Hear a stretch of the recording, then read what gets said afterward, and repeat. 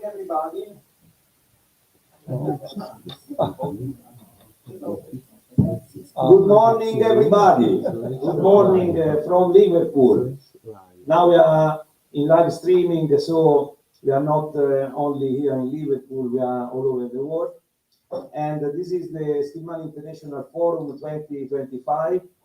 I have the honor to introduce the meeting and the eminent speakers that will help us during the morning to understand our Skillman life, where it's going and where it's bringing us with minds and hearts.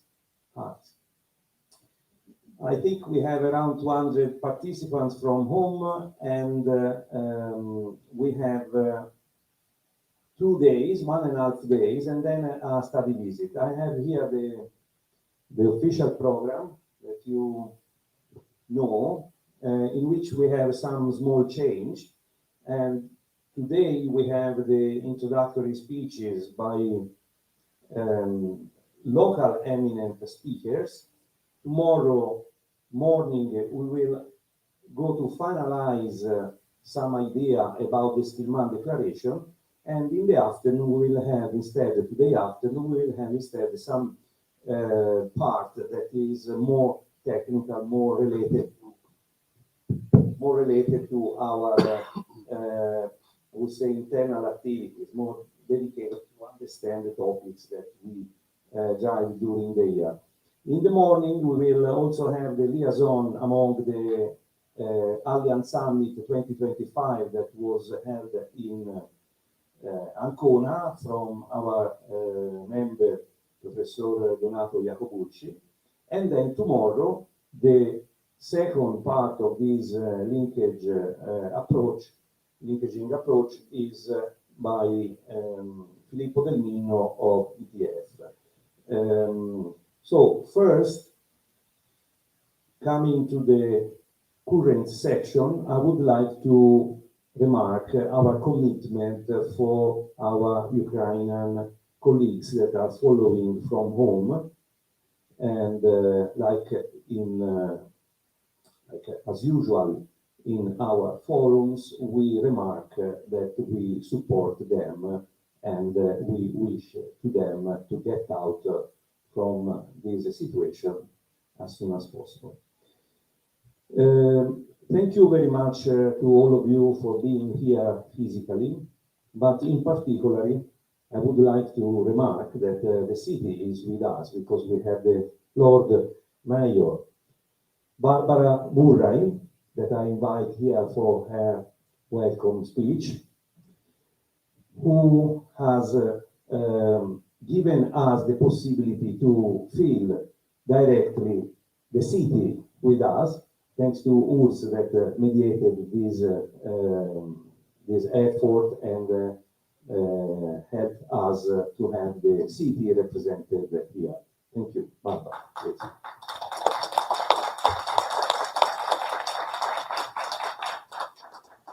Thank you. Good morning, everybody. It's my immense honour to welcome you to Liverpool.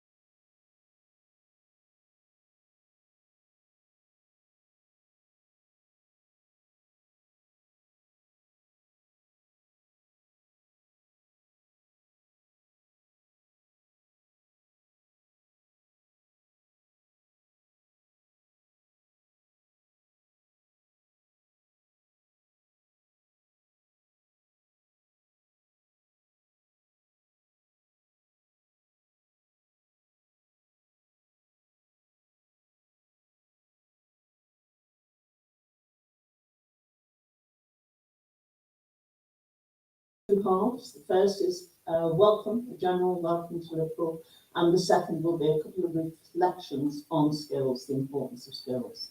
So, Liverpool is, as you probably already know, a world-class city that is proud to welcome people from around the world. Indeed, many people choose to settle here and call Liverpool home.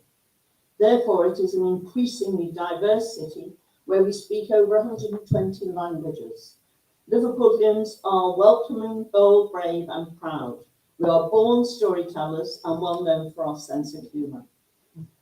It's a vibrant city full of character, culture, individuality and confidence. It is an exciting place to be. It has great atmosphere. We have a wonderful cultural scene. We are internationally renowned for our museums, art galleries, nightlife and events. We have fantastic buildings and outstanding architecture. 2 magnificent cathedrals, 2 Premiership football teams, and we are, of course, home to the greatest pop group in the world, the Beatles. Our visitor economy is one of our major priorities. Since European Capital of Culture in 2008, Liverpool's tourism growth has consistently outperformed other UK destinations, except for London.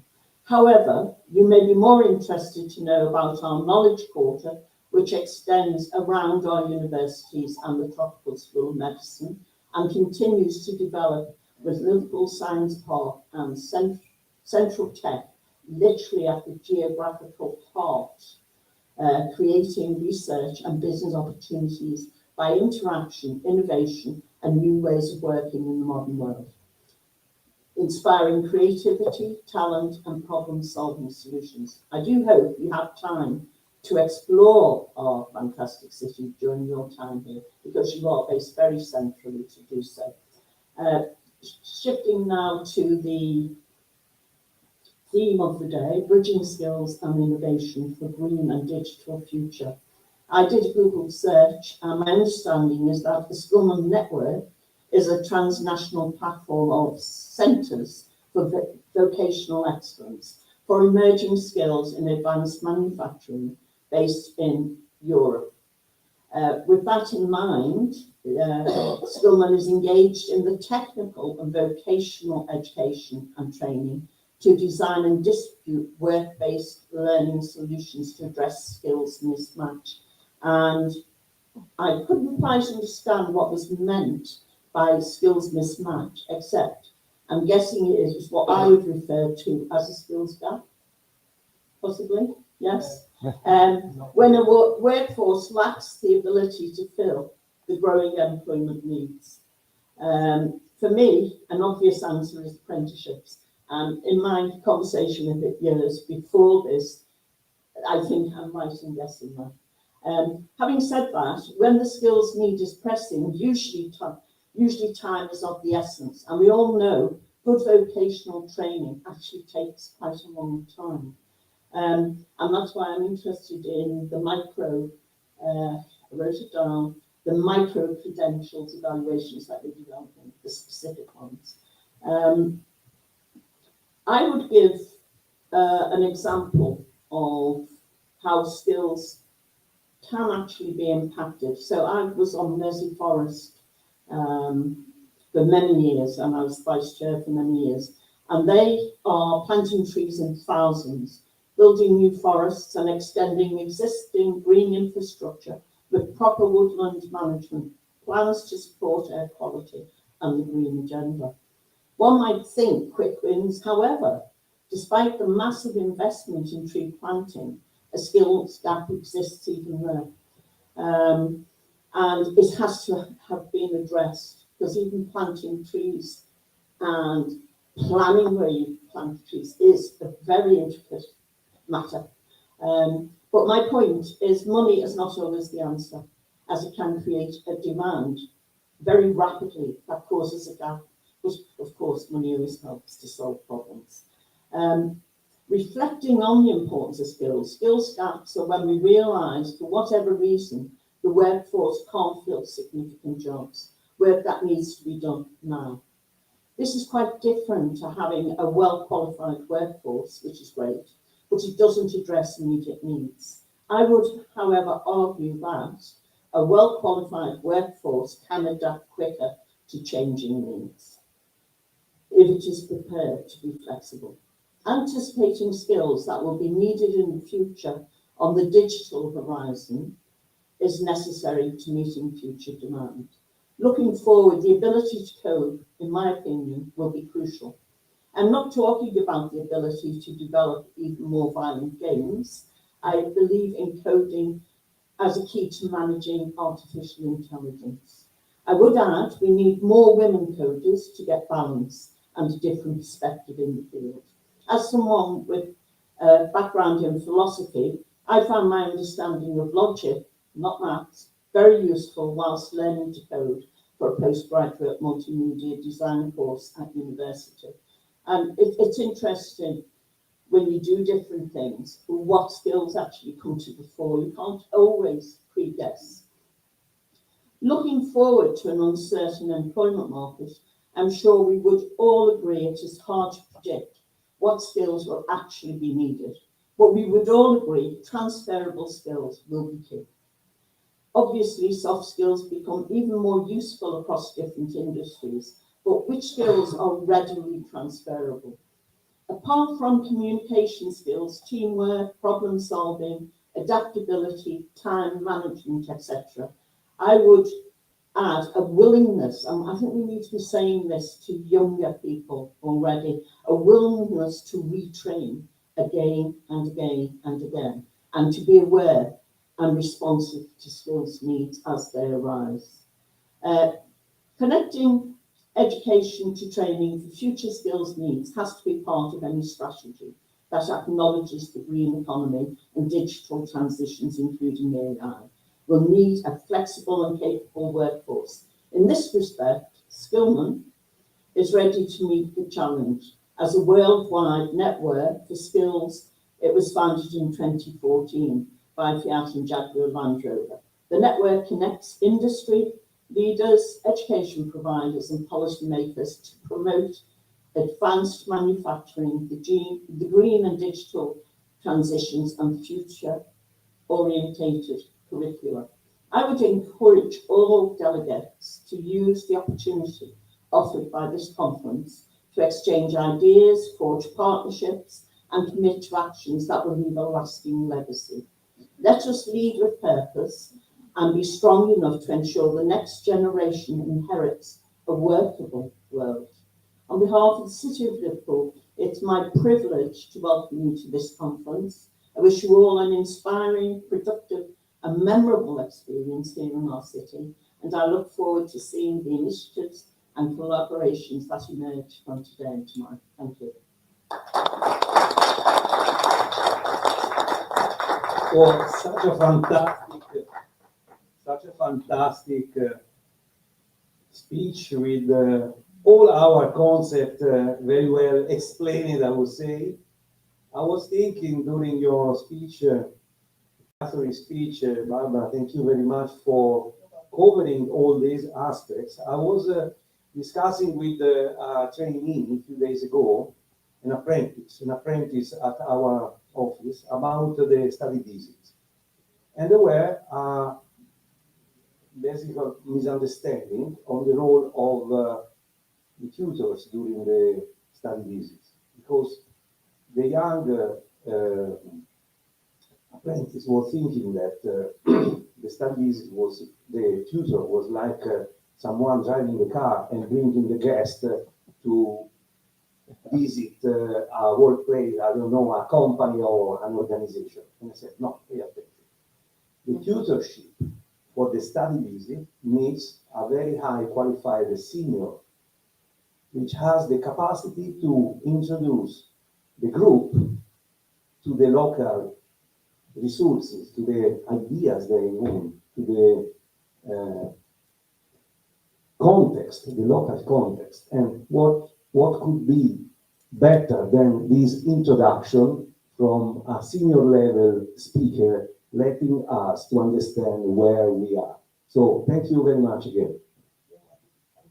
Now we have a small present, please.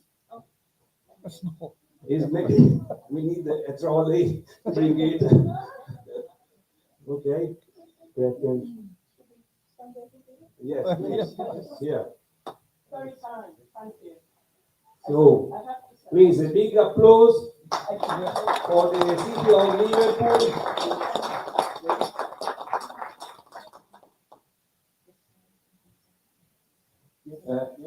sorry, because of the camera from home, they are not seeing that. Then we go back to the table. Yeah. Thank you very much. Urs, Flowers pay attention. Here. It's a very difficult job. Yes, here. Thank you very much.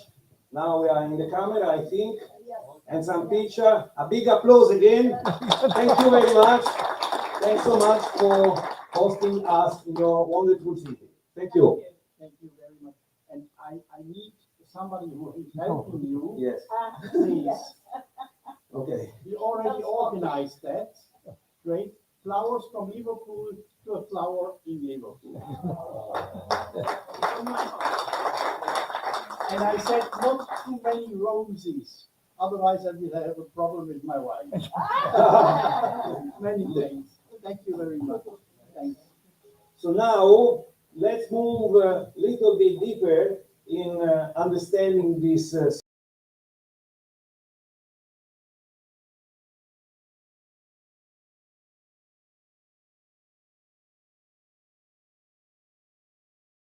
as the Liverpool region and surprises that are coming for us. Please. Now we have, I think, slides that are already here.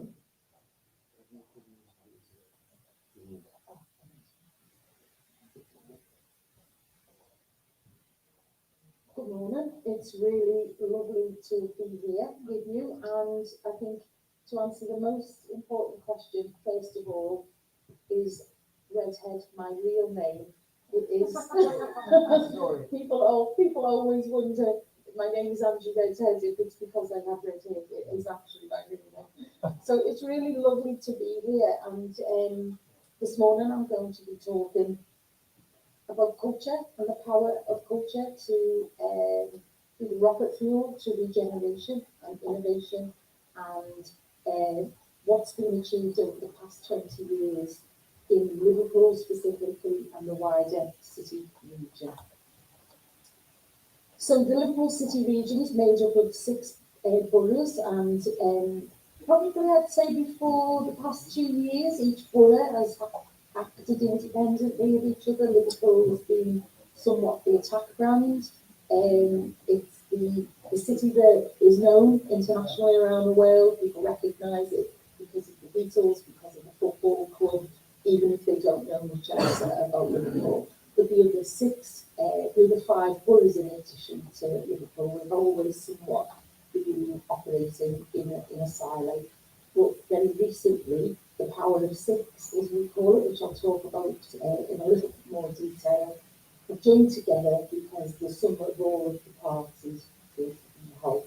So this is quite a recent thing. The Liverpool City region is now promoted as a region, as a destination that has bespoke and unique selling points for each borough, but actually collectively is all the more powerful.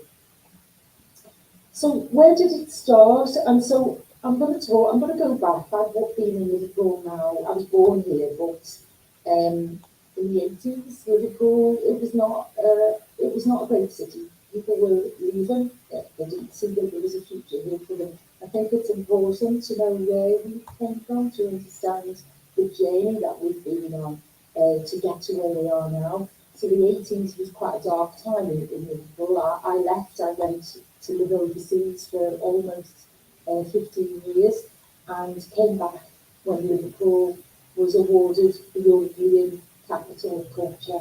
It's fair to say we were the underdogs in that competition. It was a real surprise to people. People's expectations of what Liverpool might achieve in its year as European Capital of Culture were quite low, really. And I think suffice to say that we're still here bigger, better, stronger, almost 20 years later is testament to the fact that we always knew in 2008 it was not going to be a one-year plan. It's not going to be a year of big set pieces and a big party, and then we would switch the lights off and go back to being what we were before. We already knew that we would have a 10-year plan and that there would be a legacy of European capital of culture. And here we are, actually, the legacy is 20 years and more. And I think in a climate of financial challenge, particularly in local government. It's testament to the leaders of Liverpool and the city region that they still invest heavily in the power of culture and in culture. And we used it as the rocket fuel to regeneration. And linking to innovation and to skills, I think it's fair to say 20 years on, we've nurtured skills. You cannot be what you cannot see. For a whole generation of young people, they've seen that culture is a career choice, that hospitality is a career choice, particularly when I share some stats around how important the hospitality sector is in this region. But where did it start? So 2008, this is the event called La Machine, which was a giant spider that walked around the city for 3 days and popped up in some surprising places and took a shower and went to sleep on the side of a building. It was real immersive street theatre on a grand scale. Almost 1 million people came to see La Machine, and interestingly, it was the start of us understanding that the people of Liverpool and the surrounding region really connected with immersive theatre.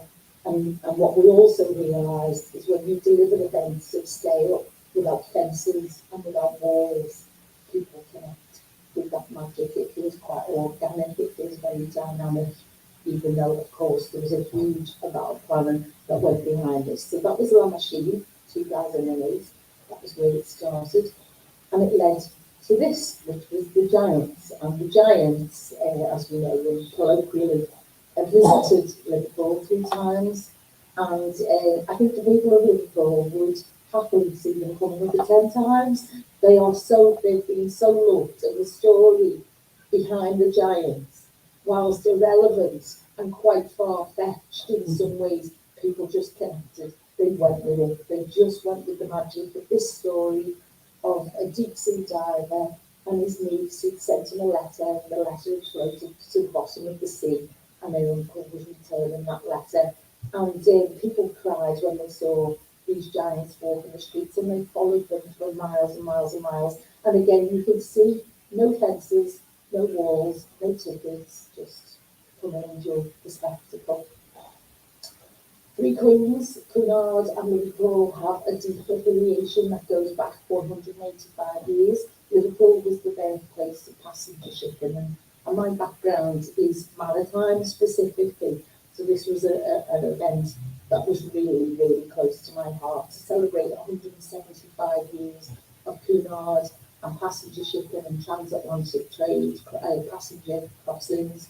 The fleet of Cunard came to Liverpool for one golden hour on one golden day, and over 1 million people gathered on both sides with the mayors of the full city region to watch the fleet arrive back in their spiritual home as we saw it. It was a phenomenal day. 10 years on, people will still say Three Queens was one of the highlights of any event that the city has delivered. And it's fostered a really special relationship between Liverpool and Cunard that is now not just about looking backwards in history, it's about looking to the future. And just last year, we named Cunard here in Liverpool, but rather uniquely, Liverpool, the city, was named as the godparent of the ship, which is the first time ever a city has been a godparent to a ship. So she's ours and she sails the world, and Liverpool is with her wherever she goes. And we continue to work with Cunard because Three Queens, well, where do we go next? How do we go bigger than Three Queens? Well, hopefully one day, 4 Queens, we hope. So the impact really is it's tangible and it's non-tangible in many respects. Economic, that has been the driver of all of the major events that we've delivered. It's to drive spend into the city, it's to create bed nights in our hotels. And when I look back to the handful of hotels that we had 20 years ago to what we have now, and most recently our first 5-star hotel, it's fair to say that there are a number of sectors that drove that, but the cultural sector has given the city the confidence, and it's shown a side of Liverpool around the world that maybe is quite surprising to people. We're the third most recognised city in the UK after London and Edinburgh again, which is made me think when we've got really great competition within the cities in the UK. And community engagement and cohesion. I think this is one of the maybe surprising non-tangibles that boost to civic pride has really been quite incredible. And over the years, particularly that I was away overseas, I used to use taxi drivers almost as the barometer of how people felt about Liverpool, and it moved like an oil tanker turning in the river. Actually, it moved from, oh, well done, love, for getting out and getting away, to suddenly taxi drivers, without knowing who I was, who I worked for, speaking with real pride about Liverpool being a city that's on the up. This is our moment in the sun, and we will grab it with both hands and we won't lose it. And so I think that's been a really interesting journey. And now we're very much, if you're a visitor, as many of you in this room will be, I think that you'll get a real sense of that from anyone that you meet during your time here in Liverpool. And the city attractiveness, we've been quite clever to investors, students and relocators, absolutely. But we have these big events and we have these big moments, and rather than them just be for people almost as a visitor attraction or a tourist attraction, we strategically position these events to coincide with big conferences or other big moments that are happening in the UK. We host the Labour Party conference here. We always make sure that there's a big flagship event that takes place. So we've been quite clever with that.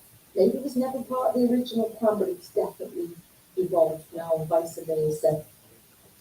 Big events happen, we make sure people know, so they can strategically place their own events or conferences in the city at the same time. Students love Liverpool, and we found some years ago that they would love to learn in Liverpool, but not necessarily choose to live or work here, and they would move away, and we were losing an awful lot of that knowledge. And whereas now we're seeing an absolute tidal shift. Sorry, I always have maritime references whenever I speak, it's hard to avoid them. That we've seen an absolute shift in that people are learning here, they're choosing to live and work here, the retention is really high. But the growth of the creative industries has been just massive. It's just been massive, particularly digital innovation. And I think, again, that 20-year investment in culture, when I look at the events that we were delivering 20 years ago to how we deliver them now, more sustainably, more innovatively, more technology, more digital intervention and interaction, I think it's given those young people a vision of what they could be part of, but also that culture and the arts are a career choice. They're not hobby, they are a career choice, and that we can make a good life here in Liverpool and be part of this ecosystem, because culture has always, regardless of the ups and downs that the city's been on over the last 2 decades, culture has been the one constant that we have never ever said or threatened or risked our cultural programme. And legislation, how culture can inform the way the city acts. And I'm going to talk about Accelerate City in a moment. When you've got a million people coming to an event, that's a strong forum to key messages in a really gentle and subtle way, without people feeling that they are being told or instructed. And we use a lot of our events for those messages, whether it's health and well-being, tackling loneliness and isolation, whether it's public health, and equally whether it's about sustainability and delivering on our events in a much cleaner way. We are now introducing legislation into our contracts, in our procurement programme and our land use agreements, and we're just at the beginning of that journey, but I think the next 5 years is going to be really interesting. I don't think we know what we don't know yet, so really looking forward to that. But what's it worth in 100 terms? Culture and visitor economy is worth over 6 billion to the city region. So this is no small money, and visitor numbers alone are over 60 million. That's bed nights, that's meals in restaurants, lattes in cafes, and jobs in the sector. This is really quite interesting. We've got 58,000 jobs in the sector, hospitality and tourism. COVID, as we've all experienced COVID, and in different ways. We really saw as a city the effects that COVID had not just on our population. There is quite a lot of deprivation in certain areas of the city, and we saw the impact of COVID. But equally, we saw, with over 60,000 people employed directly within hospitality and tourism, and that sector closed overnight. We saw the effect that would have. And so from an innovation point of view, and a creative point of view, and cultural point of view, Culture Liverpool restructured, and we created a programme of activity that allowed culture and hospitality to continue on our streets. We called it Without Walls as a theme. We don't like walls on any of our events or activity, and we brought the inside outside, and that, it's fair to say, saved Liverpool in many respects. But so did the role that we played in COVID, which I'll come on to in a minute. But what now? So we've got a well-established cultural sector, so that's over 2 decades we've developed that. So what do we do next? Do we still keep doing the doing? A lot of our events were funded by the city region and by local government.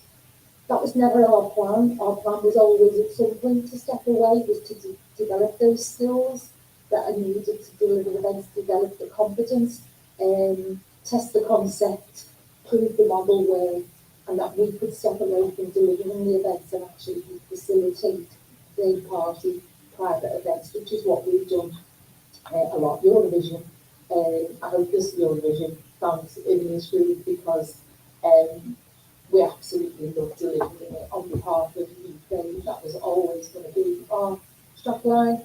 We are delivering this event on behalf of Ukraine. It's your party, it's just happening at our house. That was the whole theme, and we put Ukraine front and centre of everything that we did.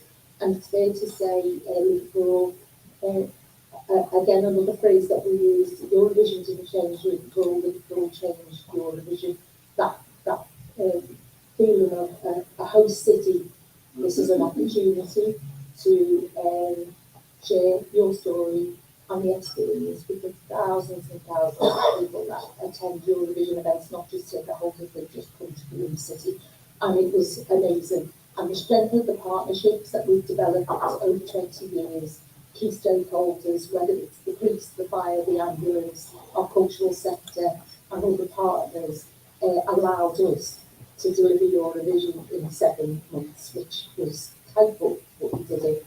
Other third-party events that we delivered off the back of Eurovision, we started to see people coming to approach us to say, well, we want to do an event here. We hosted DAY1 big weekend just this summer, and we've delivered football parades galore over the years for Liverpool Football Club, and I'm sure we will do the same for Everton Football Club one day.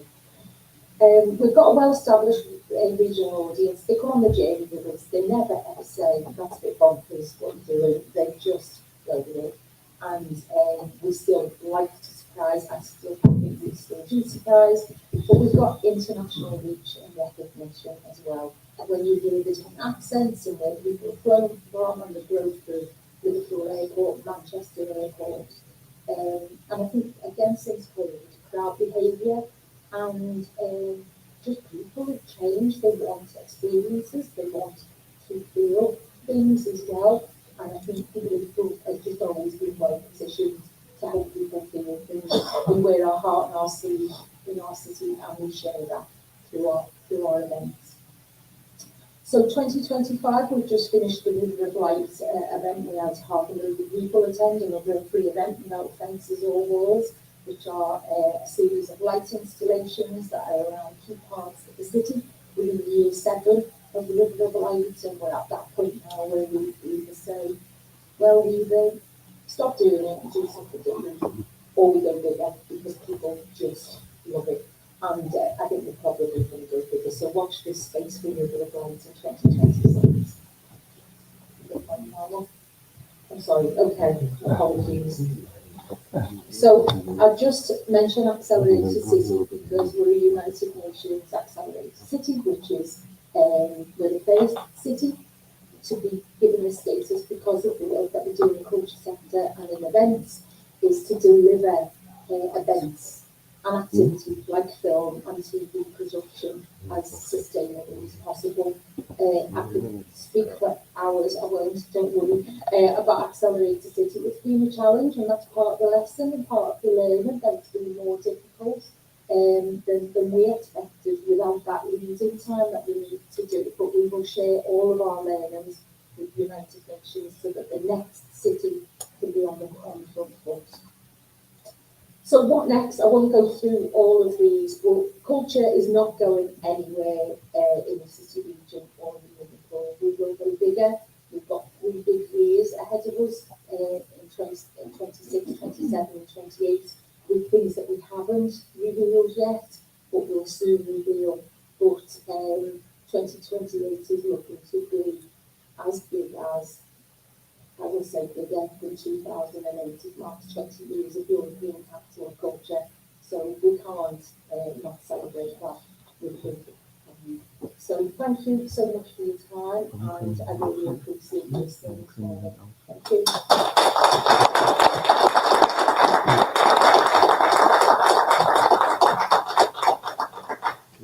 Thank you so much. Sorry for asking you to take time because we are running 20 minutes delay. I think there is some problem with the microphone.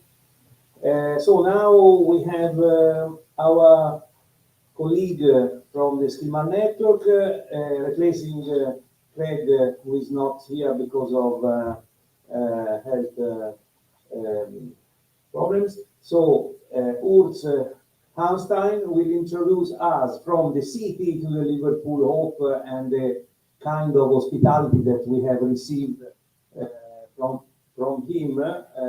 Please, Urs, I know that you don't have slides for this speech because it was not expected, but please, the floor is yours. Many thanks. I has to say we are in a multi-disrupted time, and that we are so. You can see in the fact that Craig is sending you his best wishes, but he still is at home with COVID. That means I'm replacing him in this sad situation, and he is with us, maybe online, and is controlling what I'm saying. He had a very special mission.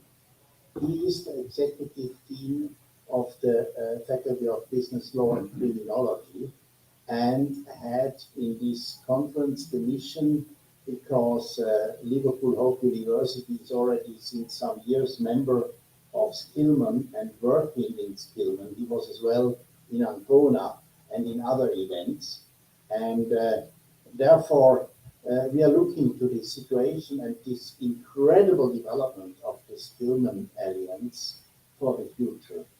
And his mission was, and therefore my mission is, to open the conference with the conference themes. And I therefore has to mention the title of this conference about bridging skills for green and digital future.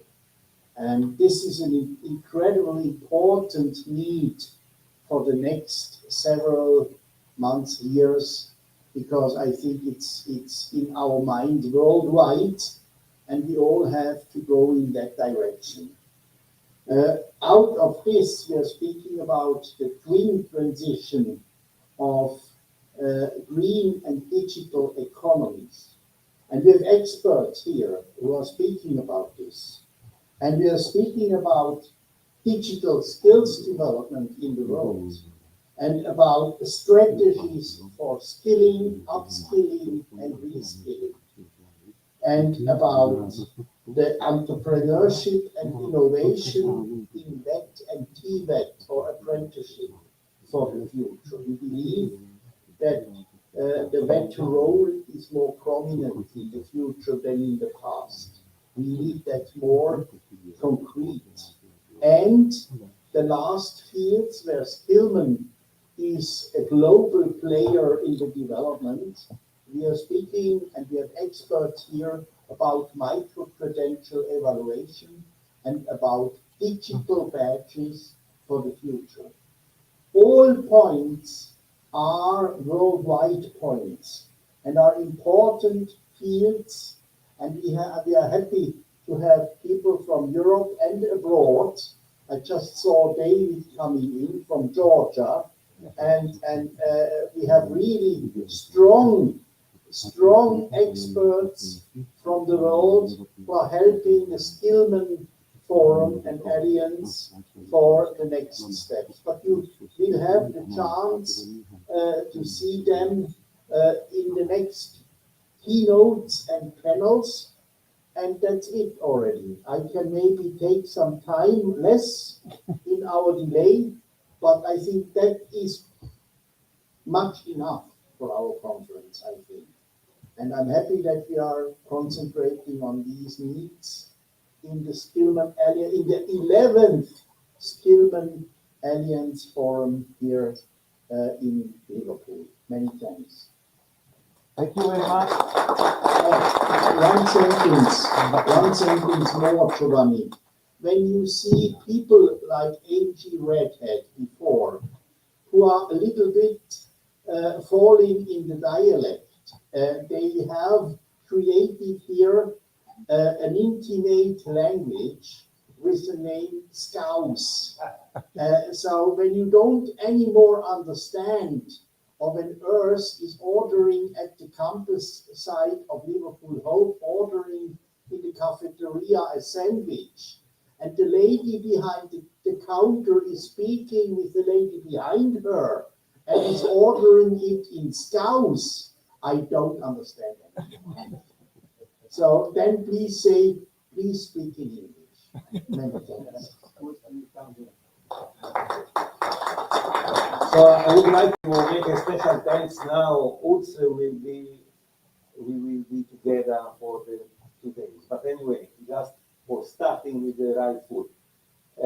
If this conference was possible, is to be recognized as the main effort from ULS that facilitated and supported everything. So big applause to ULS, please. Thank you very much. So now I'm asking. And to Craig and his partner. Yes, and you are representing now Yes, Craig yes, and yes. the Hope They have done Liverpool Hope a big job. University. They have done a very, very big job. Thank you. So now don't go, please, Professor Donato Iacobucci. Now I'm asking you to come here. He's preparing the slides. Donato, please come one moment here. I want to introduce you before to go to the slide.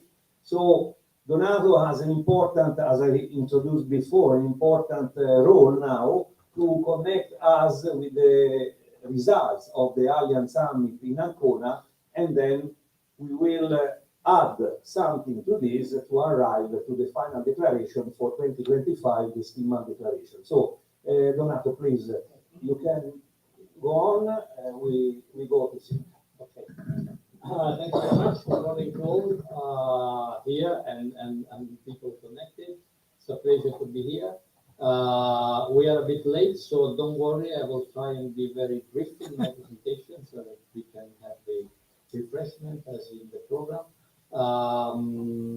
As you know, we hosted, and I was very glad to host the Alliance Summit in Ancona last July, of course, thanks to the wonderful organizing support by the Skillman Network.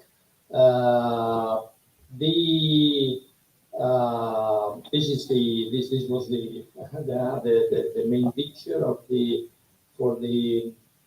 Alliance Summit, which focused on some key themes that were been already mentioned. Of course, the focus was on the digital skills and specifically also on entrepreneurial skills, which we think are very important per se and as a transversal skills in any kind of training and learning, and especially for vocational education. Of course, this was in the context of the green and digital transition that was already mentioned. But the Ancona Alliance Summit was, also had, I would say, a territorial dimension, in the sense that we were focusing specifically on the problems and characteristics of the EUSER area. The EUSER is the EU strategy for the Arctic and Ionian region. That is a particularly important strategy because it is the strategy through which we are trying to include the Western Balkans within the EU. So it is in the perspective of the, and we see that skill development and vocational education in this area is specifically important. So that was one of the, so it's, as I mentioned, I will try and be very brief. It's impossible to synthesize all that happened in the Alliance Summit in Ancona. We had in the 2 days more than 100 participants on site and more than 100 online. 4 plenary sessions addressing the many issues. You have the program on the website, and 14 workshops and paper sessions. And as I mentioned, at the end of the Alliance Summit, we produced 2 documents, one by Filippo, and of course, if you want, Filippo and Giovanni, if you want to join me in saying something, it's okay, about the overall results of the Alliance Summit. And one, which is mentioned here, is the Ancona Declaration addressing, which was addressed the EUSER presidency and governance with with the conclusions of the summit, specifically looking at the problems and issues in the Western Balkans. These are the main points. I will not go into the details. You have I think the document is available, so if you are interested. We discussed these issues with the presidency of the EUSER and also the EU governance of the EUSER. They are very willing to support us and support the Skillman network in implementing them. We are trying to establish the, as you know, in the Western Balkans, as in other developing areas, there's a very big issue, which is what is called the brain drain. People, especially young people, moving outside of the area. So this is one of the main focus, and the others you may read. I will not go into the detail. If Giovanni, if you agree, so, to save time, because no, it's okay in this level. It's okay. Okay, and we had a follow-up with the EUSER governance in a conference in Banja Luka in September, and we are discussing with at the present the presidency of the EUSER is Montenegro, and we are discussing with them several initiatives at the beginning of next year, together with the Skillman network on these issues. So these are the topics that we are specifically addressing within the EUSER focus. But as I mentioned, I will not go into the details. If you are interested, the documents is available, and of course we have the chance to discuss. So the second, I will just mention, then this will be explained in more detail by, I'm sure by Giovanni, that Ancona was also the chance. In Ancona we also had the chance to discuss about this initiative, the Skillman Gen AI Academy, and we worked starting from July, in August and September, to present a big project, for a large project for the EU Digital Europe program.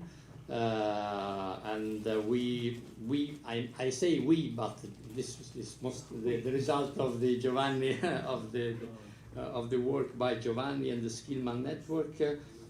We have partners across 28 countries, and so we are very confident and we hope about the project. But anyway, besides the possibility to receive the grant from the EU, I think this is an initiative which is very, very important for the network. So I think it's this. I think that these are some of the details about the what we are thinking about the Gen AI Academy. But I think, Giovanni, you will go later into the details. As you see here, we are thinking about curricula, and we expect a really big impact in terms of training in advanced digital skill, in this case the application of Gen AI in vocational and educational training. So I think that's all, and I think the insight level is perfect. I will not go even more than that, but it's okay to start to understand that we pass through different cities and occasions, and then we leave some declaration to make concrete what we are discussing, and we have eye for the future. So now we are in Liverpool, and we are bringing this knowledge and this experience from other occasions that we have created, and we are moving on with some idea in mind. And the Generative Artificial Intelligence Academy, which is our attention, the attention of the Skillman Network to the implementation of generative artificial intelligence in our work in education, is very important, but is also the program for the next years, I would say. So this is how the ideas grow up, how they born, and how we try to deal with these new ideas, making different initiatives. And what you introduce is not my effort, because your team, for example, Daniele Bregoli, yes, was giving a very important effort to this initiative for the European Commission proposal that we have submitted some months ago. And independently from these kind of proposals, then we have a topic, and we are working on that, and we have subgroups and peer learning groups that are anyway bringing the ideas on. Absolutely. Whatever there will be the result of the EU application, I think that these issues, the application of Gen AI in vocational and educational training, is one of the main issues that we have to tackle in this network. So. Yeah. So thank you very much to our member, Professor Iacobucci. Now we have 10 minutes break. Without asking any authorization, I have cut a little bit the duration of the break and the refreshments, so you have 10 minutes, and then we will be back. So even for the online friends, we are going to close 10 minutes.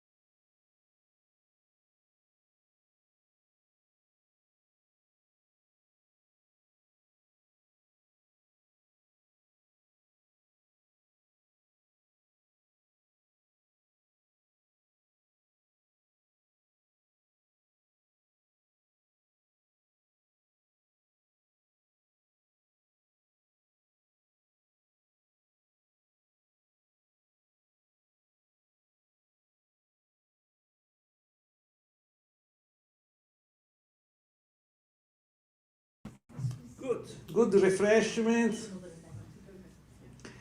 Now we have seen where we are and where we are coming from, but now we are moving a little bit in the technical aspects of what Donato introduced by giving us the path that is linking Italy meeting with the UK meeting. So now we have our member, Professor Stefania Capogna from Unilink Rome. She will introduce us to understand how we are implementing this drive in bringing the ideas into practice, and we are going to publish something, or we have already published, Stefania. So the floor is yours to introduce our audience to the latest initiatives that we are taking together. Please. Thank you a lot, Giovanni. Oh, sorry. Thank you, Giovanni. Thank you all, and I'm very happy to be here in the very warm and welcoming Liverpool frame in this initiative. It's many times that I participated in the Skillman annual forum, and it's always a very exciting, amazing experience. I'm very happy to stay here. And my goal in the next few minutes will be to try to share with all of you the kind of collaboration that we established with the Skillman since the beginning of 12-19. And we did many things together in this period, and I will try to share with you the last two initiatives that we realized under the umbrella of Skillman network, trying to merge also the activities that we realized in our university. I'm Stefania Capogna, the founder and scientific director of the Digital Technologies Education and Society Research Center at Link Campus, with which we work with different projects to support our research activities, in particular with Erasmus funding, but not only. And I will want to illustrate how we tried by this collaboration to ensure the, for example, the exploitation of two projects that we have concluded or we are concluding, to animate and to develop also the inspiring idea of the teacher academy, Skillman Teacher Academy, to try to create merging and collaboration between and synergies between different activities. And so the project that we will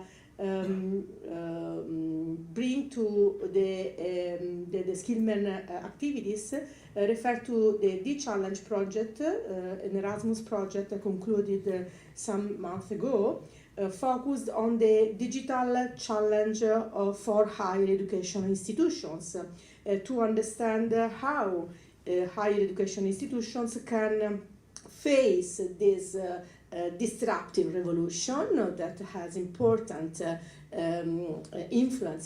impacts on teaching, research and admissions, internationalization and so on. And the second one is the Up to You projects that refer to possibility to support a bottom-up, sustainable and inclusive development.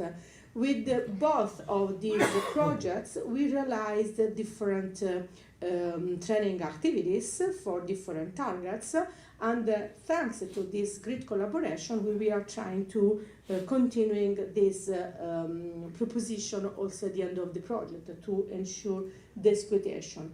Very briefly, some information regarding these two projects and what is possible to continue to Skillman platform. all of you, all of us know the very important Skillman portal platform through which it's possible to have access to all materials, to all Skillman activities and formations.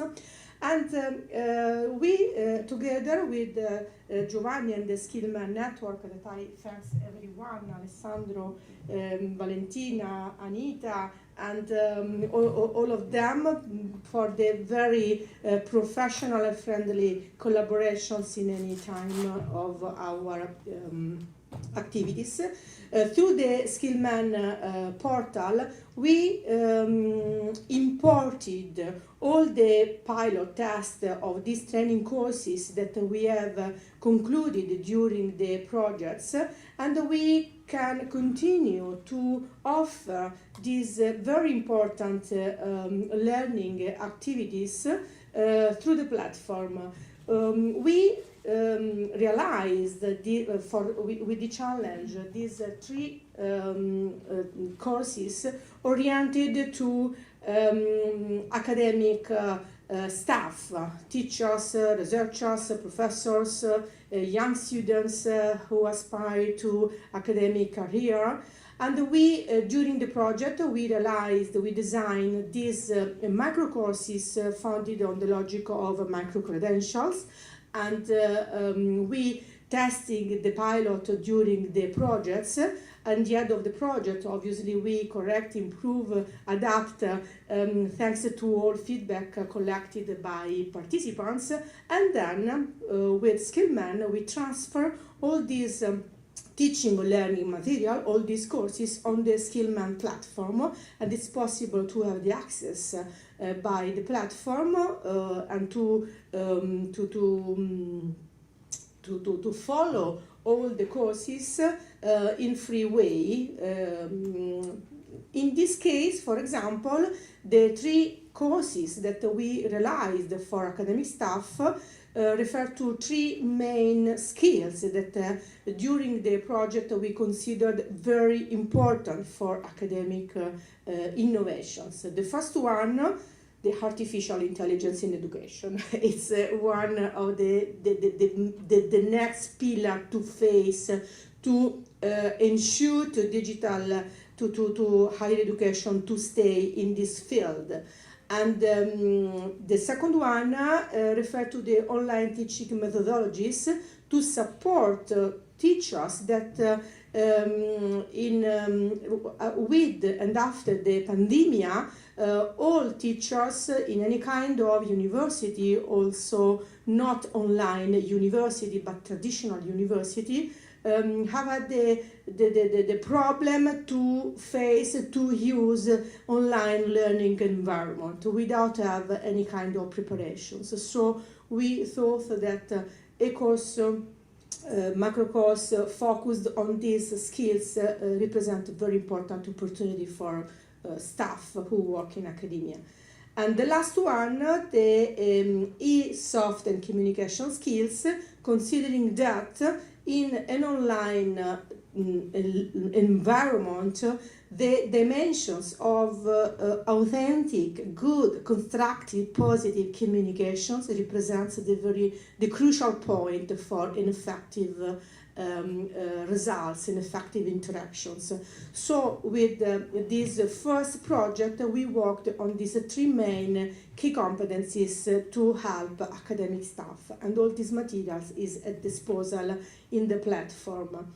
Another very important results of that project that we shared with all of us, with the Skillman network, is the research networks that we designed and animate through the to continue to work on this topic, considering that also the European Union outlines the university represents the core pillar to face this triple and dramatic transitions of our time. So we have to collaborate to face important topic.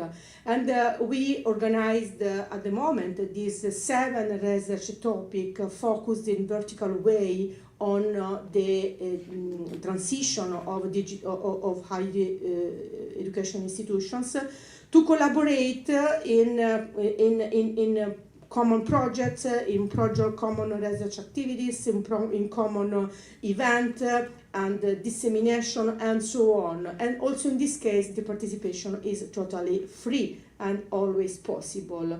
And continues the second activities that we set up just in the last weeks with all the colleagues from Skillman is the possibility to use the micro courses focused released by the Up to You project. In this case, the target is a little different because in this case the target are the civil societies and VET organizations. Also in this case, it has been a participatory projects involving universities and civil societies institutions across the Mediterranean area. And also in this case, we realized 5 micro courses founded on the logic of micro credentials, and with the aim, with the goal to reduce inequalities, enhances democratic participation and civic engagement, provides social benefits by strengthening communities, and to collaborate in a logic of ecosystem by universities and civic societies. In this case, we realized the 5 micro courses that are at disposal of all the Skillman community and all over the world. 5 macro courses with different topic, financial forward, focusing on the need to develop effective financial plans, budgets tailored to organizational needs, enhance skills in analyzing and interpreting financial statements for informed decision making, learn fundraising strategies, and so on.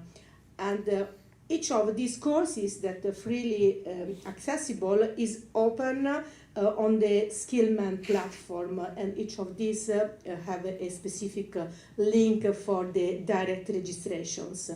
The second course, Mastery Your Project, focus on the project management micro course.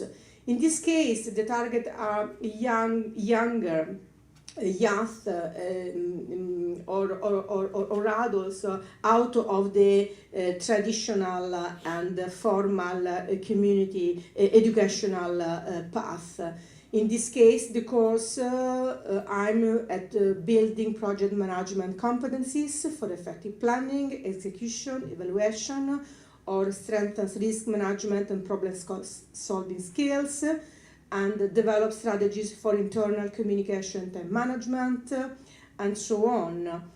And the third course, Empower Your Community, focused on social entrepreneurship and innovation to develop creative thinking and leadership skills to thrive in dynamic, innovative environment, or to apply design thinking methodologies for effective problem solving, integrating ethical principle and social responsibility across all initiatives.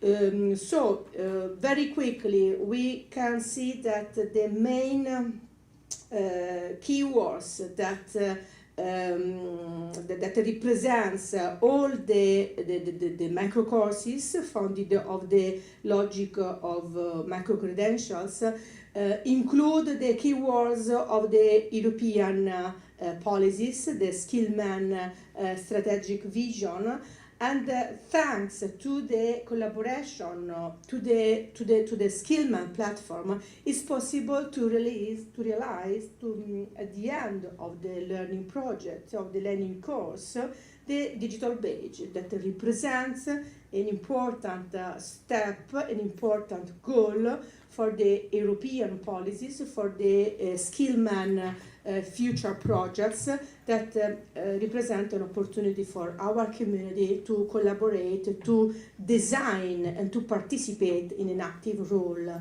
in the definition of the future of European policies and educational in the future of the educational system. And concluding, and the last thing to say during the last participation in last year in one of the previous Skillman forum, we launched the proposals to realize together a call for papers focused on this topic that is one topic at the core of the Skillman vision. And thanks also to the cooperation with the other very important partner of this Skillman network, Concetta Afonso and Laura Evangelista from the INAP, we can confirm that we launched this call. The call is open and we will publish them also in thanking and in honor to Skillman community that represent our presence and our futures. And thank you to all of you. Thank you, Stefania. I think the presentation was extremely clear in how we are merging these efforts in concrete tasks and outputs, and how we are creating value by using the platform, the Skillman learning platform, that is now enriched with all these materials that your team has created. So thank you very much. Now I'm going to introduce Gunnar. Gunnar is our member representative for Germany. So Gunnar Binda is an expert in micro-credentials, and all these that also was mentioned by Stefania has this background, which is the commitment to create digital badges aligned with the European micro-credentials trends, and also the recommendation of the Council. And so we have this team of experts in the Skillman network, and Gunnar is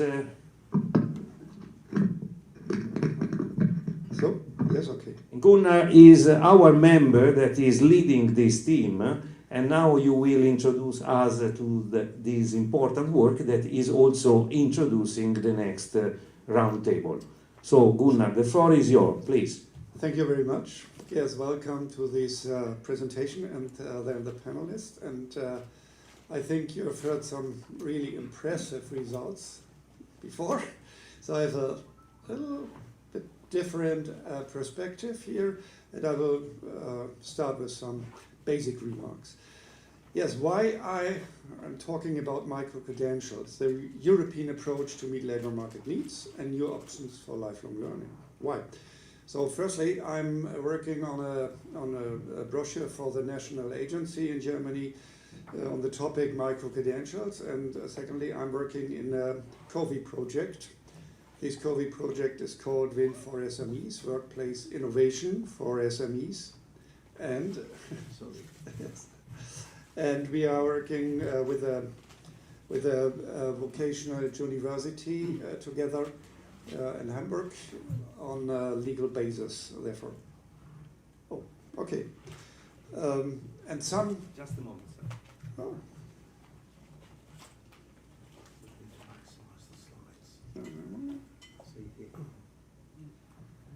No, it's Just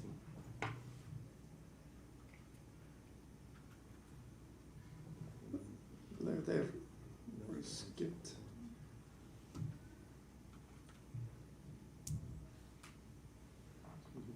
Yeah.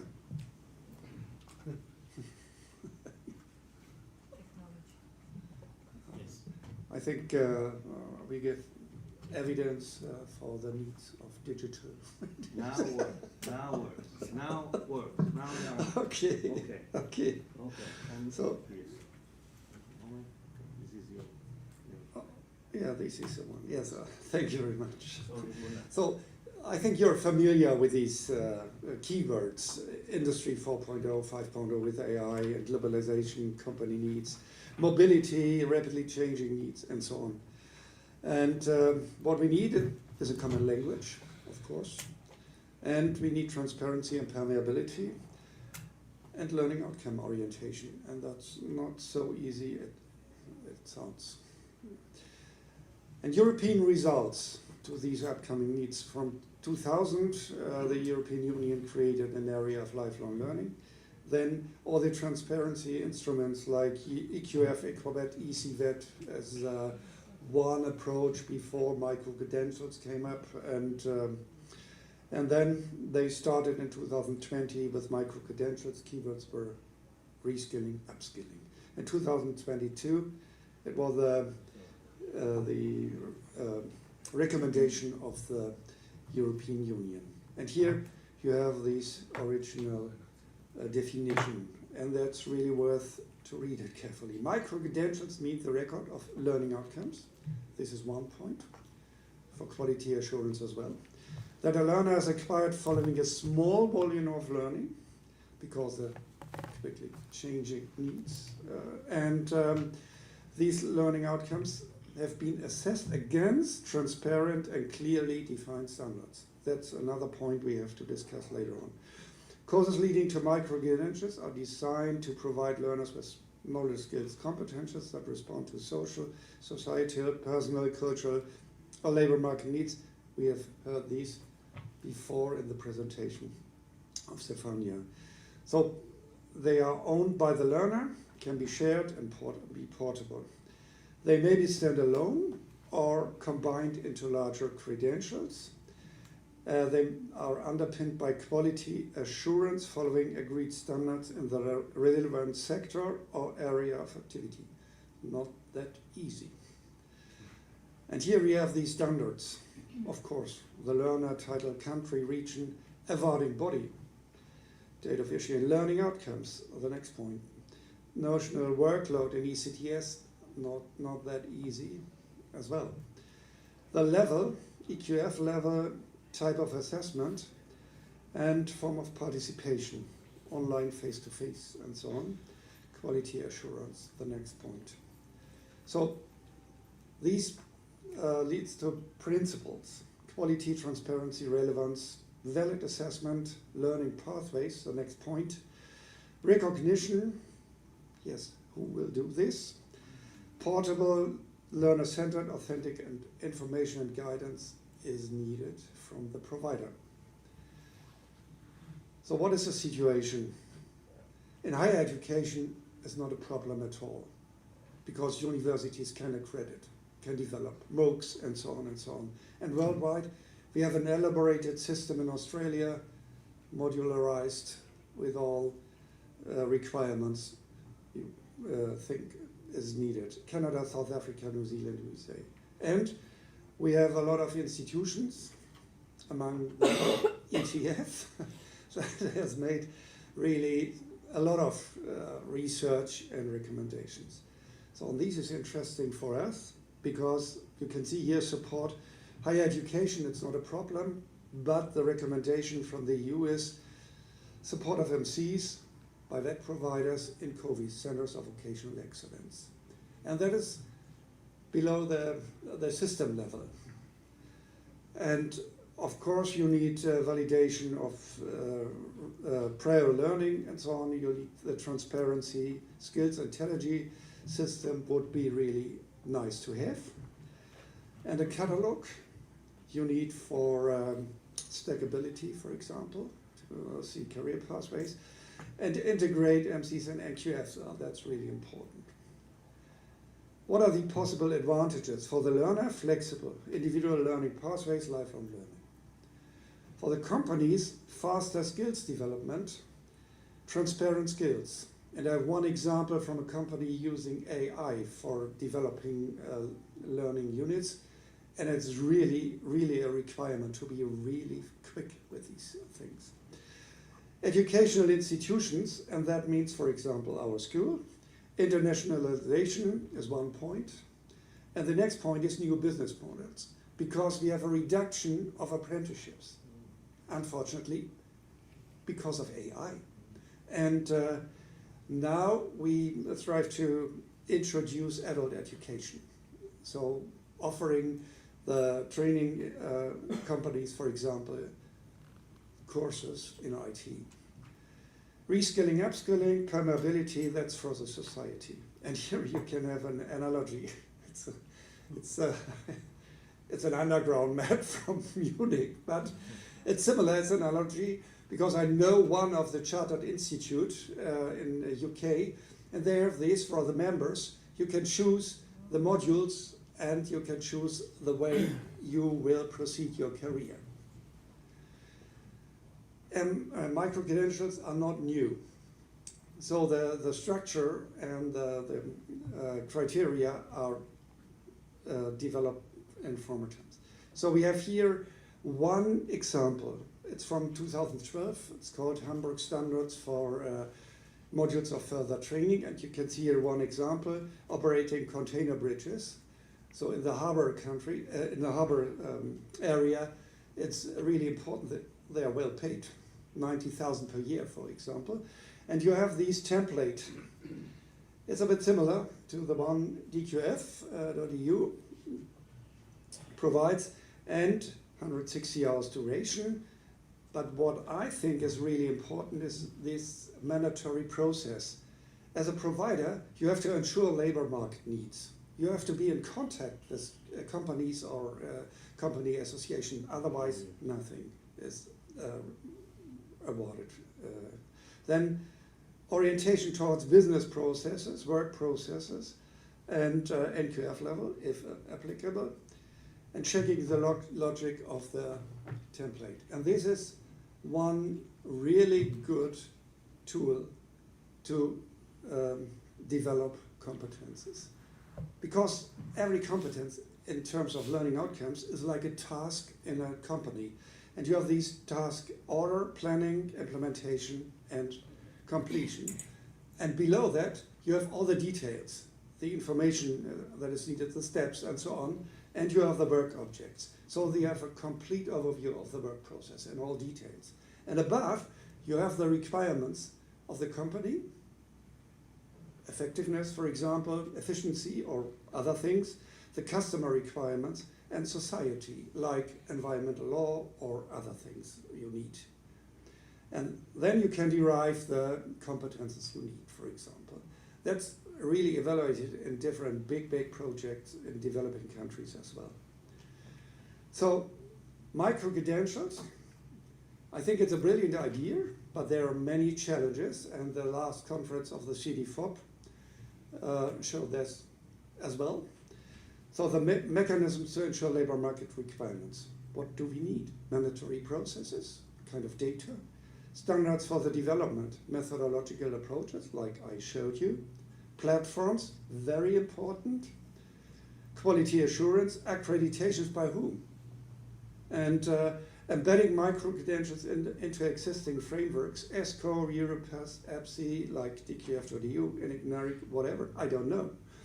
And prerequisites for recognition, and what I think is really important, support of Erasmus projects aiming at micro-credential development, because not in every country micro-credentials are embedded in the system. For example, in Germany it's limited because of the holistic approach, but I think it's really a chance to put it into Erasmus Plus projects, to come from a bottom-up approach.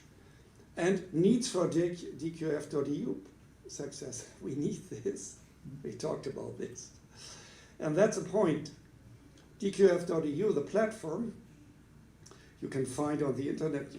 You'll see it's in line with the up-to-date standard of W3C, and that's really important, I think.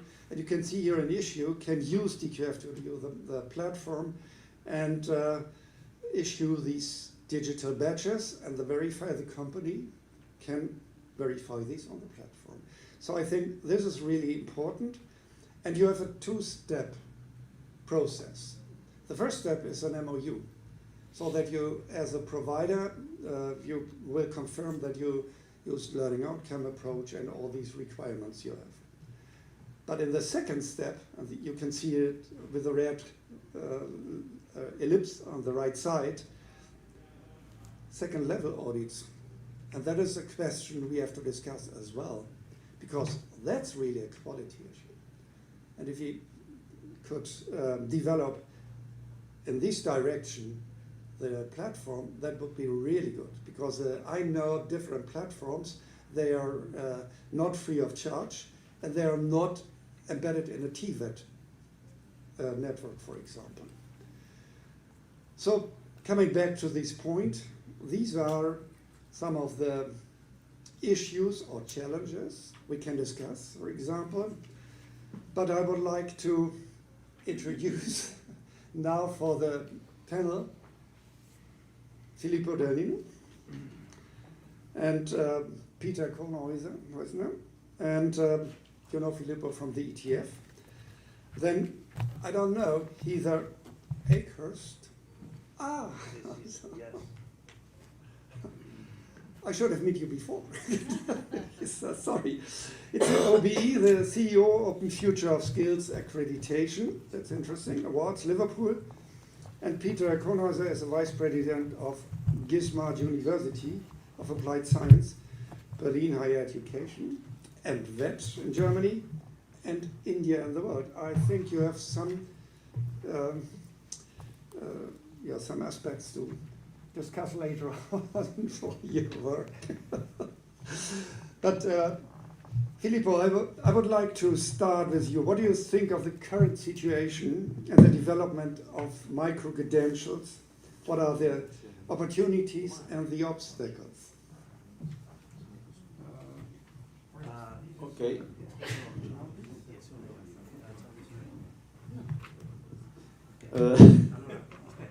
We are loading a presentation. It's just a few slides. I can start, no problem. It's just to be more clear to see also visually.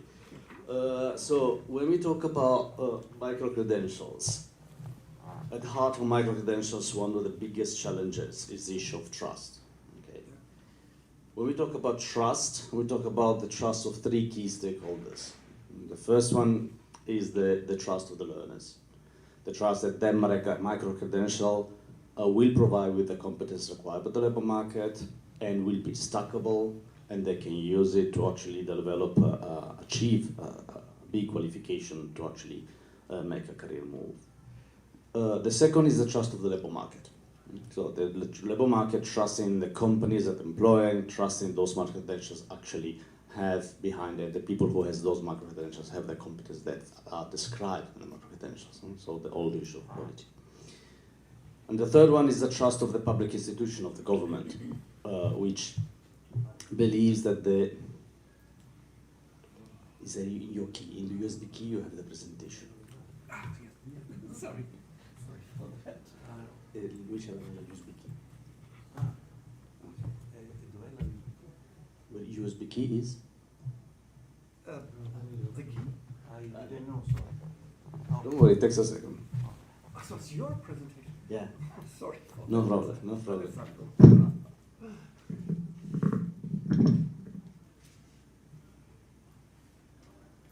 PowerPoint. See.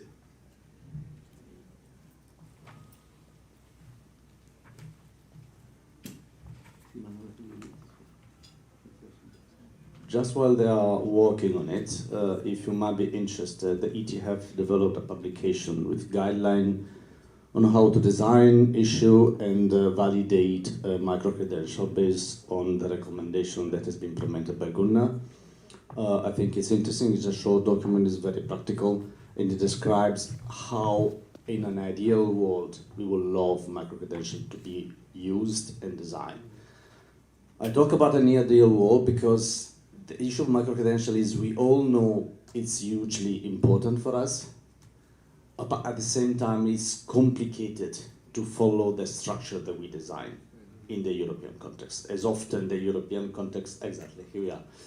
So this is just, okay, why they're important. I think it's obvious. I mean, they are booming. I mean, this is just an unreadable graph from massive online courses, which moved from 0 in 2012 to 20,000 in 2021. It's not booming enough because the participation in adult and continuing training is very low. Even in Europe, it's one of the most advanced regions. We are much below our standards. So we define objectives for 2025, 2030. We work a bit like the Soviet Union with these multi-annual plans and targets, and we don't reach them. So we are far away from the targets that we've set. And it's going to explode. I mean, the possibility delivered by artificial intelligence is probably going to make the market explode, which makes much more difficult to control the market. Okay, and the needs of the labor market is going to explode because the qualification, the occupational standards are going to change so often because new artificial intelligence means and tools will force people to actually change what they are doing in the workplace. So it's both the sort of need that we have to deal with, an opportunity of what the AI can do, but at the same time a huge challenge. How do we control this explosion? So here again is the three main stakeholders that have to deal with the trust of the micro-credential. And these are the two extremes, okay? So the two extreme scenarios. The first one is a state control, structure, quality assured trust, okay? So that's if we want to design an ideal scenario, that's what we're looking for. So the micro-credentials that respect all the 11 criteria that Gunnar presented. In this case, of course, you have the highest possible level of trust because, I mean, for everybody it's clear the micro-credentials is quality assured, respects the labor market needs, it is stackable, so the level of trust from all the stakeholders is top. The quality of the micro-credential is high because you have to actually demonstrate that the quality is high.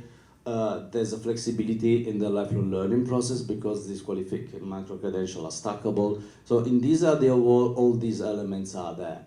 At the same time, this is quite rigid system and it's quite difficult, depending on the context, for the providers to actually invest in developing micro-credential if that's the process. So you want me 1.5 years of process for a 2-month course that I ask 70 euros per participant, I'm not doing it. There's a huge problem in many countries of not lacking offer of continuing training because the quality assurance system for continuing education are the same as for initial education, which means the providers are not interested. And continuing training is market-based. No, you do have some subventions from the national government, but in general, it's people paying to participate, and the providers are people who actually do it for money. So, oh my God. Sorry.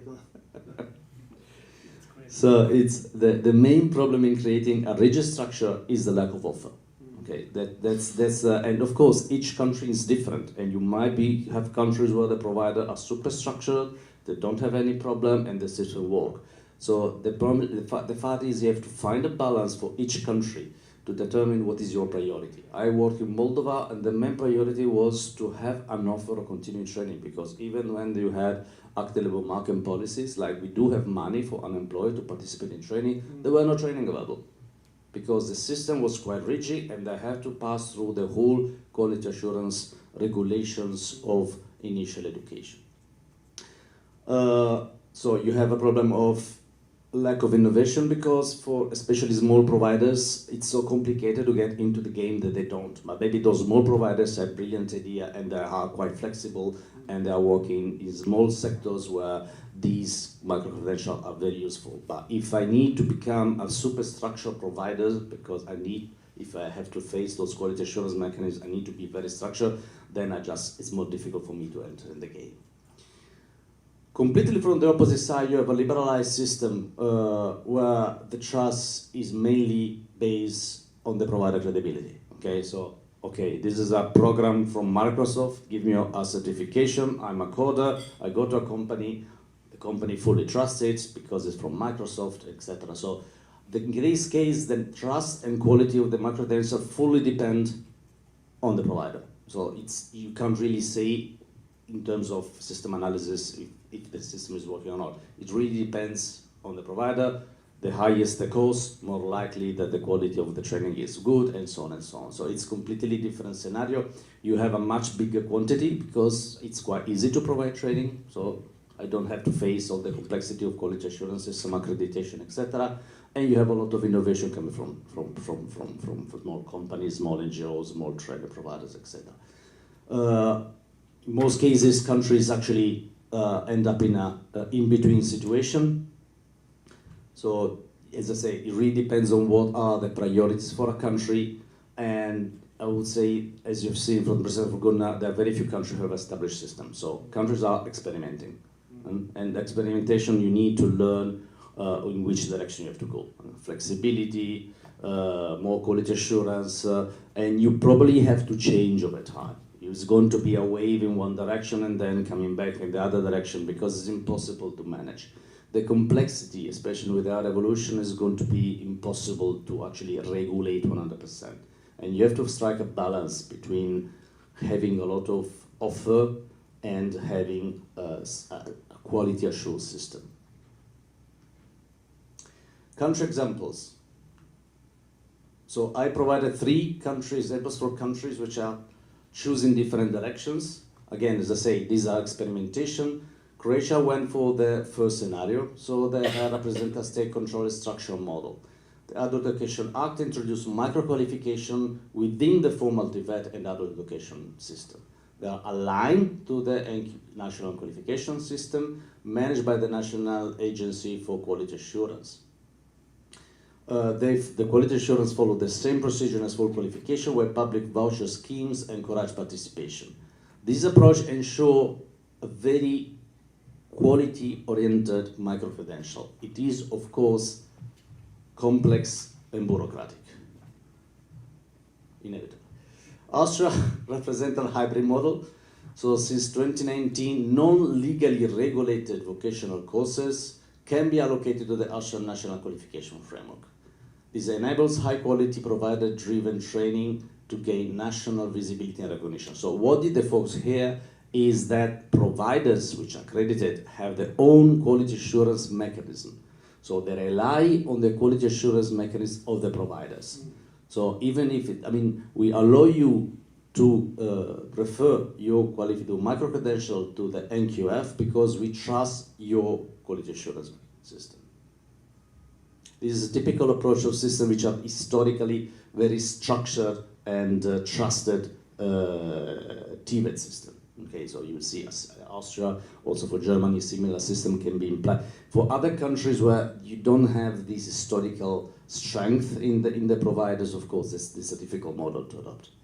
Rwanda is even different. Rwanda offers an example of non-formal but NQF-linked trust building. The Rwanda TVET board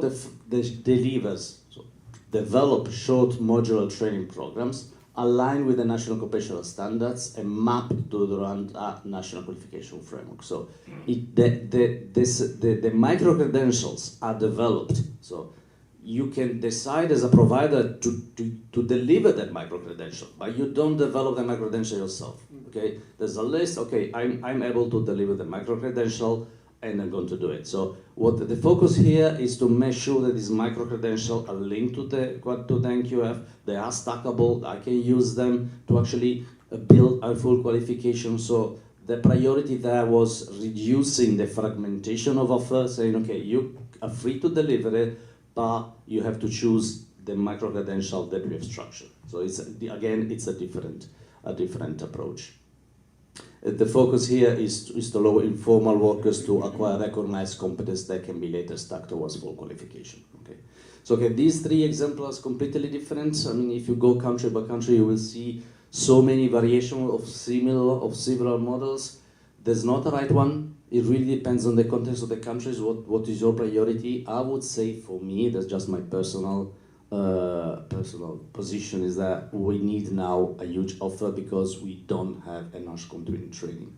I understand that we, especially for our educational system, you are used to quality assurance and inevitably we structure models which are based on this ideal approach of everything has to be in place and has to be controlled, etc. But for me, the first priority is really to have an offer that allow people to participate in a flexible way.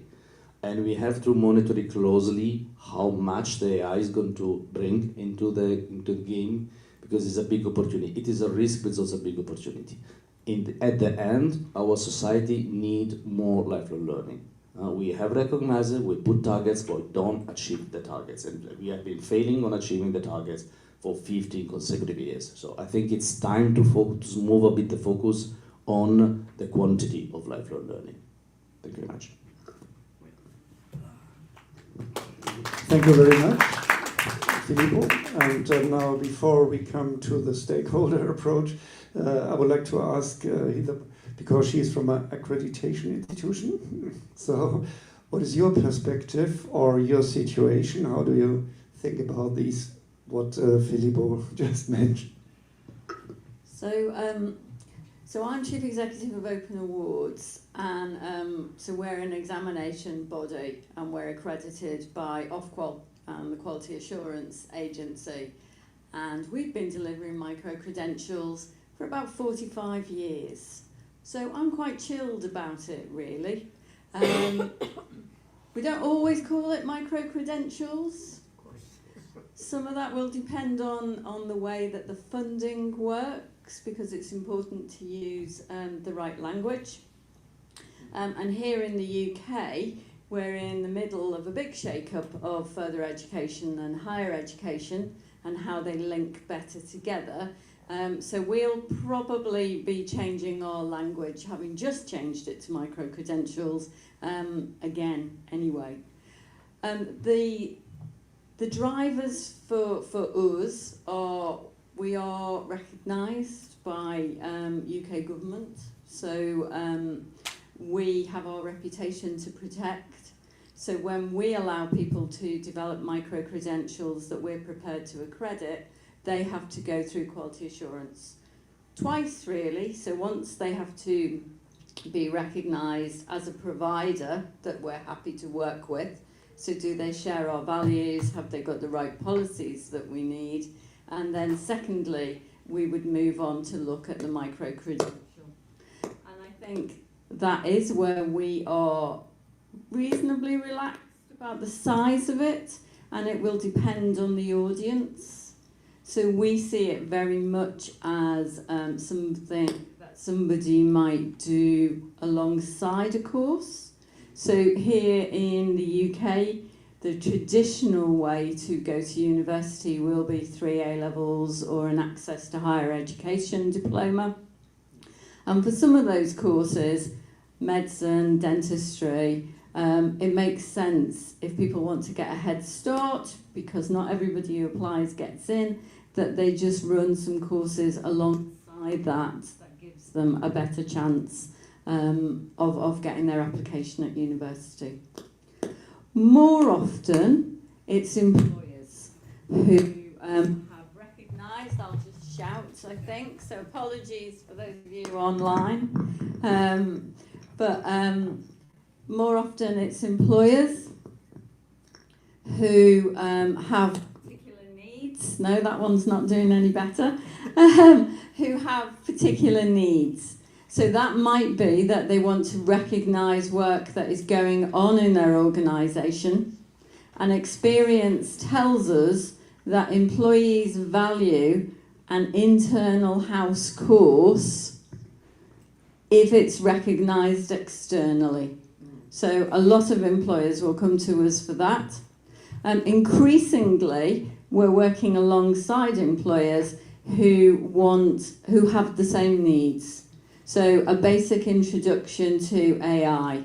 What is it safe to use? What is it not safe to use? What you should be looking out for. And then the other, and this is where our history takes us, is where that people will do it either because they're looking to upskill. So they might have been an architect for 25 years, and all of a sudden people are talking about green skills and sustainability.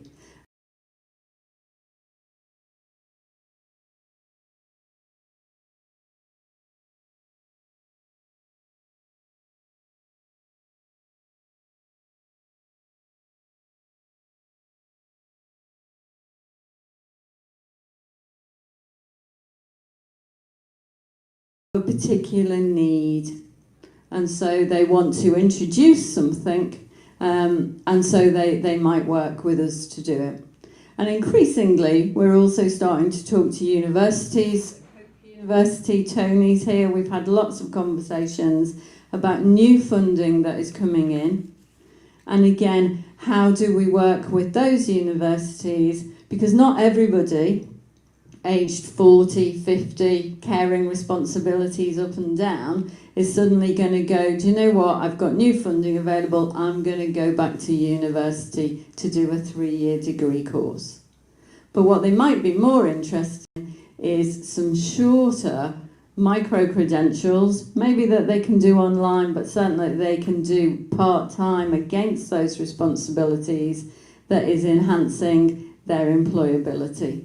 And we do all that with a digital badge at the end of it, and we have our own portal, and that's the way that we run digital badging. So I think I'm a bit more chilled about it than other people because, as I say, we have a long history, and that's where we came from. Are we going that way? Just to say that if you see the examples of Australia, I mean, countries which have developed national qualification frameworks decades before the others are more used to the modularization, qualification-based learning. So inevitably they are, as you say, you have been doing it for 40 years. You're in an advantage position.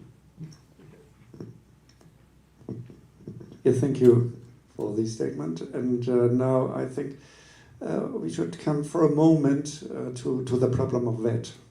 So COVIs, for example, like the European Union recommended for the development and recognition of micro-credentials. And I think Peter is the right one to speak about that because he's not only from the University of Applied Science, but has also relations to that system. And I think perhaps some ideas how the collaboration could be improved so that we have a bigger chance to make, let's say, a bottom-up approach as well. Yeah, thank you, Gunnar, and thank you, Heather and Filippo also for the nice input. Yes, maybe, I think for universities, generally for the higher education system, the whole micro-credentials can be a really nice opportunity on the one hand side, but on the other side, it's also a major threat, or many see it as a major threat. I think especially the public universities see it more as a threat, right? As some kind of disruption of the standardized system, right? Basically, they have just adapted to the Bologna process, and now there's another disruption coming in, so they see it a little bit in that regard. And it is actually a threat when you see that if you're not quickly evolving, and you're not part of the system, but you try to stand against the system, because micro-credentials, this is something that is happening, right? You see it, okay, Filippo says that we have not had achieved the goals for 15 years, right? But on the other side, there is a lot of micro-credentials coming out already for a long time, but there are more coming.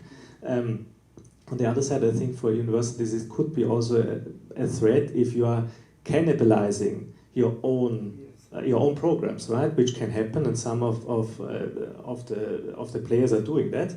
But on the other side, especially as a private university, which we see there's an opportunity, first of all, to see new revenue streams, right? New business models, and also to tap into markets where we say an own degree does not make sense, right? Especially when we're looking at upskilling and reskilling, and we say, okay, maybe we want to go into psychology or we want to go into the medical services, but we don't have the resources and also not the approach to do it now directly. We can test the waters with some micro-credentials there, maybe. And because you said, okay, what is the approach? How do we collaborate with that, right? And I think we have a practical, I told you before, right? We have a practical example how we did it. So basically in 3 dimensions, right? The first dimension is we are talking with different governmental and official stakeholders, for example, with the Economic Development Agency in our region, and they have a lot of need for micro-credentials because they are being approached by many employers, and the employers say, look, we want to upskill our workforce, But where do we do it, and where do we have the trust that the education is in a good way, right? So they want to collaborate. But this, as we said before, is maybe more a long-term approach, because you cannot do this in a non-bureaucratic way, right? Because you have to build the trust. This is the one dimension, so with governments and authorities, ministries. On the other side, we have direct industrial relationships, where different companies say, okay, maybe we are interested in executive education, long term, right? But short term, we want to have some micro-credentials because it's easy digestible for us. So they basically approach us with a customized set of skills they want us to deliver to their employees. And we are telling them, okay, we have some courses that we can deliver, or we are developing something new with them. And the third one, and this is the practical example which we have done just a few months ago, is that we are collaborating with some vet schools or vet-oriented schools. If I would call them a vet school, they might say, okay, they are not, but basically they are really vocational training oriented. And we have now done basically the exercise of transferring 15 of their qualification courses into micro-credentials and into accredited micro-credentials. This was a 3-step approach. First step was we identified which courses are matching the skill set that is also requested by students and by graduates, etc. We prepared all the paperwork for certification, which was a lot of work actually, because they have the basic framework for the courses, but you have to then go into the qualification frameworks, you have to put it into the readable format for the certification, to follow the standards, etc. And the second step was then the actual certification with FIBA-A, we did it. That was a 3-day event actually. So 15 courses in 3 days, quite some fun. So we formed some clusters, right? And had cluster experts, also faculty coming in to represent, because the FIBA-A actually said, okay, it's nice that you want to offer micro-credentials with an external partner together, but actually we don't care about the external partner, right? You are the one that is under scrutiny here, right? And you are the one who is selling that, you are the one who is delivering the provision, and you are also the one the people will have to trust in, right? You are the higher educational authority. And this is why they really, these 3 days, like, this was completely in detail in every aspect they asked us. And the third step will be that we are now going to the market and see what is the feedback.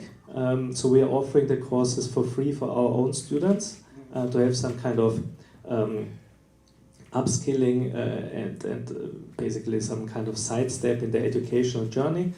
They can earn some ECTS, so it's accredited to ECTS with 2.5 credits per course.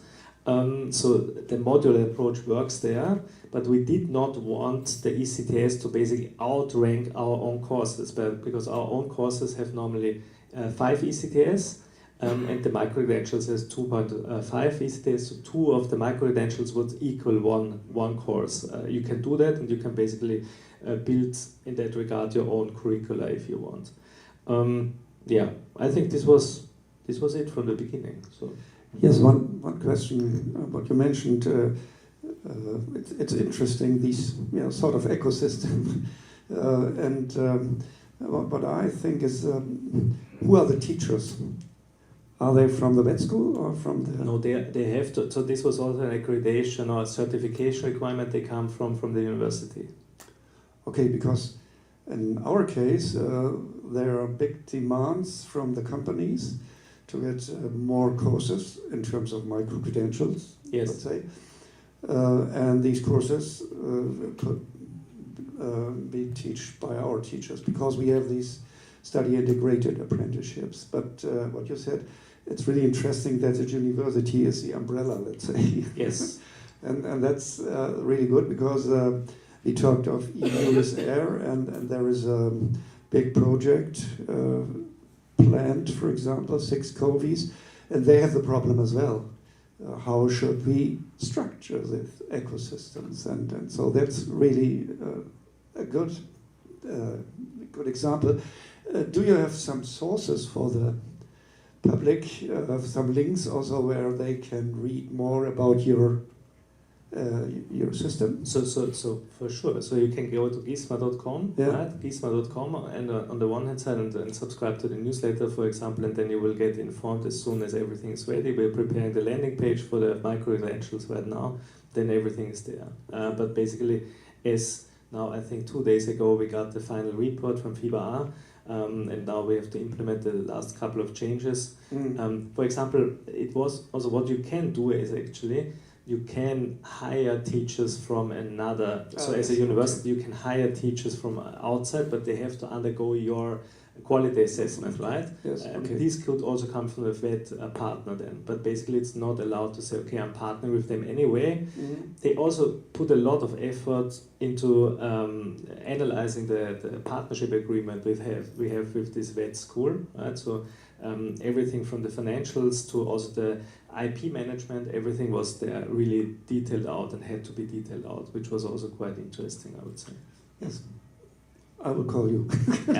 Call me anytime, Gunnar. Happy to, yes. Because we have this collaboration with the university, and this is really interesting. Yeah, thank you. But one last sentence, so absolutely happy, right?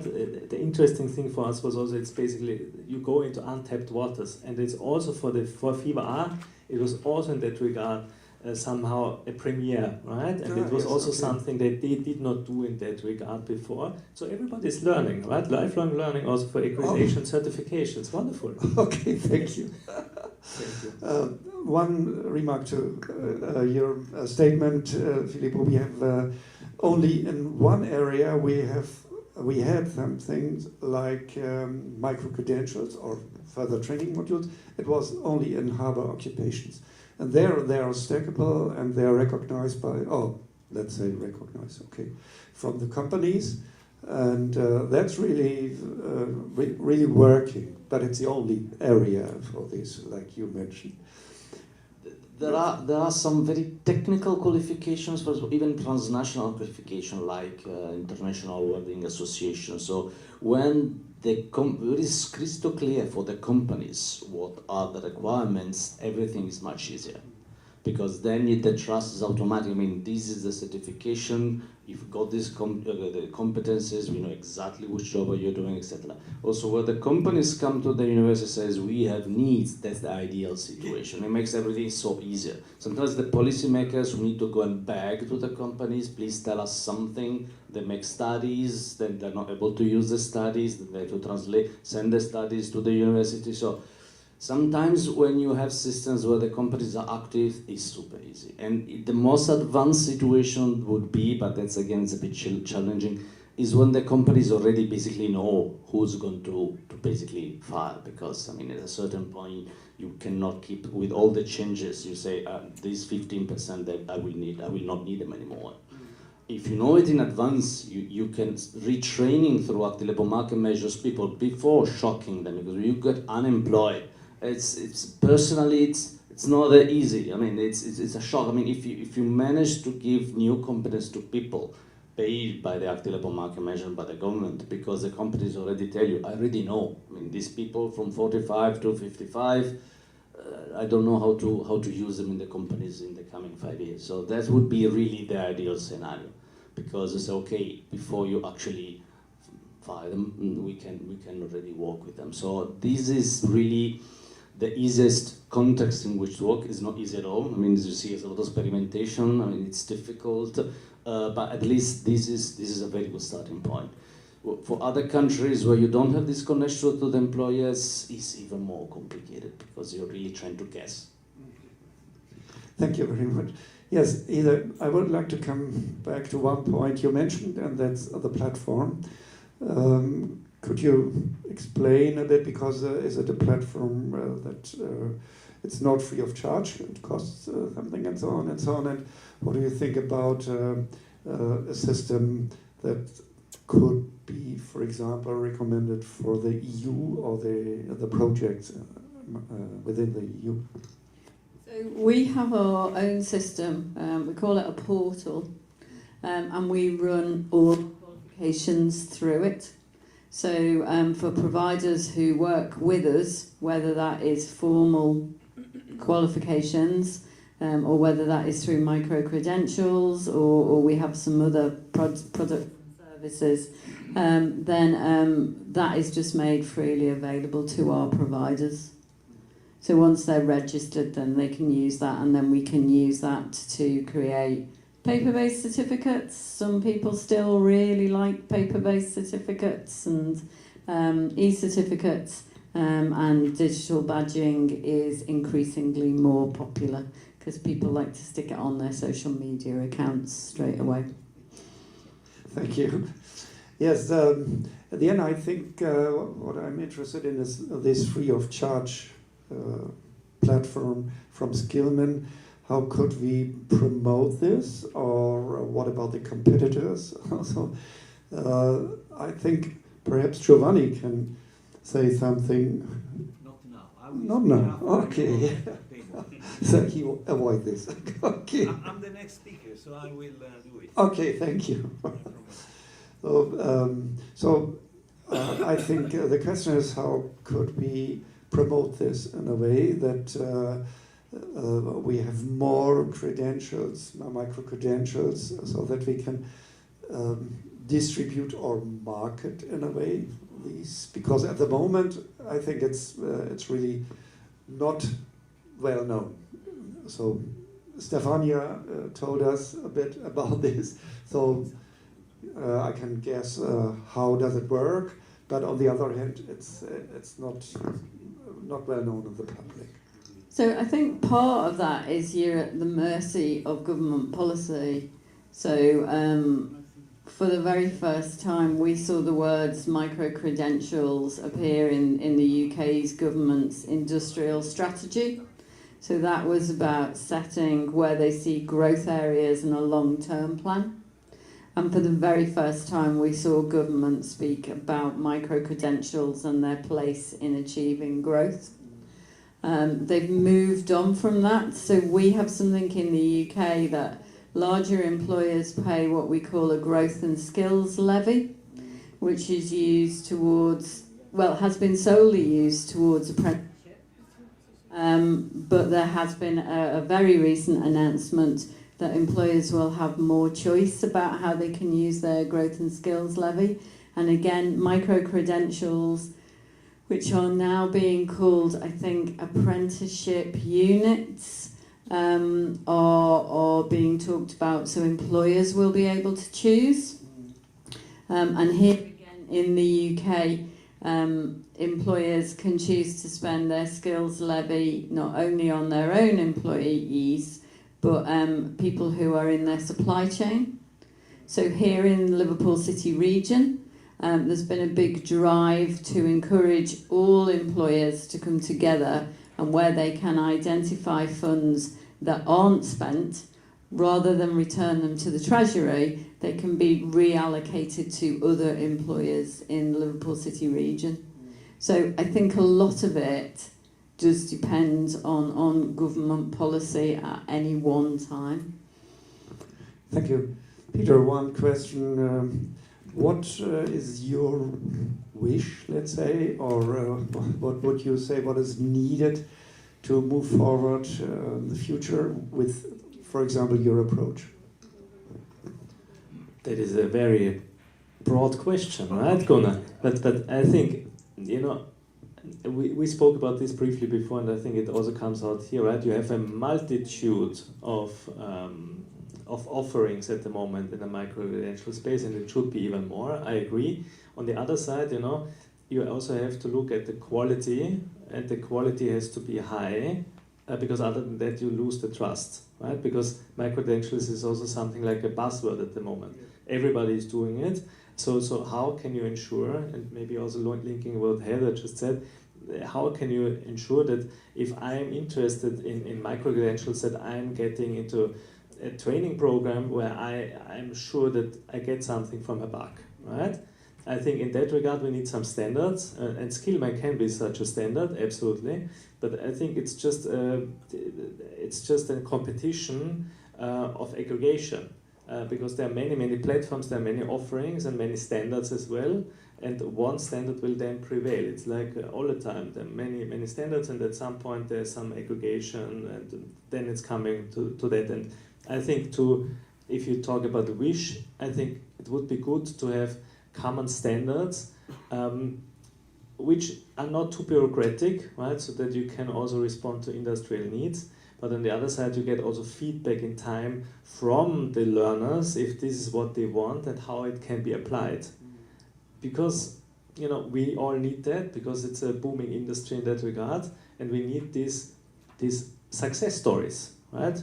Not only at the platform level, but also on the learner level, so that also the employees and employers say, okay, this is the micro-credentials that we need, and we are waiting for, and it's not just a buzzword that is nice to have. Because at the moment, I think many of our students are also saying, okay, why should I do micro-credentials? Because I'm already doing a degree, and even as a graduate, it's more a quest to send out more CVs than to make more micro-credentials, right? Apart from, and I give you that, right, it's nice to have the digital badge on social media and on LinkedIn and everything, we see this as well, right? But for some people, it's also just a complete mess who has more credentials, right? So in that regard, also a single micro-credential is losing the value that it has. Because it's just, you do more and more and more, it's just like achieving some experience points in some computer game, right? It's not something else, yeah.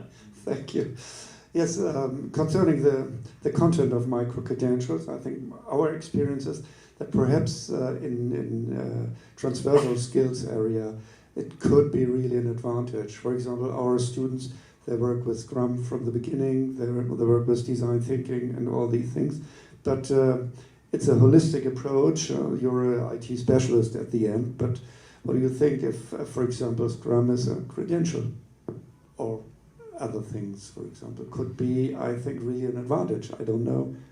What you think? Maybe, sorry, Filippo, but maybe one thing that just came to my mind, ideally, right, and this happens now more and more, is that a student comes to us and says, okay, I have now just recently graduated and I have now this job offer in this company, but to take this job offer, they want me to be upskilled in digital marketing, right?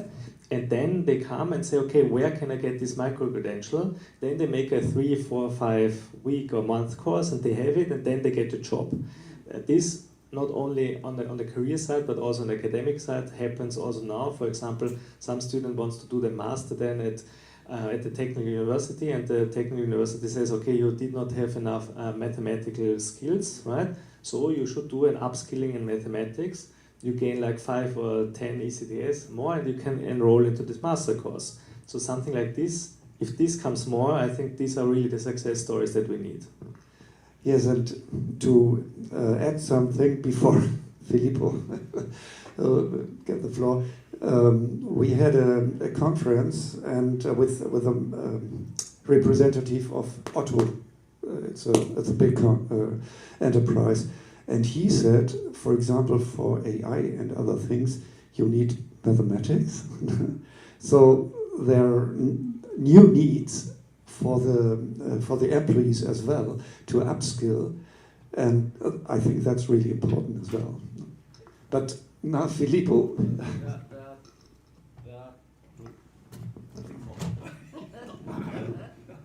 There are two issues. One was mentioned by Gunnar. I want to elaborate. We have to be a bit careful, especially for initial education. What we focus on is not only what you are doing, what you need to be doing, but how you do it. So you have this key competence behind, and it's very difficult to extrapolate the technical aspects from the how. It's easier when you then go and you talk about macro credentials, just specifically very technical skill that I don't possess, like digital marketing, and then you get that one. So this is, I think, it's not that simple. It's not really like a Lego set that you combine. I mean, that's how we like to explain it because it gives the idea. But especially when we talk about initial education, we have to be a bit careful. The other point is that one way of, and some countries work like that. I mean, one way of ensuring the trust is that it's not the provider who does the assessment. because of course there's a conflict of interest. You pay me, I give you you pay me, you attend the course. If you're not really able to do it, then fire you is not my problem.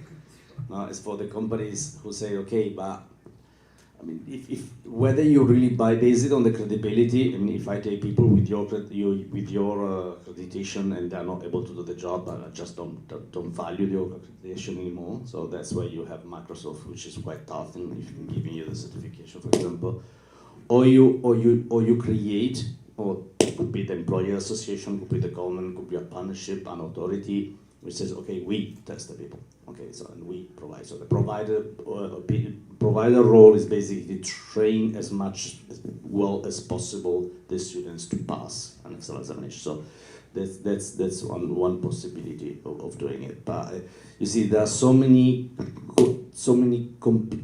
complexity in terms of the accreditation provider, the validation, the assessment, the recognition. I mean, it's very difficult, and that's why countries are experimenting, and that's why we have so much interest to each other's experimentation, because we really want to do it, but at the same time we have to try to do it properly. And the problem is that we will need to change it on a regular basis, because it's an evolving world. There's much more need to continue training. There are much more opportunities with AI, so it's a continuous effort. The funding is a big issue. Okay, one of the reasons people don't do training is it's expensive. So we spend all the public money in initial educations, and now we understand initial education is not enough. It should give me the key competence, but then the technical competence that are changing so fast, we have an idea that your qualification is really valid for 4 or 5 years. Even in countries which are very solid process to develop qualifications. There's just because the world changed, not because the providers are not good.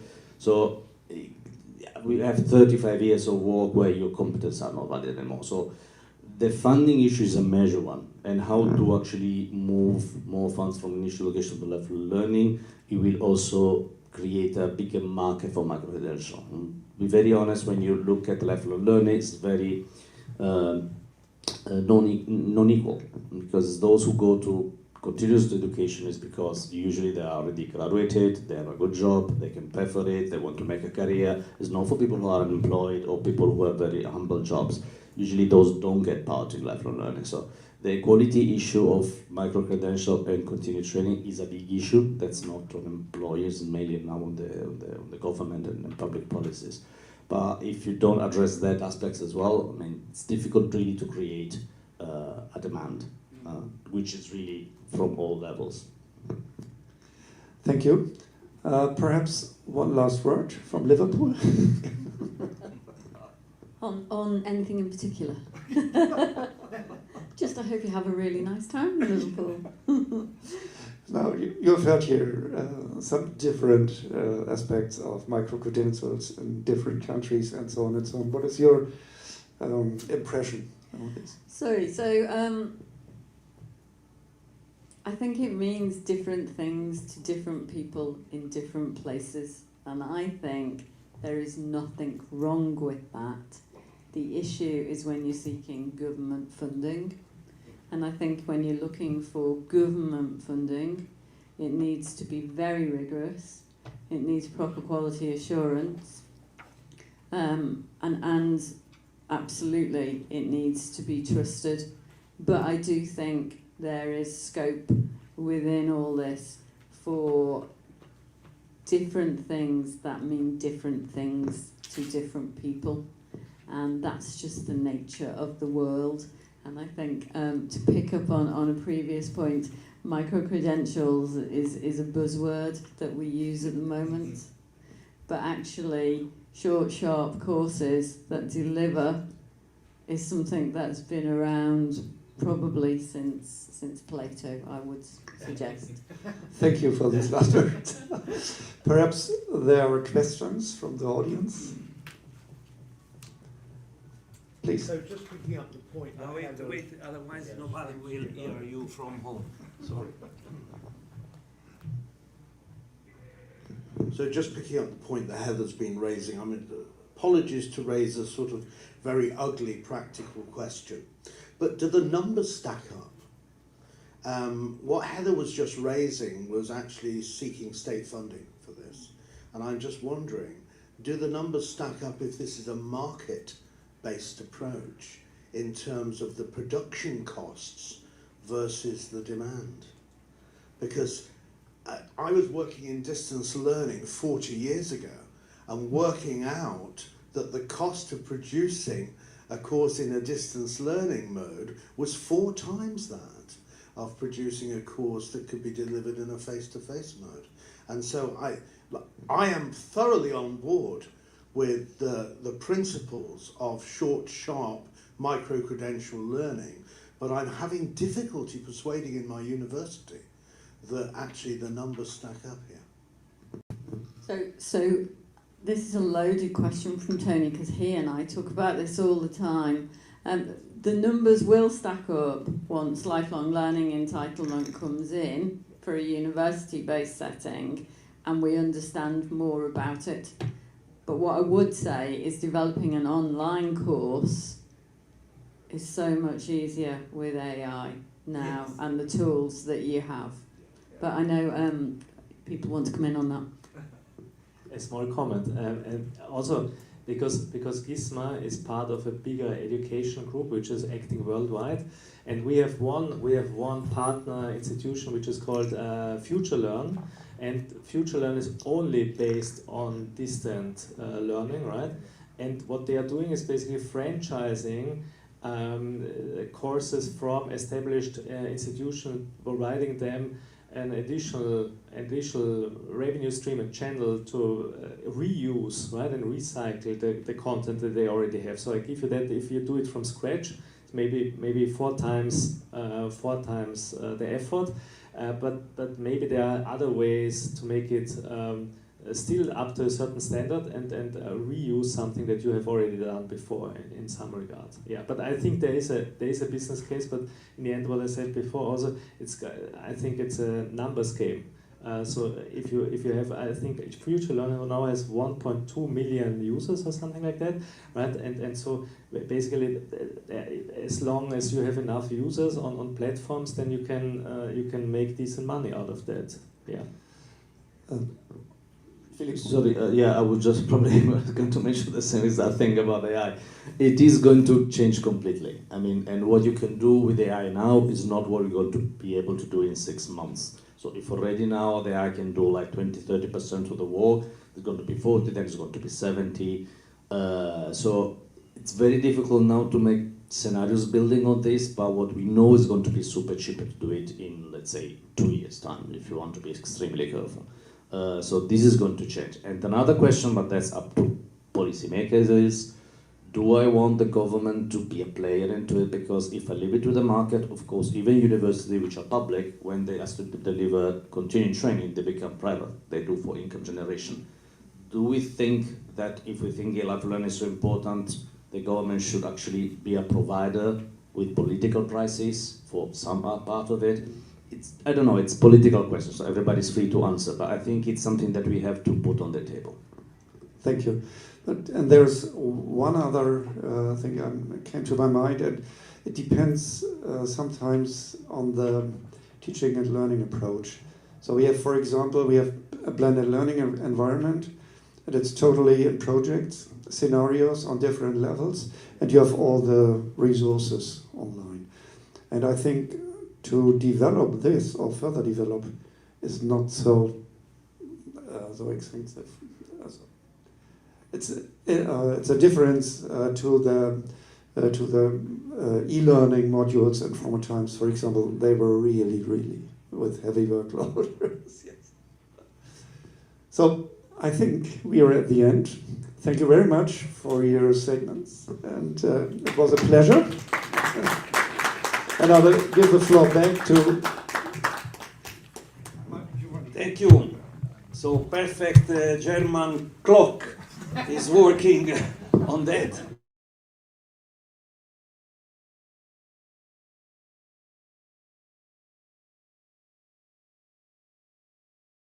Speech, which is mine, about this smooth transition from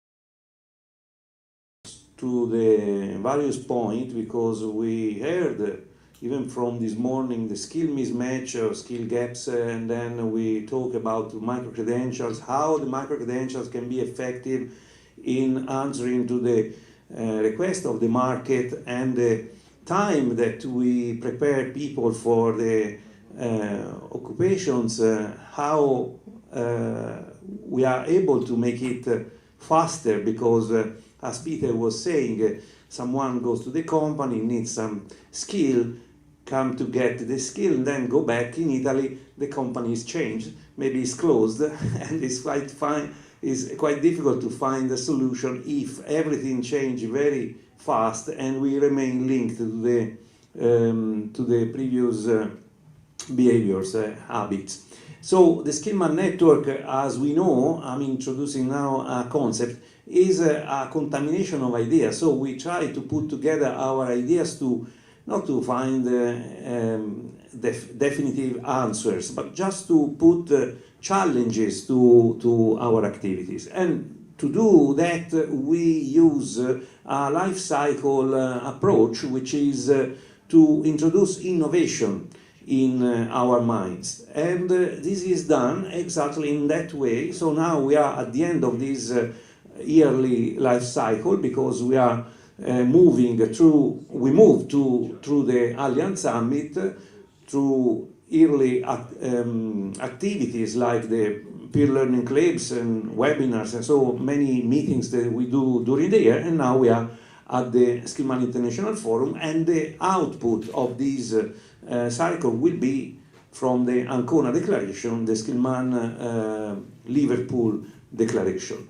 So now the challenge we have on the table is linked to the European policies through this last initiative, which is the Union of Skills, in which we can find again all or many of the aspects that we have already discussed here, to look how to help people to find a job or to keep safe a job, and how to give the capacity to our youngsters to become full citizens. So there are various aspects that are tangible in this area of, I would say, worries, because there is not only this that take busy our minds. We have other aspects that influence the serenity of our life. But even to know that you are, or your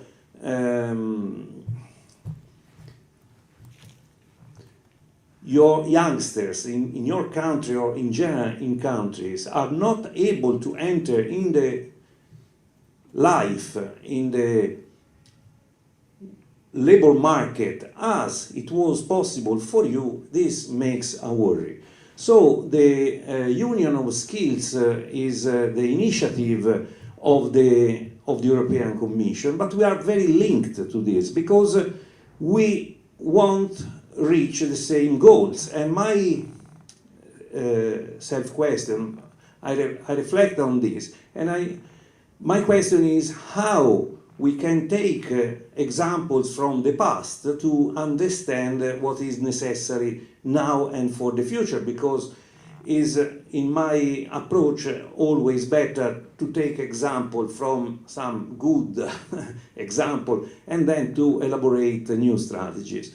And I go back to what I already presented, if you remember, in Riga, because this was then moved to the Riga Declaration, where I was talking about the bricks that composes the huge dome in Florence, designed by Filippo Brunelleschi. So the idea I was presenting there is that the designer of the dome was recognized as the first modern engineer, but he was not an engineer.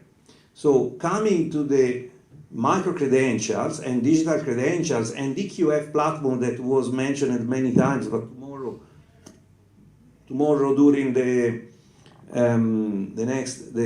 panel we will have time to explain better. Filippo was not recognized and was not an engineer like having a degree. He was on the field. He was recognized on the field. And the micro-credentials that he was then finally showing as his own capacity, deriving from the labor situation, from a concrete situation.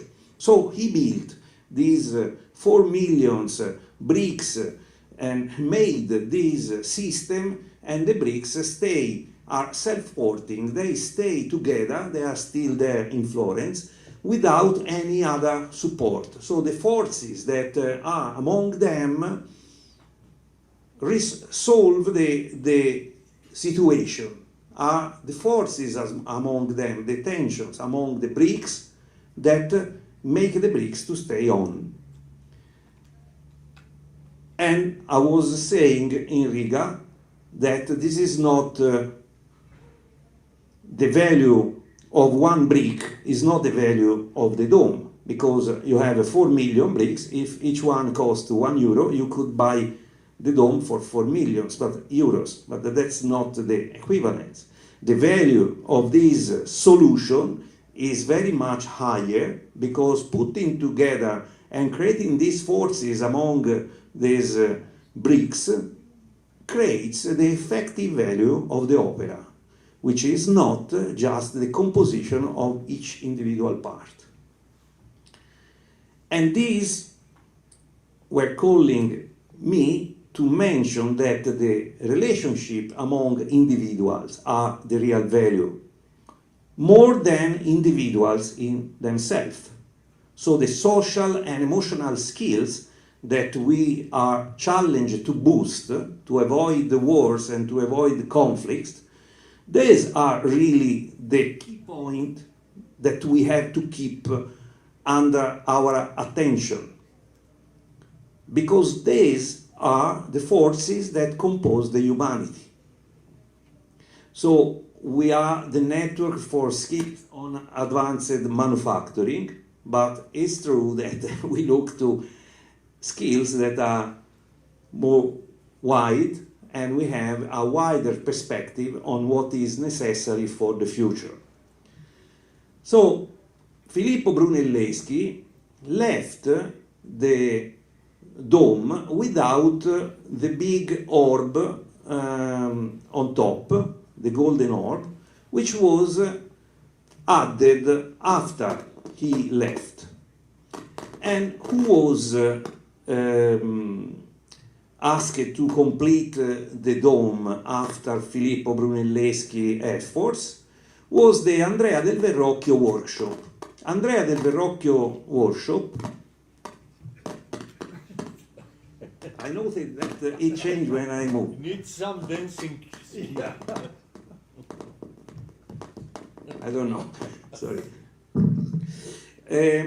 Andrea del Verrocchio was running an art workshop. At that time they were putting very advanced solutions in the arts workshop. They were using different techniques. And our friend Leonardo was an apprentice in the Andrea del Verrocchio workshop. And he was looking how Andrea del Verrocchio was solving the problem to weld the big ball in copper, by using lens, taking the energy from the sun and merging this energy like a laser ray. So at that time they were making incredible technical solutions in an art workshop to produce. The other one. Okay, this is that. Second chance. Yeah?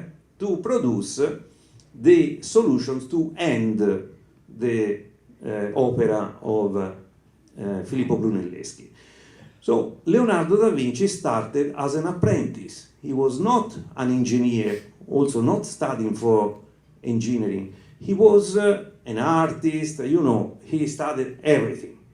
At that time, it was possible to take all these kind of credentials in one person. He was a genius, but he ended as an engineer, recognized engineer again. So these two examples coming from the art and other skills need to be understood in terms of credentials. Who recognized the credentials of these two geniuses? And Leonardo was also promoting this kind of marriage among the skills and the practical knowledge. So by saying that if you want to learn something, you have to go through what you want to learn. You have to experiment. So competence-based learning, I would say, seeds. And they were recognized at the end of both of their lives. They were recognized officially as engineers. But they didn't do that in the normal approach, because this was passing from their reputation. I think that this word is very important in all our reflections about credentials, and like Microsoft make this offer to get credentials. The reputation is behind all this. When we will talk about digital qualification framework, or I can also anticipate that digital qualification framework is the platform that we provide to any institutions to put his own reputation in the credentials. So it's not the digital qualification framework providing a reputation, but is the issuer and is the own third parties certifications. So in other terms, our idea is to move to a planet in which, thanks to this reputation, we can have people showing credentials in a digital manner. Of course, we are talking about digital credentials with DQF, that bring them to have a role in the society. When we need to have these people with cohesion, people that collaborate, people that are able to stay together and to create the value, we need people that can be recognized for what they are bringing to the community. There is a nice, I don't know how much, but anyway, to become politician is the only profession that you don't need a qualification. And you can see, in effect, what happened when these people take the power. So we need to move to the planet of qualification because we need to know who is able to bring to the community what. What are you bringing to the community? We need to know people and how we as educators can contribute to this competence-based civil society. I want to know what you are bringing, because if you bring war, I don't want you at the power. So we need, I don't say that we need the schools for politicians and then the ones that don't pass the exam cannot be politicians, but we need to reflect on this, because I think this is a transversal common need that is going across all countries. And the Skillman network, as we know, operate in all countries. So we need to think to the future, taking example from this fact that the recognition of competencies or the micro-credentials, the credentials can pass through the reputation. These big personages became recognized officially because they were famous. But what about people that cannot become famous? You need to have your own credential, because when you introduce yourself in the planet of qualifications, you need to be able to say, I am the one that is doing this role. I want to do this.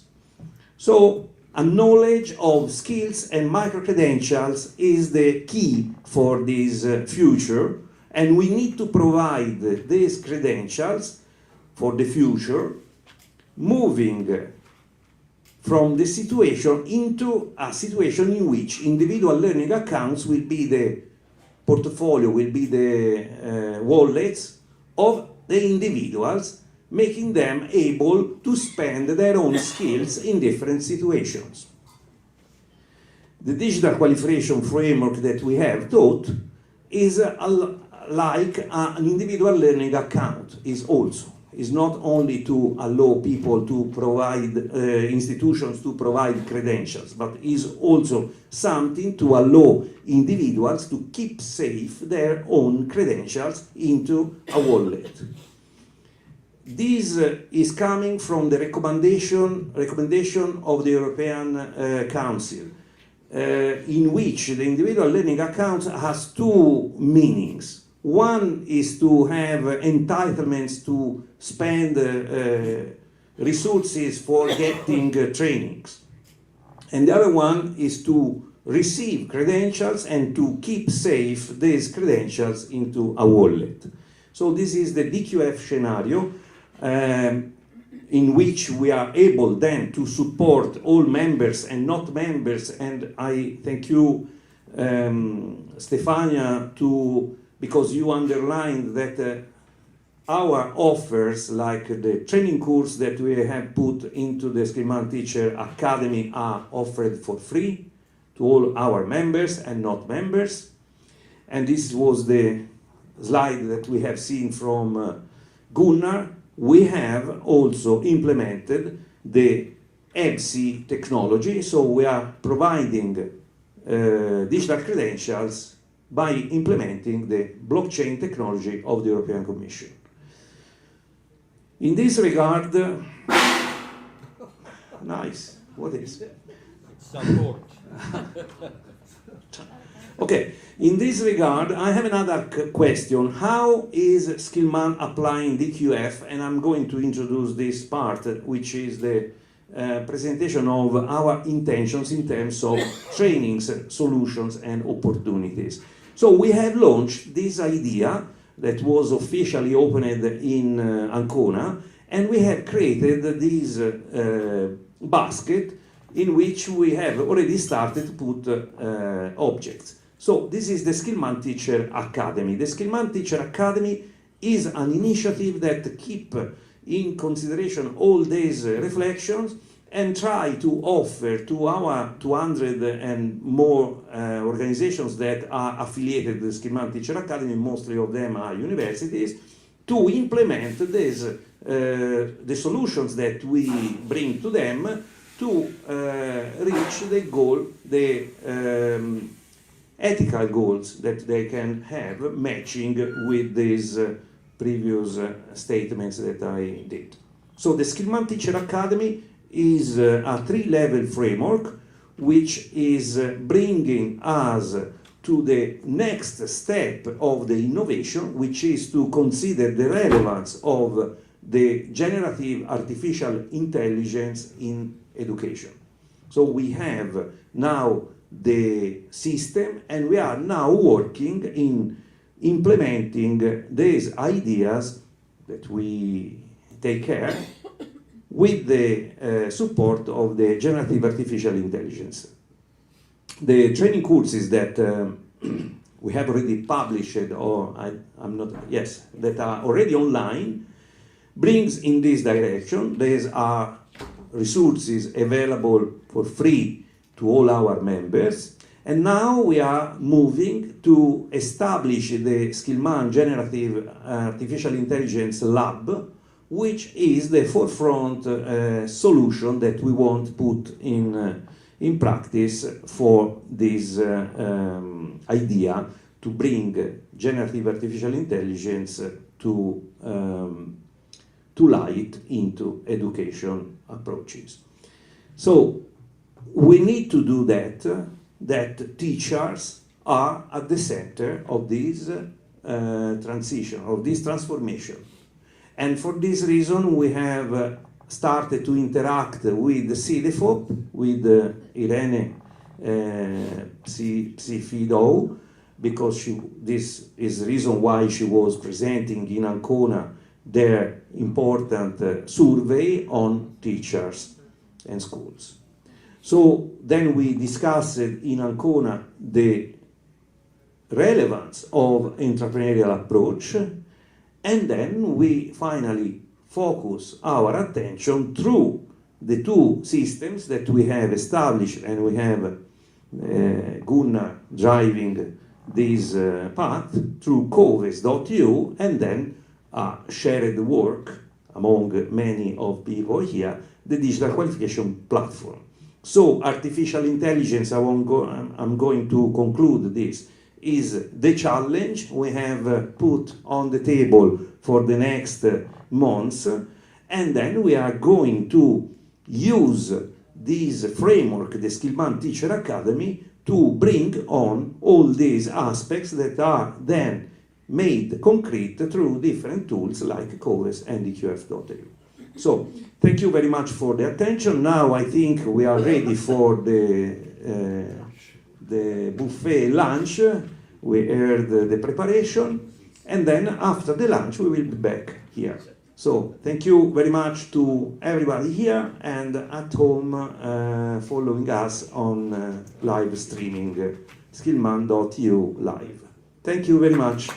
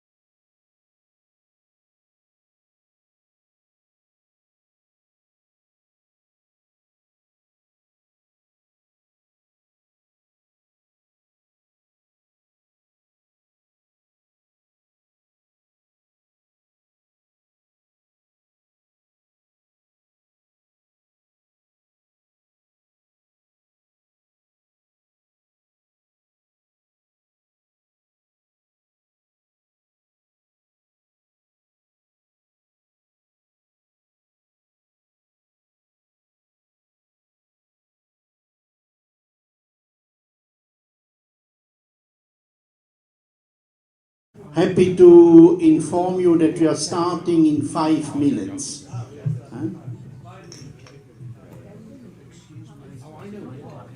The toilets are on the ground floor.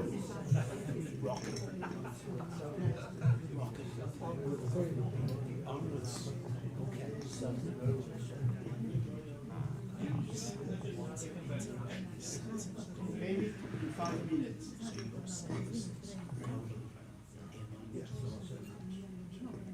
After you, I will announce you and I have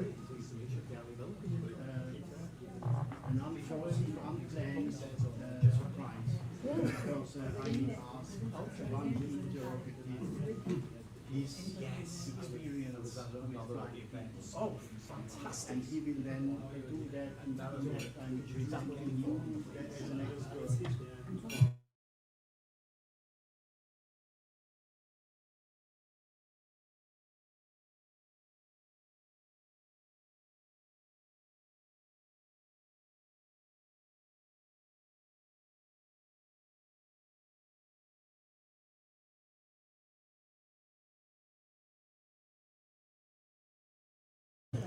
I'm the president of a television. I know how I have to speak into a microphone.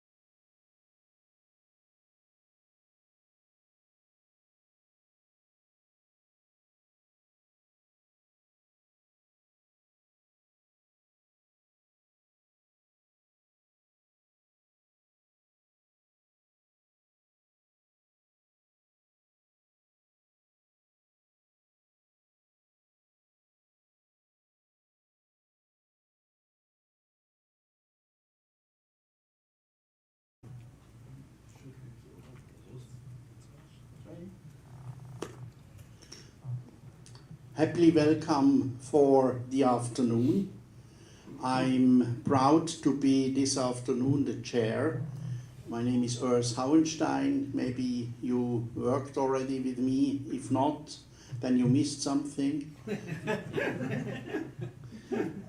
I'm happy to have such good guests. We had less people this morning, but so incredible good speaking notes that I was really honored to have them. And I'm sure that we will develop out of these notes partnerships and possible projects. We are starting the afternoon with a keynote speaker, which I saw at Hope University as a keynote speaker in various occasions, and I was very impressed. And he is not a brother, not a family brother, but we are brothers in SDGs together because of our mission, and I like that. Heavily welcome David Connor, who has founded the United Nations 2030 Hub here in Liverpool. And he will say you more about this hub, his experiences, and his future ideas. David, please.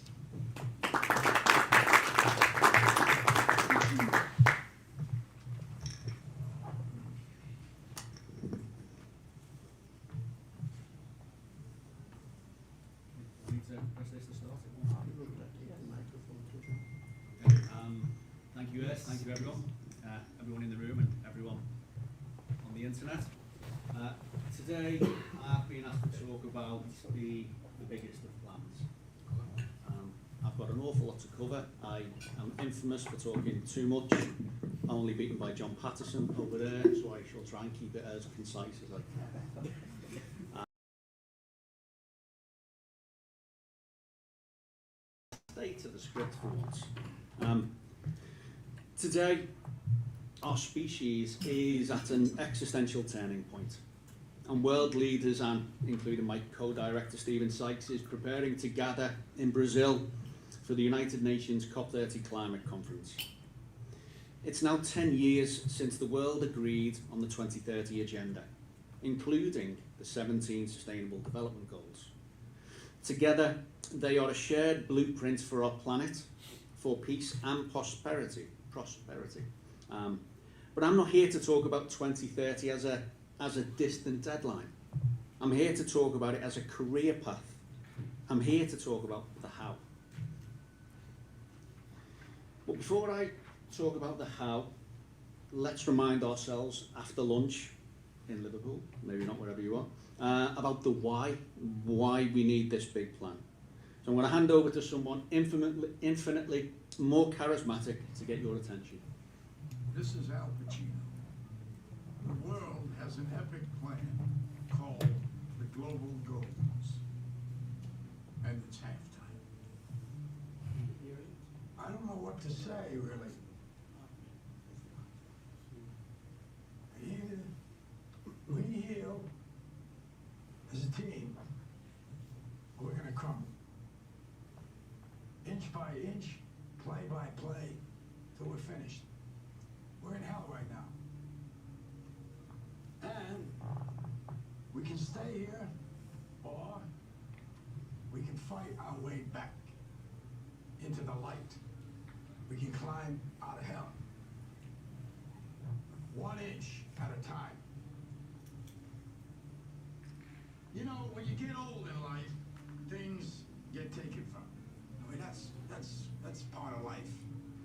But you only learn that when you start losing stuff. You find out life's this game of inches. 1/2 a step too late or too early, and you don't quite make it. 1/2 second too slow, too fast, you don't quite catch it. The inches we need are everywhere around us.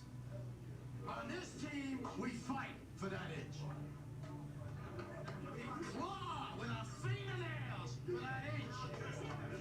Because we know when we add up all those inches, that's going to make the difference between winning and losing. Between living and dying. And I know if I'm going to have any life anymore, it's because I'm still willing to fight and die for that inch. Because that's what living is. The 6 inches in front of your face. Now I can't make you do it. You gotta look at the guy next to you. Now I think you're gonna see a guy who will go that inch with you. You're gonna see a guy who will sacrifice himself for this team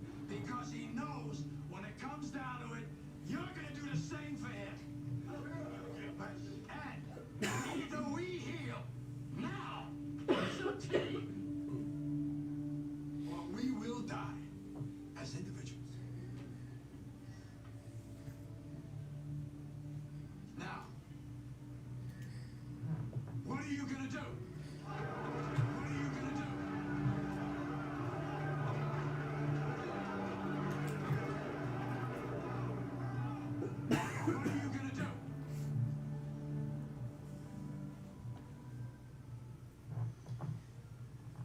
Okay, so hopefully that got people's attention. Reminds us why we're all here, spiritually, humanely.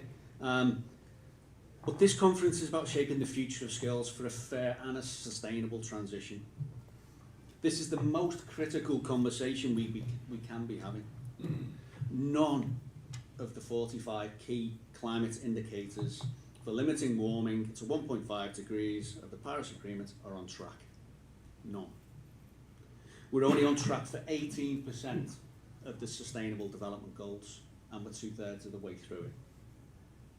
The now guaranteed disruption will be overwhelming for us all, but it will be the most severe for those least able to adapt, both at home and abroad. This is not just about stereotypical starving kids in Africa, it's about kids in Liverpool and every city. You simply cannot have a thriving economy without a thriving society. And you can't have a society that thrives without a flourishing biosphere. There is a hierarchy here, folks. Social wins votes, we get that, but the climate is going to change everything. The twin transition of the conference also needs to be seen as a conjoined twin, not two separate people. The transition through climate mitigation and adaptation and the digital transition are the two most powerful forces of our time and are foundationally interconnected, as are all the SDGs. Whilst the SDGs are indeed an influential impact measurement framework and also the most powerful social impact brand, it's the 2030 agenda that surrounds and binds them, especially through some of these core principles shown here, but often overlooked. But more powerful than the 17 badges we often see on corporate communications and glossy brochures. Think of the SDGs like an IKEA flat pack. It's a bunch of components, but the 2030 agenda is the instruction guide. But most people have never seen the 2030 agenda and don't understand it. Because if you try to build something from IKEA without the instructions, you're going to end up with a wonky door and an angry wife. This is the reality, and has been the reality for some time. We have the what, we have the blueprint, the SDGs and the 2030 agenda. We have the why. We all want a sustainable future for our families and our future generations. But we don't have the how. We have a massive and still growing sustainability skills and competencies gaps. We are still trying to build a new world without the blueprints, the architects, the builders, and not really, if we're honest, engaging the commissioners, the young people, the world that we're going to provide to them. So where does this happen? It doesn't happen in New York. It happens here, where we are today, in Liverpool. It happens in all of our cities, villages, streets, communities, regions, schools. Pick your definition. All of the solutions to the global goals are local actions somewhere. SDG localization is one of the biggest movements inside the ongoing modernization of the United Nations and will be central to the design of the post-2030 agenda, which will be here before we all know it. This is where 2030 Hub has operated for almost 10 years now, bringing the UN and SDGs to Liverpool and taking Liverpool out to and through the UN to the world. We are the world's first UN recognised local 2030 hub, and every single day we are training or educating somebody, and a lot of people who we shouldn't have to. We also believe in encouraging the private sector, most of all, to step up. hence our B Corp certification to lock in our mission. Our focus was around the Liverpool City region from day one, but our impact successes have taken us around the world amongst the most prestigious of leadership and grassroots audiences. This year alone, we were invited by King Charles, the Sustainable Markets Initiative, and also invited by Project Everyone to bring Liverpool to the launch of the new UN International Day of Hope, alongside London, New York, and Johannesburg. But our passion was always for the world to follow Liverpool, with pioneering and award-winning projects catalysed through SDG advocacy, engagement and capacity building. My personal highlights from that list include Liverpool becoming one of the world's first cities to commit to the SDGs and mapping them, Global Goals Week campaigns engaging with thousands of local, ordinary people, and supporting markets in Liverpool through education for the city to win the Most Improved Sustainable Destination Award back in 2023. But even a perfect city-level ecosystem, the where, will fail if it's missing the most important ingredient, the who, the people. The skilled workforce to power the new economy that the planet is demanding. We began to formalise years of earned capacity building experience into a more holistic offer than we currently offer. This document in particular, the Ready, Willing and Able report from Project Everyone, was key to informing that approach. We need to redefine skills. This, I believe, is one of the core themes of SIF 25. When we talk about green skills, we can't just mean a new solar panel installer, or a wind turbine engineer, or a retrofit insulation installer.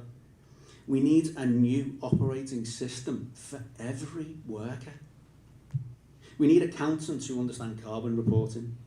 We need marketers who can spot greenwashing. We need HR managers who can build decent jobs. We need supply chain leaders who can demand transparency. We need local entrepreneurs to know that solving global problems can deliver a fair profit. We need doctors who can provide nature or prescribe nature and for it to be locally available and to be managed. We need charities to scale their impacts beyond just their local neighbourhoods. We need to empower young people to challenge us all to do better. But most, we need to catalyse hope and connect communities more than ever. This is not just a nice to have. It is the essential skilling, upskilling and reskilling challenge of our time.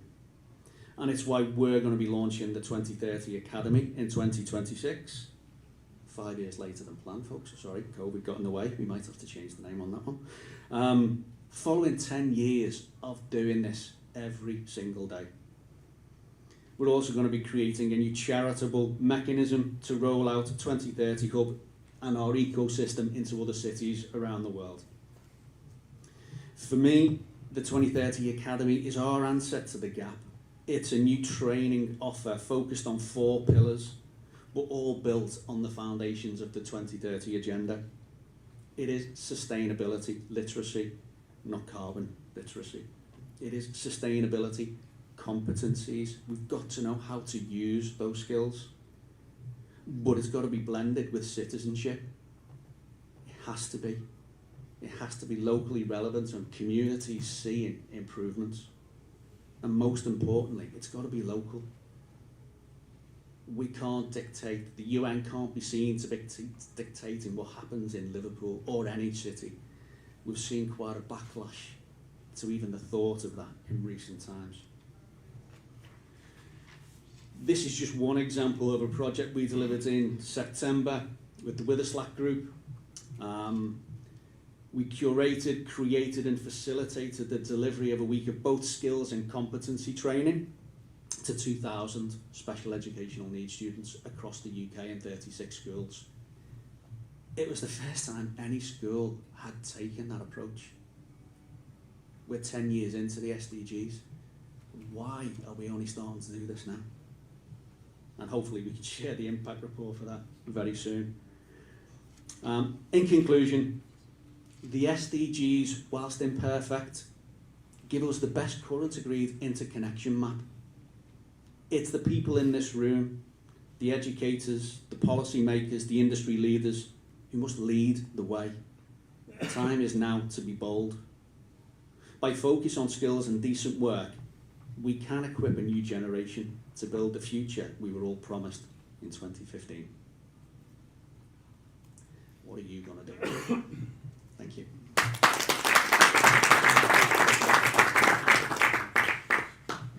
Many thanks. Many thanks.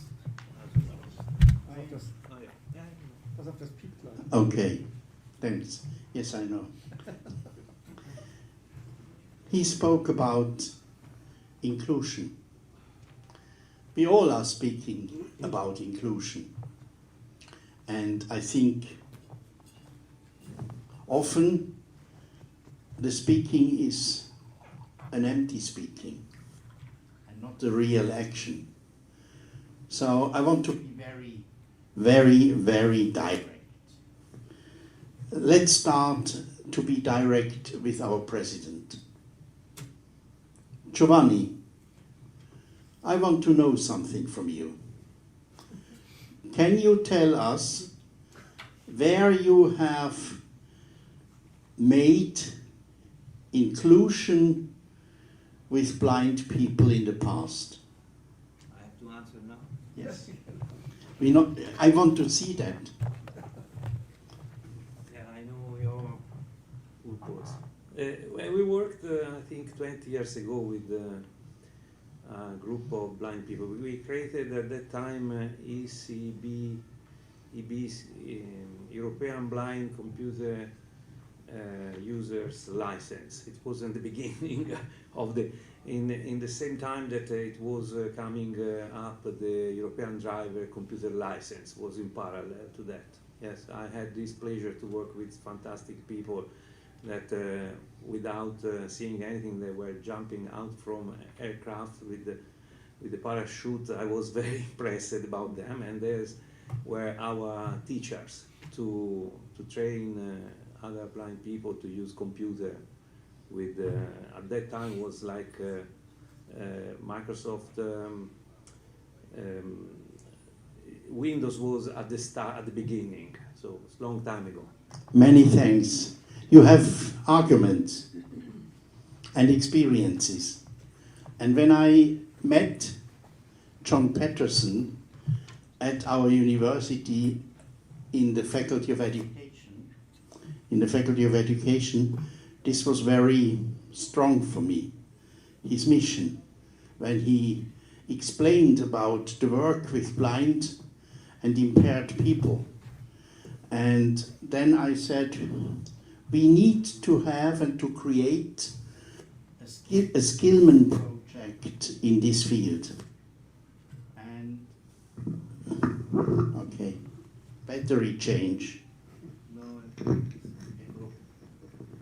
Yes, and therefore I invited him to tell us a little bit about his experience.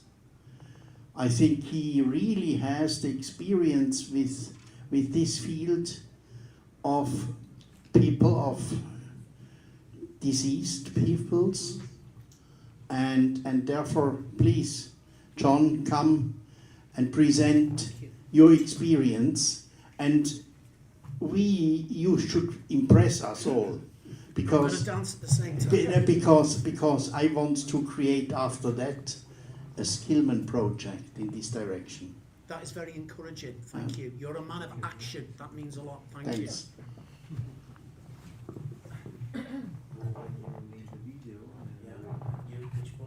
Okay.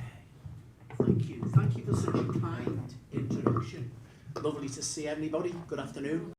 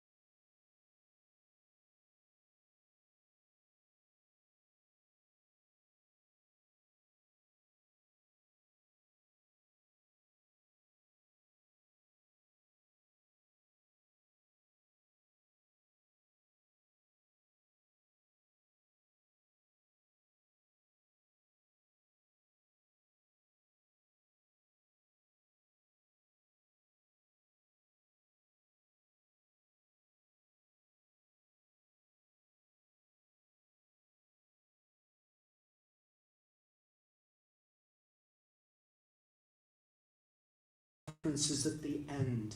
The World Bank, the OECD, all those connections to the UN, we are looking at these SDGs, 17, 3, 4, 5, 8 and 10. I'll leave them with you to look at later. That's what we're looking at. The OECD asked for a formula to reconcile social cohesion with economic success. A formula was sought for decades. There isn't one that I've seen. Liverpool received enormous amounts of Objective 1 money. Do you remember that? And it received an awful lot of money for excellence in cities. What you're going to see now came out of the research from the money that came to this city. I argue not enough time was put into inclusion, and not enough time was put into social enterprise, into the people, and not enough focus was given to the intermediary agencies, those that are of relevance to the children themselves, and definitely not enough inclusion. What you see now came out of the research that failed to embed in communities. Visually impaired young people have embedded their work across this city and in 20 other countries. I'm going to give you a little snapshot of the past, something that's happening right now, actually in Tanzania as we speak, and some future thinking that we can collaborate on. Okay, the formula. Social human capital. Social capital, we know what that is. It is measurable in terms of lower crime, better health, increased employment. That's social capital theory. There's different types. There is bridging, which is lovely to see this conference based on bridging social capital. People working with each other. There's also linking social, there's bonding capital. It's not a negative force. I'm focusing on this. Bonding, linking social capital. That's what I'd like to focus on. And the links are this, us. Linking theory, when individuals and groups of people work with people of influence. I want blind children and visually impaired children to work with you, the influencers, in the projects I'm going to share in a moment. Human capital. Individual children's strengths. I'll tell you something, I have met that many visually impaired children who are super creative but do not get the opportunities. Fact, visually impaired blind children are registered in global research as the biggest untapped workforce on the planet. What is there for them? Something's not working if 85% of UK kids aren't finding employment. Would you agree? Social capital with human capital. Plus a really important point. Reverse inclusion. What's that? Instead of a blind child being led, the poor blind boy, if you know the poem. Blind children lead sighted children in projects. They lead the projects. What you see is an incredible rise in confidence. The creative minds and opportunities that open up when you give reverse inclusion are limitless. It's the stuff of the great late Sir Ken Robinson in creativity terms. Reverse inclusion, service learning. When you embed volunteerism of a particular type, I know this type, it's called service learning. I introduced it to Liverpool Hope University because I used to be the senior lecturer in PE. I'm going to be putting that strand in here in a minute. When you give children opportunities to work alongside volunteers from universities, volunteer teachers. Oh, is it me moving too much? Oh, no, we'll come to that in a minute. When you give opportunities for design engineer students, teacher students, to work alongside visually impaired young people, the creative buzz is amazing. We okay? Yes. Service learning. It's important. Liverpool Hope University published through a Monsignor John Devine, Faith Volunteering in the Northwest of England. The Northwest Development Agency published that. It's a unique piece. The value of volunteerism from faith groups in this city is super powerful to the economy. And I'd like to talk about that at length another time. Plus creativity. Creativity, what I mean is children with visual impairments who have strengths in these following areas: music, art, dance, drama, sport, shed loads of ICT, and the environment are great opportunities to give them the skills and the strengths from which innovation spin-offs flourish. I'm going to talk about that in a moment. That's the academic formula that goes through everything I'm going to show you now, please. Remembering, you're the string that ties us together. So, why hasn't that come in? There you go. Citizenship education. I do this not to tarry on it or stay on it for a long while, but this is the PhD recommendations that I put into practice for 12 years. I have the impact stories from this. When music and art and dance and drama and sport projects are developed with children who are blind leading those creative opportunities alongside volunteers, magical things happen. You notice here 2014. This is citizenship education at its best. I was given the opportunity to present what I was going to do at Liverpool International Business Festival. Thank you, Gary Miller. And we shared a message. Guess what, everybody? We're going to get off now and we're going to show you what this does. I'm going to show you what it did. Here we go. At the moment, we are endorsed by Liverpool City Council for a reason. I was sent to China by the task force. Gary, your name's come up all the time. With Gary Miller. We went to China and we also went to Indonesia. And I've sent friends and colleagues all over the world. Lovely to see Alan went to Pakistan, India, Tanzania, Ethiopia, Rwanda, Tanzania, Malawi, Ethiopia, in the middle of the bush in South America. Some nuns came out the jungle, took our work and disappeared. Haven't seen them since. But the point is, all working with visually impaired young people. We said to the city, we are going to connect the aims of this city with opportunities for blind young people. We're going to bring innovation money to the city. So there's the opportunity very quickly to share ideas with the city council to ask for their help. That's in place. On the right there, you will see the intent. This is a mind map of the live projects that are ongoing right now. These are projects that are connecting physical activity with blind children, leading projects with design engineering opportunities and spin-off innovations. I'm going to talk about 2 of them right now. Okay.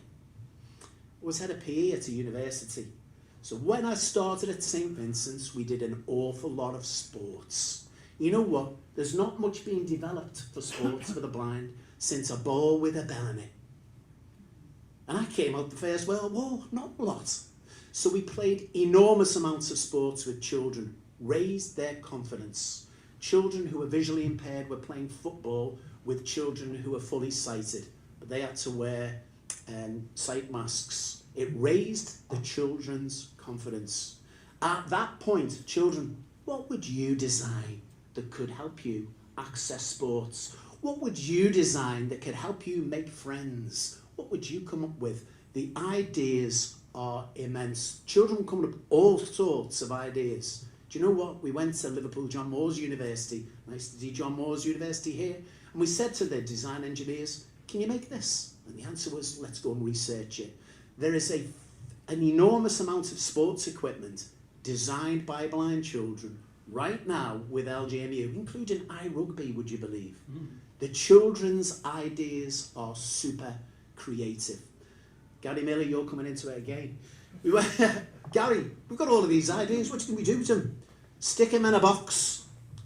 Call it a sight box. Thank you, Gary. There is a physical box called a sight box. It is full of sports equipment. That sports equipment by the charity called Rotary. Everybody heard of Rotary? Richest, thank you, richest charity on the planet outside the Catholic Church.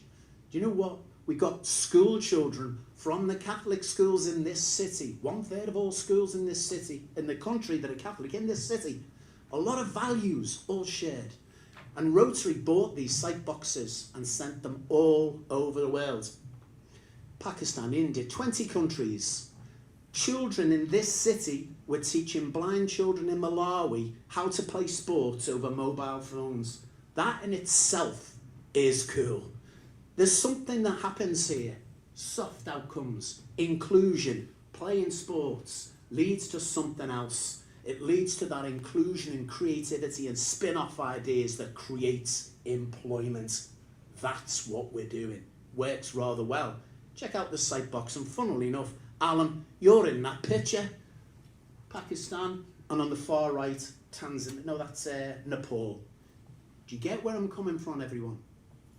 Creativity, inclusion, wonderful spin-off ideas, make them with our universities, and we're pumping that out of Liverpool. This concept works because I'm getting ideas back from all over the world, from other visually impaired young people. We move on. That just shows you what the site box is, a toolkit to access sports and education for the blind that Liverpool kids are teaching others how to use, funded by a global charity. In other words, we're giving it away. Here we go. There are 3 elements to what I'm going to show you now, because we're going to move on to something that's happening right now.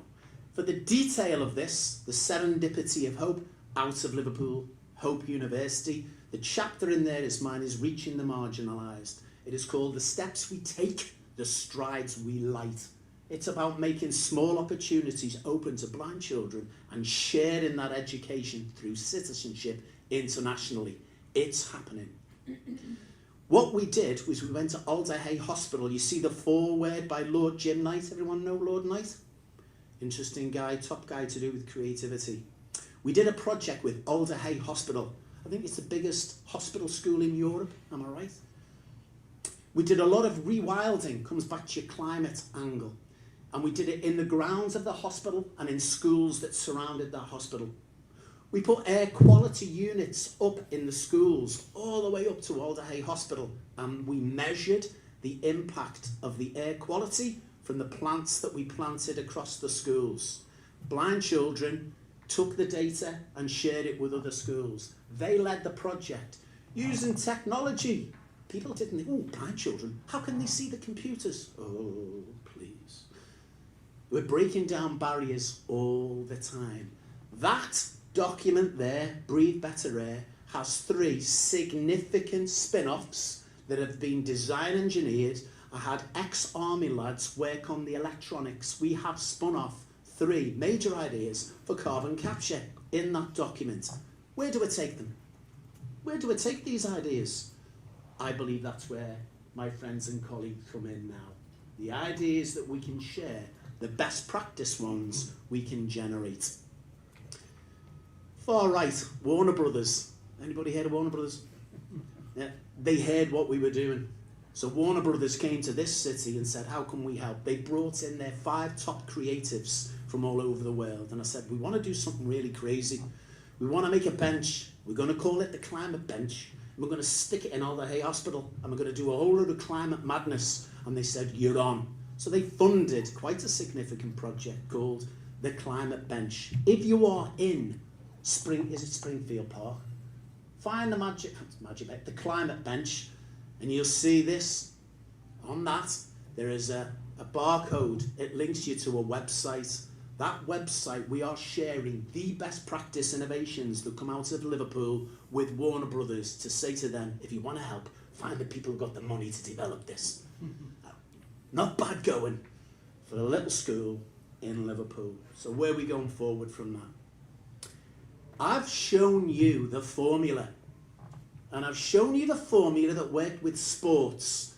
And I've shown you the spin-offs that come with sports.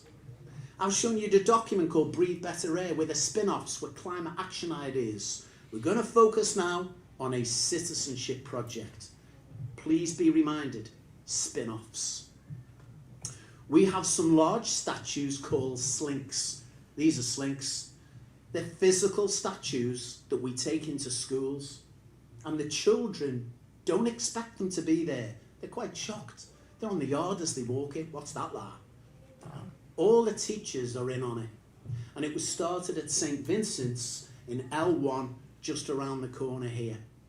The children are invited to write a story. What message do the slinks bring? What do you think their message is? Children are coming up with the most creative ideas that you can imagine from what they think the slinks are. It's not sitting on its own. There are a number of projects that follow on from this. It's sustainable. The children write their stories. What they don't know is the end result, the celebration. Because I give every single school 1 pence. And visually impaired children in these schools lead the project. And it's for 1 pence, widow's mite. What are you going to do with your penny? Would you like to see the Slinks animation? And I'm looking for you to be super creative here. Say.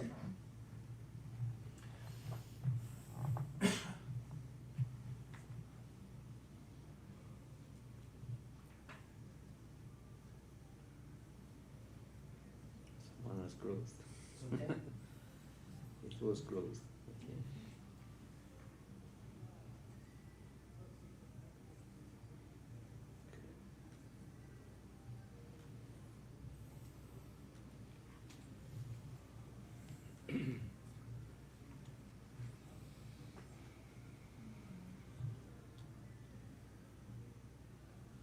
I'm just glad it's you, not me.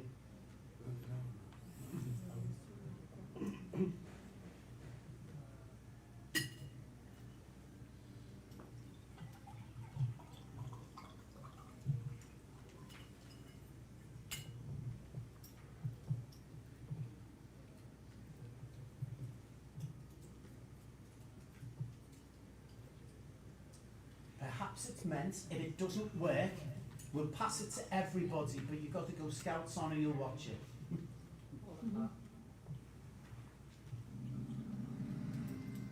That's the tune.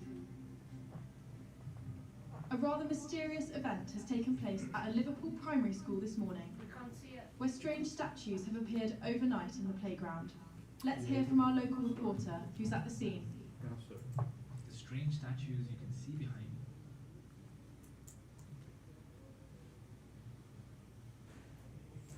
Listen. It's on here.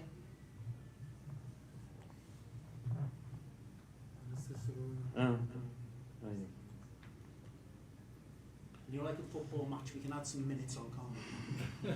That's when Liverpool used to score. Used to. That's Used the one. used to.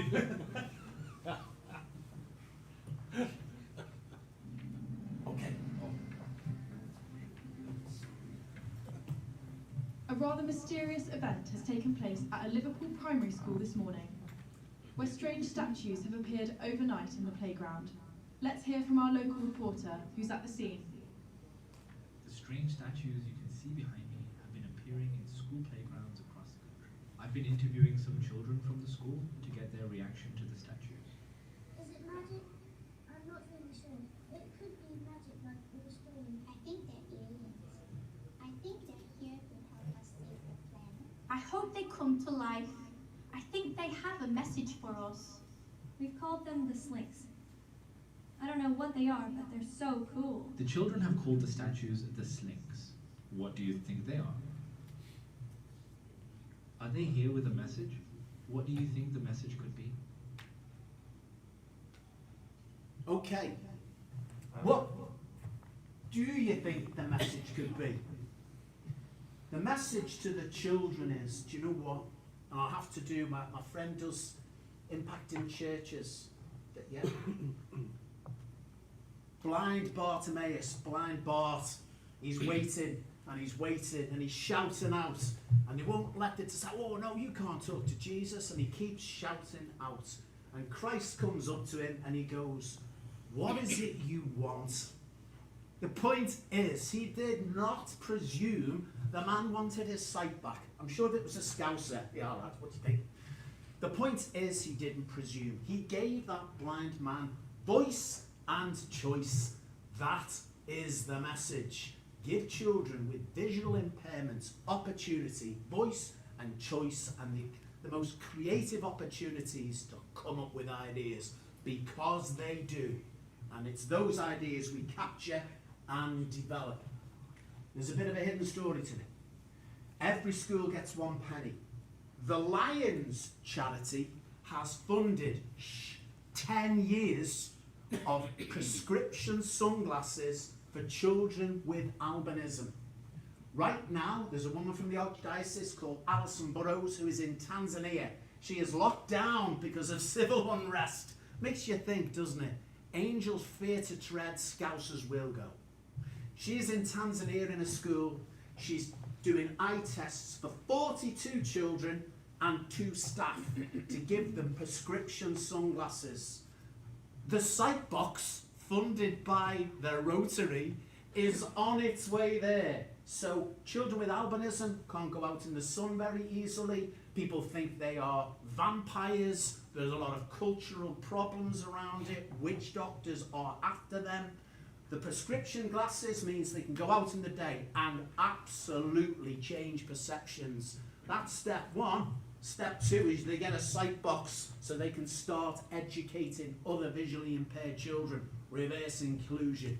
Not just the physical means, but the opportunity and the ideas to work with other children.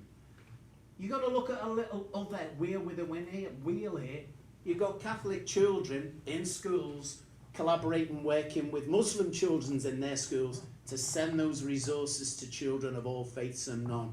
Liverpool is quite unique. That's the love, that's the bits of string that we can share between us. That actually is linking social capital at its best. So, I could show you the Lions clip, but how many minutes have we got left? Nothing. Okay, so, okay, well, we'll just take the extra time. The extra time. There is a whole world of children with visual impairments. This city has the opportunity to serve blind children around the world, giving them the sight box, the prescription glasses, and the innovation. Here are the key things that I need research and I need help on. We have an enrichment website backed by Warner Brothers that we're bringing all of the creative geniuses in this city together in one place. They are innovators galore. We are embedding service learning opportunities in universities. Hope University, I set it up. LGMU, I'd love to do something with LGMU. And I did this in UCLan University. You do competitions. It's service learning. It's not part of a program. It's volunteering. And people come up with brilliant ideas when they work together. I have money to develop a cerebral visual impairment diagnostic test. Anybody heard of CVI?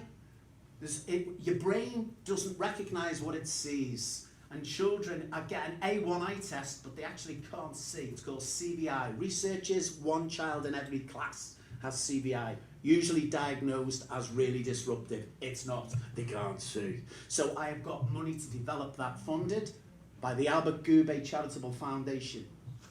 I've got a game called Wanners. It's a physical game. The United Nations have asked us to develop it for them. If you want to develop an online game that blind children can lead remotely on the internet, it's right there and it's linked off this PowerPoint. Visual impairment sat-nav. I've got an idea and 100 grand is already put into this. A physical sat-nav that takes you around the city using unique statues, starting with the Liver Birds and the John Hulley statue. That is under development right now. There is a Me Fuel program. There is a measurable alternative qualification that we've developed across the schools, now embedded in Alder Hey. It's an alternative qualification I really want to work more on. Maybe that one is a good one to do. I am about to place a bid for a physical centre of a physical building to bring all the design engineers and innovators and best practice creatives into one space in Liverpool. Maybe there's a link there, Dave. I'd like to talk to you about that because I have a bidder that would really like to do that with us. Actually, an enterprise village that gives immense opportunities to visually impaired children on a global scale, best practice taken. So, to end up, on this river here, Newton wrote a hymn, Amazing Grace. Was blind, but now I see. You know it. The opportunity is this. Children might be blind, but they are not visionless. This city has an opportunity to connect visions of young people, creative innovations, and share them globally. That is the space we're in right now. And as the pieces of string, I'd really like to work with you. I brought something with me alongside this. The pieces of string, I brought a bit stronger stuff. I want to hotwire the best practices that we've already developed. It's taken 20 years, and I want to connect them globally with your help, with that lovely strand of love. Thank you very much indeed.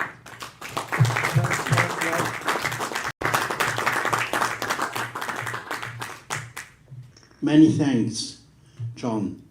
And let's think in the mind of Skillman. And that means we want to give this message and this experience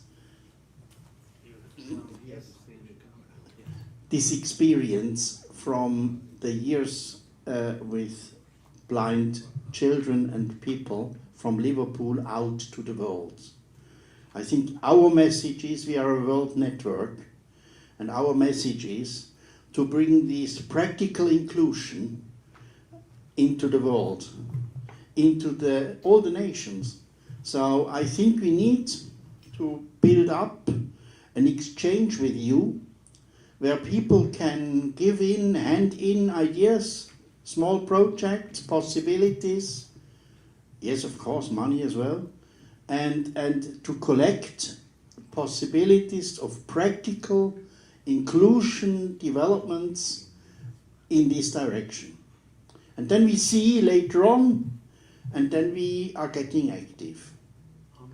So many, many, many thanks for your presentation and your empowerment of us all with your experiences. I think you have touched us, and now our way is to go ahead. Thank you very much. I am bridging now to the fireside talk. Well, thank you. May I say something, or? Yes, Yes. microphone, otherwise Yes. from home they will not hear you. Thank you so much for Donato Jacobucci from the Ancona University is saying something. No, just to thank you for your really inspiring speech.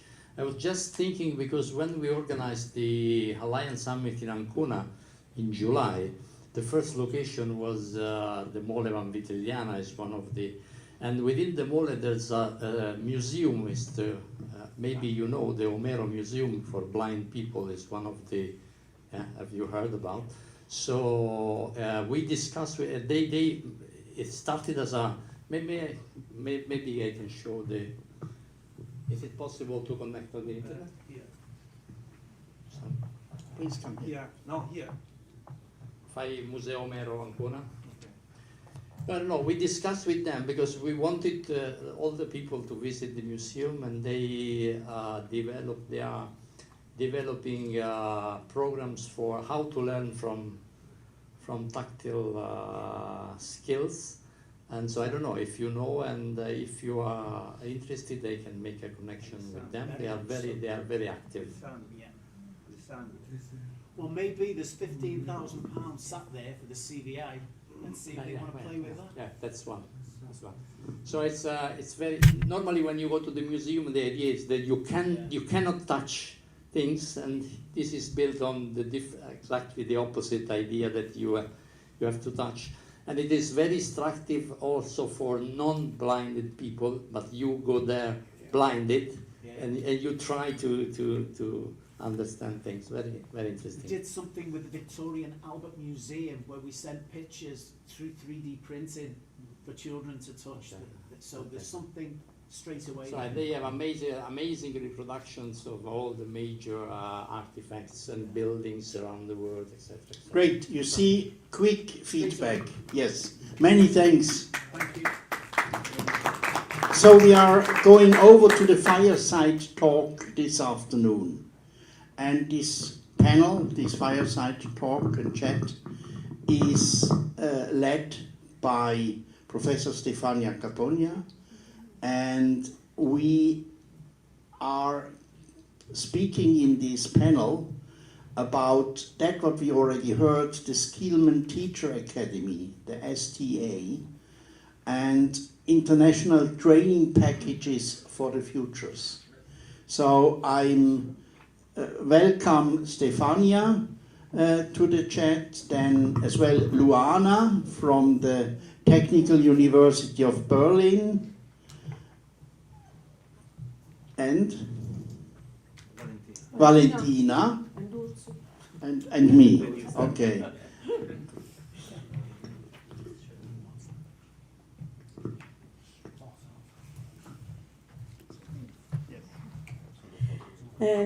Thank you, Urs. I'm very excited to chair this session with these three great historical pillars of the Skillman community. And for who doesn't know me, I'm Stefania Capogna. I'm the founder and scientific director of the DITES Research Center. DITES means Digital Technologies, Education and Society at the Link Campus University. And since 2019, I'm happy to be part for the Skillman community to collaborate in the designing of the present and the future of educational system, because all of us have in front of us important challenges to take together. And the roundtable this afternoon that I have the honor to chair focused on the international training packages for the future Skillman Teacher Academy. And so before leave the floors to my colleagues, some essential information regarding the idea of the Skillman Teacher Academy, that is a new European initiative promoted by Skillman Network under the Erasmus Teacher Academy scheme promoted from the European Commissions. And there are three main pillars that I would like to outline before leaving the floor to my colleagues. And the main goals of the Teacher Academy is to implement digital credentials and blockchains based on the logic of micro-credentials that this morning I explored in different way. And another important point to focus that is at the core of the Skillman strategy, Teacher Academy strategy, is the possibility to use competencies-based curricula anchored in the framework of European skill competencies qualifications that represent and occupations that represent an important instrument to anchor education to market labor in the tentative way to overcome the dramatic mismatch that we have in this system. And the last point refers to the main important goal of the internationalization and the mobility and initiatives that aims to enhance digital readiness of teacher educators, updating pedagogical approaches, expanding the access to mobility, reinforces European cooperations and in teaching field, and overall to create also important friendship relationships that are the basis of the good cooperation and good initiatives. So starting in this important field that open the space for in the reflection for many arguments, I would like to leave the floor to our first speaker, Luana Ladu, that is chair of Innovation Economics Technical University of Berlin, and with over 15 years of experience in sustainability assessment, standardization, certification, and quality infrastructure. And I know that you would like to introduce us the topic of the certification, qualification, and standardization that are main important elements to create common languages and standards and conventions to cooperate at international level. So the floor is yours.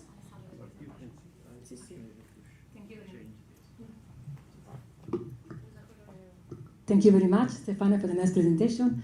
Good afternoon, everyone, to all the people here, also the people online. And I will start soon my presentation. Okay. No, okay, yes. Okay, so thank you, Giovanni. So I'm also part of Abu Plus, by the way. So I work together with Giovanni in Berlin, in the Abu Plus company. I cannot see, we cannot see it here. No, not the presentation mode.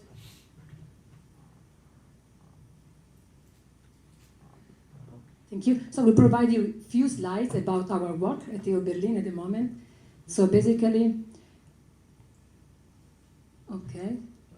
Yes. No. I'm not on. It's not on. No, it's okay. Okay. I click here. Okay. Okay. Just okay. So first of all, I was the coordinator of this project, Staff for OBS. This is a project that started in 2022 in September and ended in August this year. And it was like a project that was dealing with certification schemes and labels. So as you said, Stefania is part of quality infrastructure. So I don't know if you all know what this is, quality infrastructure. It is basically the systems of ensuring quality of products and systems, and it's basically the combination of all of the elements of standardization, conformity assessment, including certification, accreditation, metrology, and market surveillance. So basically this project was financed by the Horizon Europe program, and included, so the main objective was to maximize the potential of certification schemes for sustainability to support the transition to sustainable bio-based economy, because to be sustainable is not easy, and also the direction of achieving sustainability is not always well understood. So somehow this project was trying to support the achievement of SDGs through the help of supportive certification schemes and labels, so fit for the purpose. And we included a consortium of more than of 11 partners. I was the coordinator of this project, but with many other partners from Italy, from Greece, from Spain, from all different countries around Europe. And basically, the major problem behind this program was that, as you know, there is many sustainability claims, and unfortunately, sometimes too many, and not all of them are founded. So many claims are poor, there is no evidence around them, so we have the problem of greenwashing, as we already talked about this today. And so there is a lack of transparency for consumers, there is a lack of trust, and there is a lack of guidance for companies to provide the claims. So basically this project was aiming to provide somehow some kind of a guidance of a system to make sure that the claims that we have from companies are robust and really providing sustainability information that are real, because sometimes they're just saying these are green products, but we don't know which criteria. Okay, let's see. Oops, there is some problems here. Okay, I keep talking. So basically, so here's changing slides, here not. This is to Maybe materialize people that are maybe I touch some speaking cable. for the first time. We Okay. do these jokes. Yeah, okay, no problem. Okay, but no, it's not here. But I can keep talking. So basically what we did, we created a tool of indicator with many indicators, and this tool is available online. It can be used by many audience, many people, to assess if a scheme is a good scheme. For example, RSB, I don't know if you know them, FSC, or maybe the EU Eco-Label. So we were basically analyzing different schemes, not linked to the food chain, but linked to a bio-based system, so for example, bioplastics, or also for energy use. And we work together with the scheme owners, and we try to work with them and understand how good these labels are. Of course, it was difficult for them to, you don't want to tell them your scheme is no good, but the process was like, okay, we give you a training, we provide you with a framework that can be used to highlight for yourself your strength, but also your challenges. Because, so this was a way for them to see, okay, where is a weakness in my scheme, and how can I complement this weakness? And this tool that we developed includes 3 major levels. So one is called system level, is analyzing the governance of the scheme. So is the scheme, for example, how is the standard created? Is it an inclusive process with many stakeholders? Are including ladies, for example? Or do you have a conformity assessment process? How is the auditing conducted? Is the auditing inside, or is, for example, online or not existing, and so on. But also we went to the content level, analyzing the sustainability pillar, circularity, environmental, social, and economics, looking which pillar was assessed in the scheme. But also we look at the outcome level, looking at the effectiveness. So if the scheme is aiming to to assess CO2 emissions, how is the progress over time? Are there some reduction evidence? So is the scheme itself measuring this? And is the scheme also becoming more stringent with time? And then also we work in a way with the communication of the results, because depending on the audience, you communicate the results in a different way. Policymakers, they want the results differently. The scheme owners, for example, because scheme owners, they need to adapt their own scheme. Policymakers, they use, for example, the result to design future strategies, for example. And so what, if you want, you can access this tool, you can use the tool, and welcome to use the tool, accessing this website.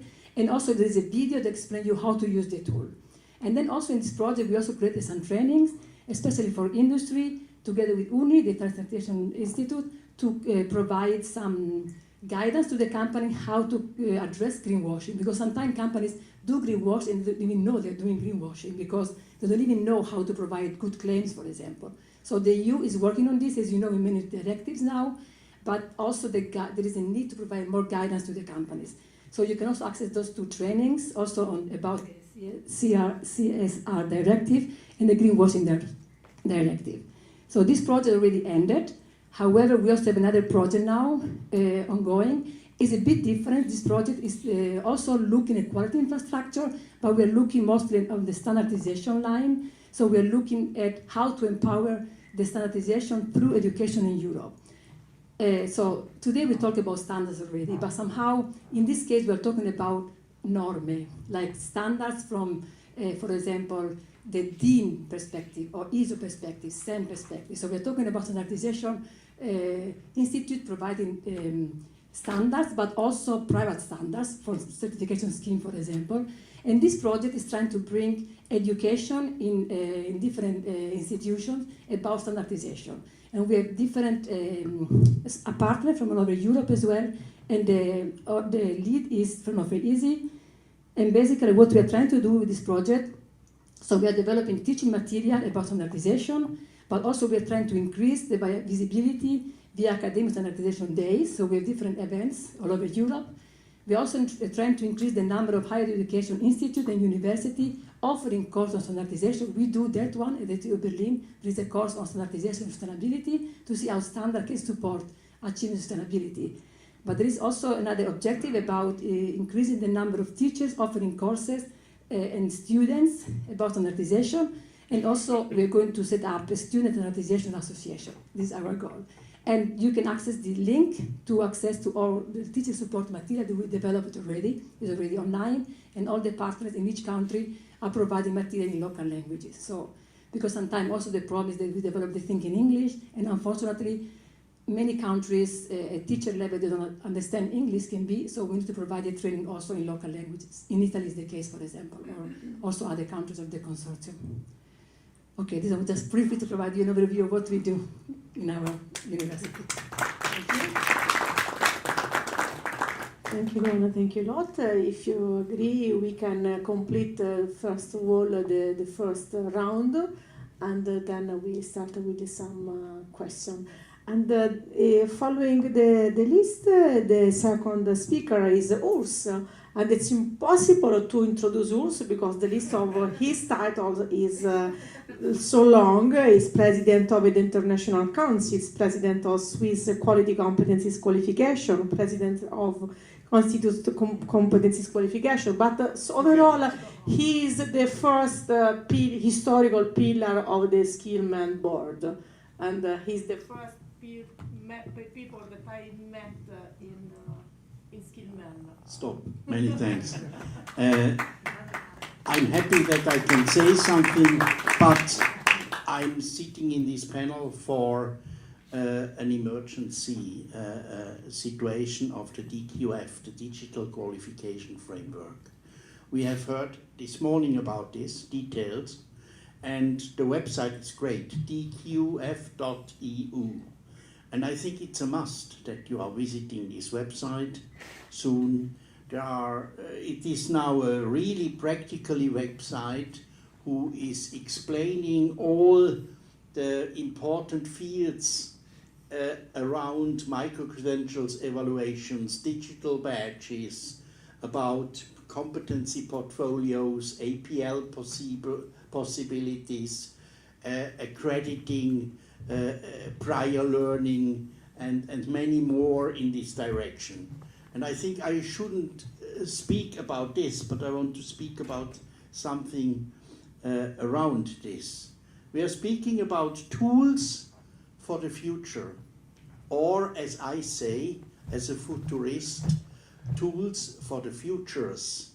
And I need to explain why I'm using the plural of future, and why you see more and more in articles or in books or in the internet this term of plurals, futures. It is a totally clear situation. We are living in a multi-disrupted time, and this time will last more than 100 years, I think the next several 100 years.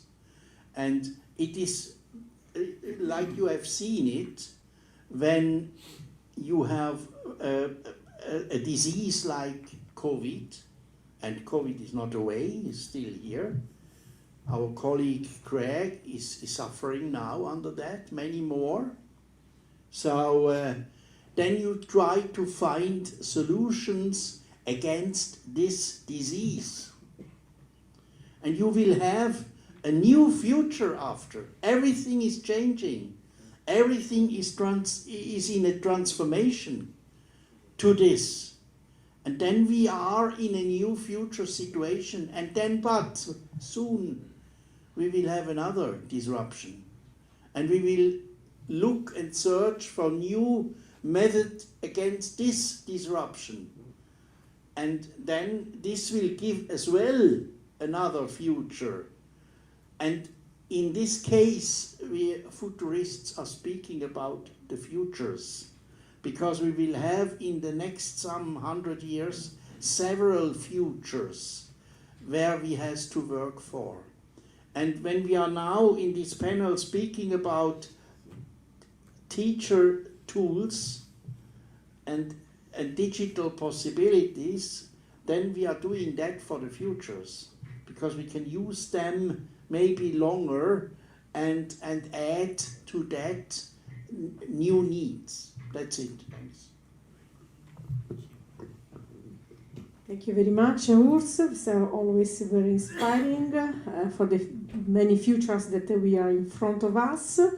And our third speakers, Valentina De Vico from Tuscany Skillman Hub, project manager at the Center Study of Culture and Development, and she speaks about the opportunity of mobility, I think, in your Skillman network. Please, the floor is yours. Thank you, Stefania. Thank you very much. This is not working, but it's nothing. Okay, perfect. So thanks, everyone. As the closing part of the first day of the conference, there are so many keywords that have been mentioned by all of us, the keynote speakers and the other partners. And we talked about the strings, connections, opportunities, what brings us together now. And that reminded me of the importance of the Skillman network, which it was called by Urs the first time, but the other partners as well, the network of the networks. I think this is very important to mention, because today I'm going to talk about mobility. I am the coordinator of mobility and internationalization for Skillman.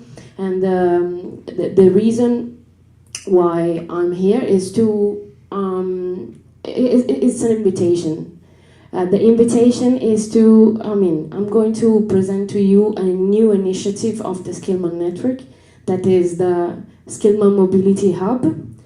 And the idea behind it is that right now, at the moment, and since 10 years, in Pistoia, where the Skillman network is based, Pistoia near Florence, Tuscany, Italy, we have been running a mobility program.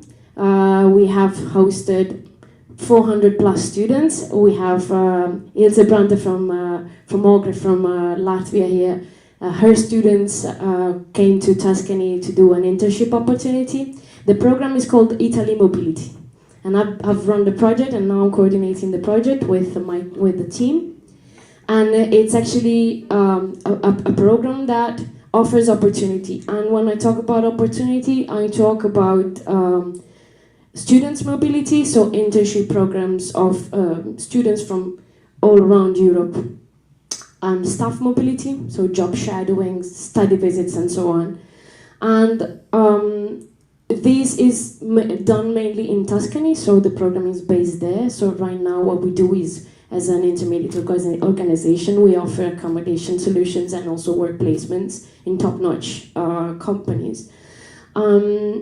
So the reflection here was to enlarge that, extend that, using the Skillman network to create a centralized infrastructure. And we talked about the DQF, we talked about the whole infrastructure and the recognition of the competences. So putting all these values that we talked about, and we keep on talking about at every Skillman International Forum, put them together and to extend this mobility opportunities to the network, so all the partners that are involved to the network.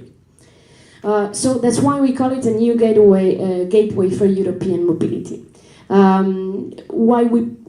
What we imagine is to have a platform that serves as a hub, a main central point for schools, vet centers, vet providers, and other stakeholders, and helping all these partners that will join the hub for mobility throughout the whole Skillman network, helping them to connect, to manage contacts, logistics, and their visibility across the international network. We have an infrastructure already, a digital platform, an e-learning platform called Moodle. So that is already in place, so the infrastructure is there. And so the idea is to have a centralized space, a digital space, where all the partners from the network can connect and can manage mobilities and can create mobility opportunities all around Europe and beyond. The key areas of mobility that I'm talking about, as I just briefly mentioned now, are students' mobility, so giving the opportunity to students to travel and to go to other countries for internship opportunities, study visits, and other mobility programs. Of vet mobility, of course, for students and also for adult learners. And also staff mobility. I was talking to you, Stefania, today about staff mobility. So she said, I want to go to Dublin to do a mobility there. Can you help me? So that's what the Skillman network is for, to create connection opportunity and to enlarge, the possibilities for mobility, for example. So teaching, training, and job shadowings, that's what we talked about today.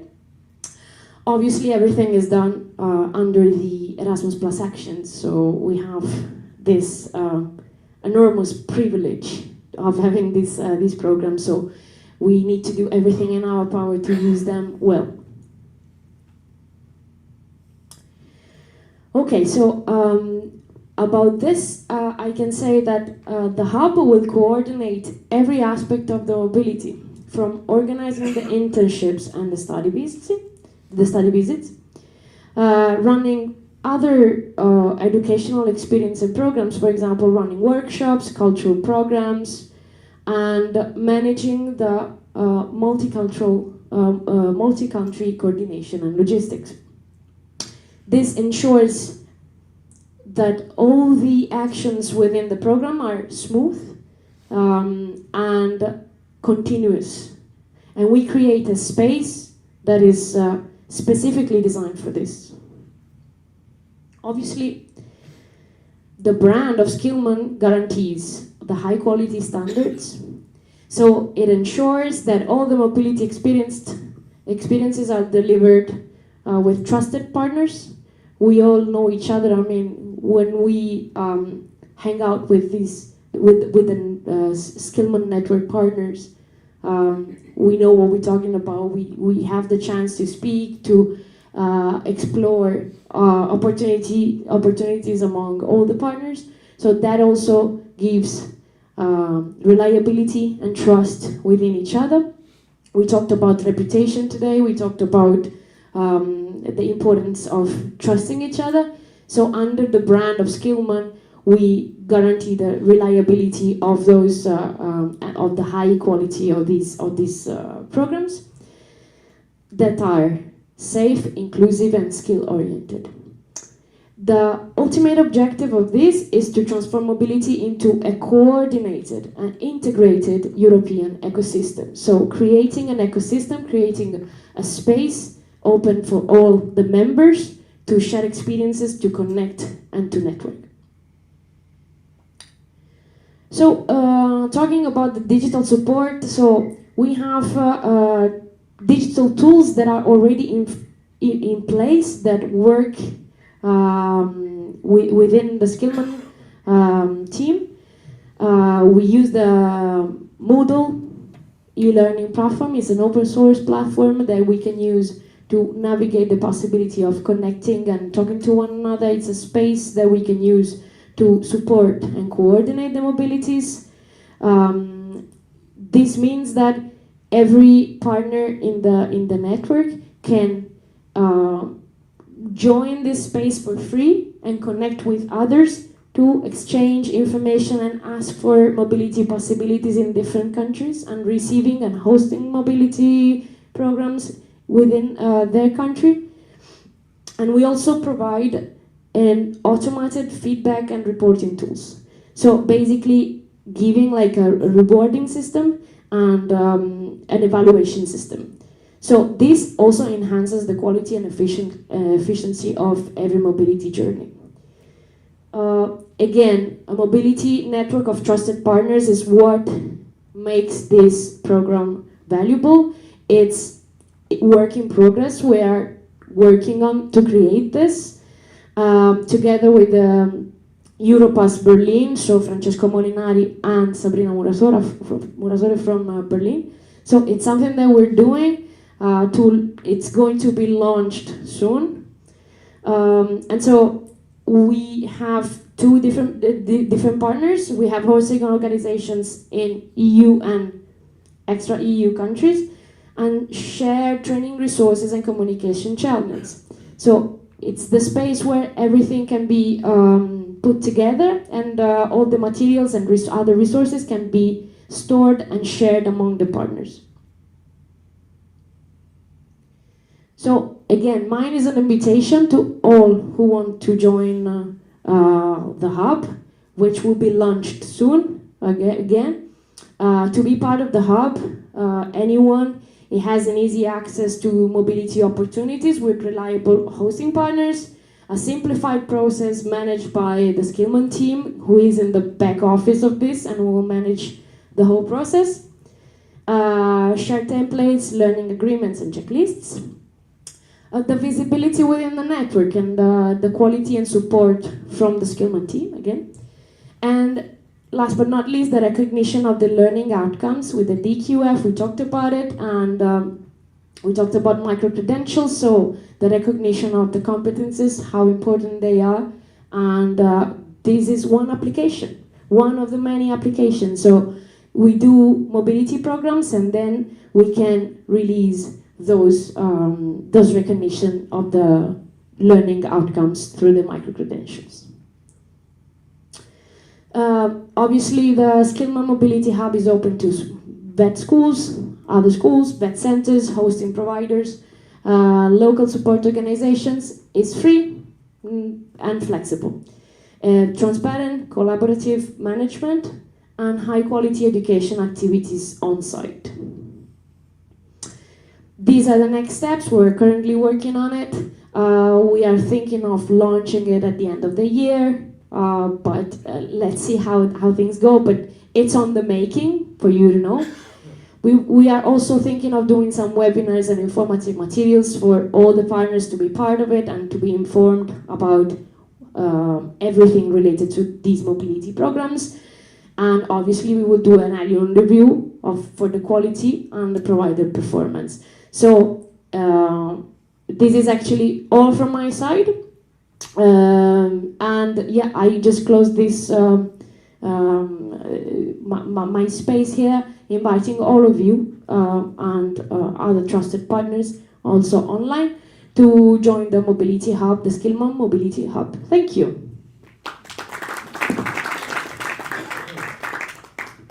Thank you, Valentina. Very interesting. I will be the first one to to register to your hub. And I think that we have around 20 minutes for the session. If there are questions for the plenary session, will be welcome. Otherwise, if there aren't questions, I start with my first question for Luana. In order your very interesting project presentations,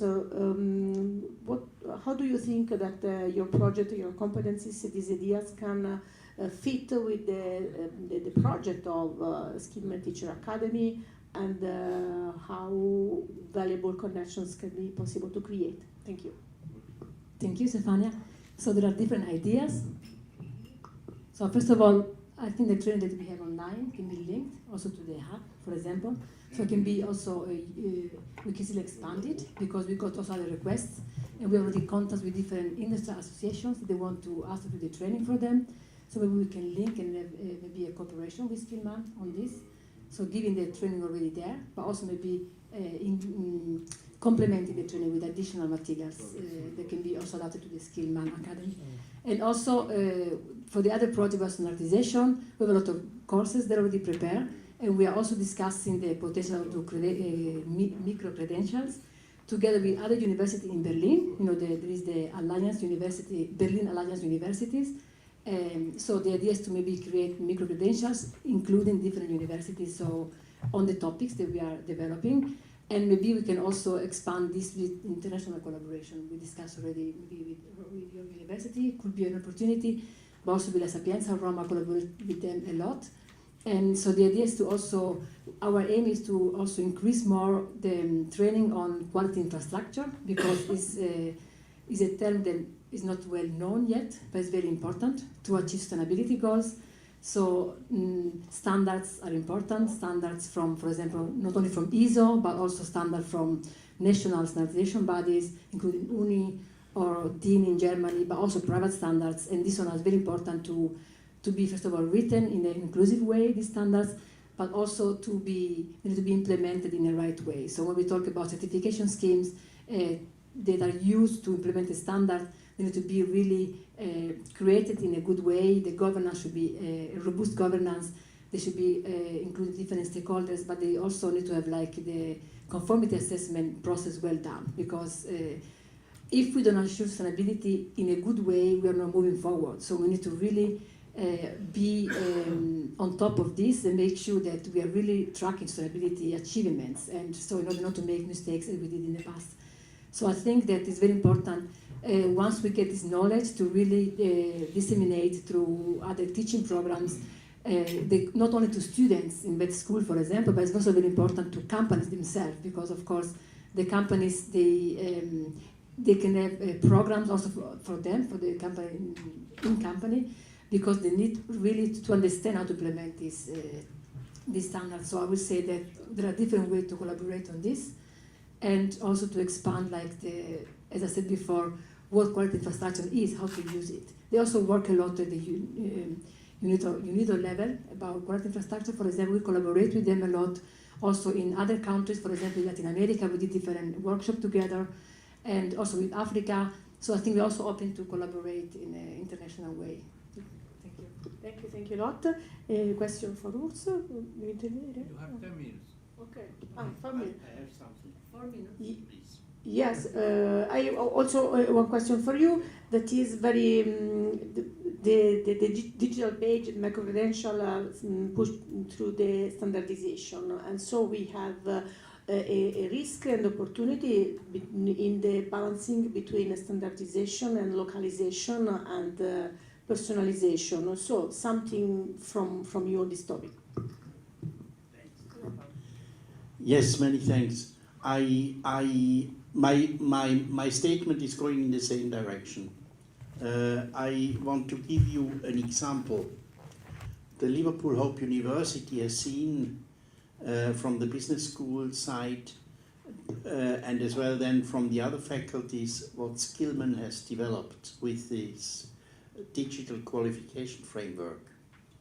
And I was 3 or 4 weeks ago in a webinar from UK universities, and I mean really UK, that means Wales, Scotland, Ireland, England, from all fields, organized by the Quality Assurance Agency of UK. That means by the authority for accreditation and looking to quality standards for the future and for the actual situation. And these many universities who presented have showed their actual status with micro-credential evaluation and digital badges. And I thought, I was only a participant, and I thought really we are at Skillman miles ahead already. They are looking for solutions, don't know how, are giving their actual situation, but I think all of them are behind. And I said that to Giovanni, and therefore the Liverpool Hope University is inviting him to train the staff at Liverpool Hope University. He is welcomed, he knows that. And we want to do micro-credential evaluation and digital badges at the university for the future with the platform of Skillman. And this platform is giving a solution, for instance, I give an example, a blockchain solution to store these credits in a blockchain, in a European blockchain register and platform. I don't know another university who is doing that. And I know they are just at the start. But Skillman, Giovanni, this was more than a hobby from him starting. And then he has developed and derived a strong expertise in this. And therefore I really has to say, we are with this on a status where we can overtake and where we will need our micro-credential evaluations. Because micro-credential evaluation, digital badges, are the pathway for executive education in the future or now. For mature learners who needs to have their credits and their up and reskilling. And I only can say, before you are starting like others at beginning, at zero, Skillman has developed that over years and has now a ready-go solution for participants, for companies, for universities, academies in the whole world, and with a very safe situation, because Skillman said, we want to have these digital badges and micro-credential evaluations in the hand of the participants. It is important that these are not going to the market and others want to misuse these badges and these developments. And therefore we looked over months in the development with the European blockchain register and got then a solution, and we can now guarantee that this is the case. So that is what I would say, and That is that what we need to say about the standards. Yes, we are standardized. Yes, we are internationally connected to the market leaders in these fields and to vocational education training fields, to other fields of providers, and therefore I think we are ready to go. There's a question over there. Yeah. Yes.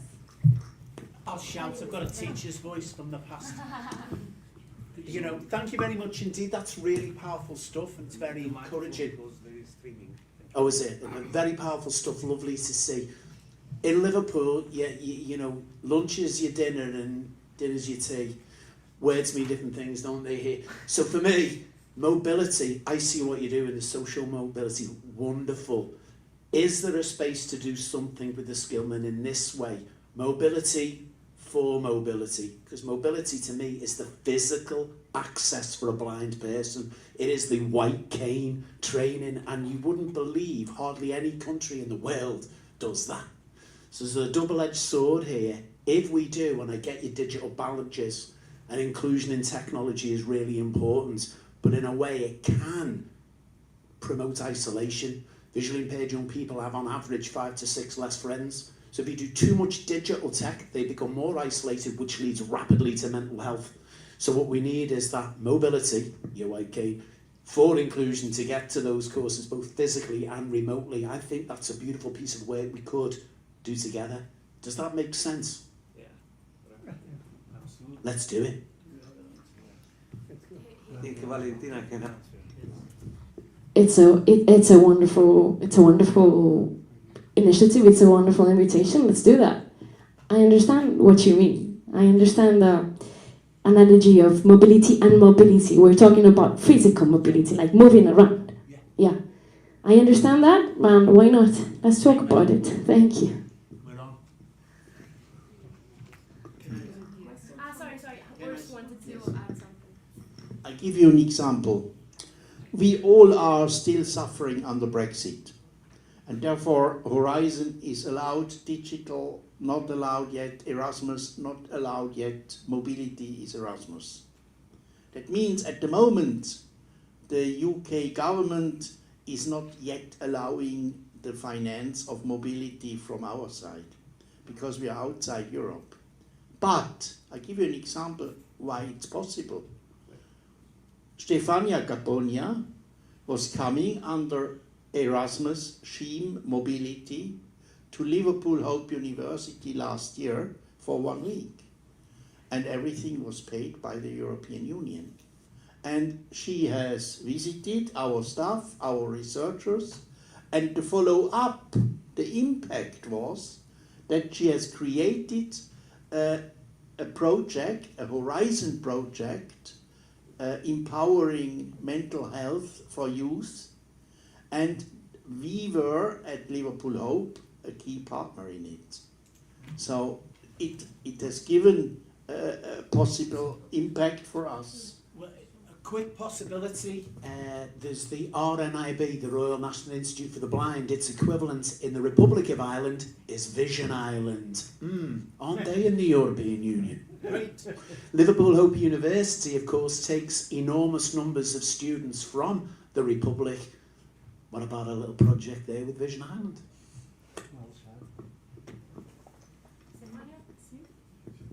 What Urs says, it's very true, but also after Brexit, you have other funding programs. So it's not Erasmus, but you have alternative solutions. So.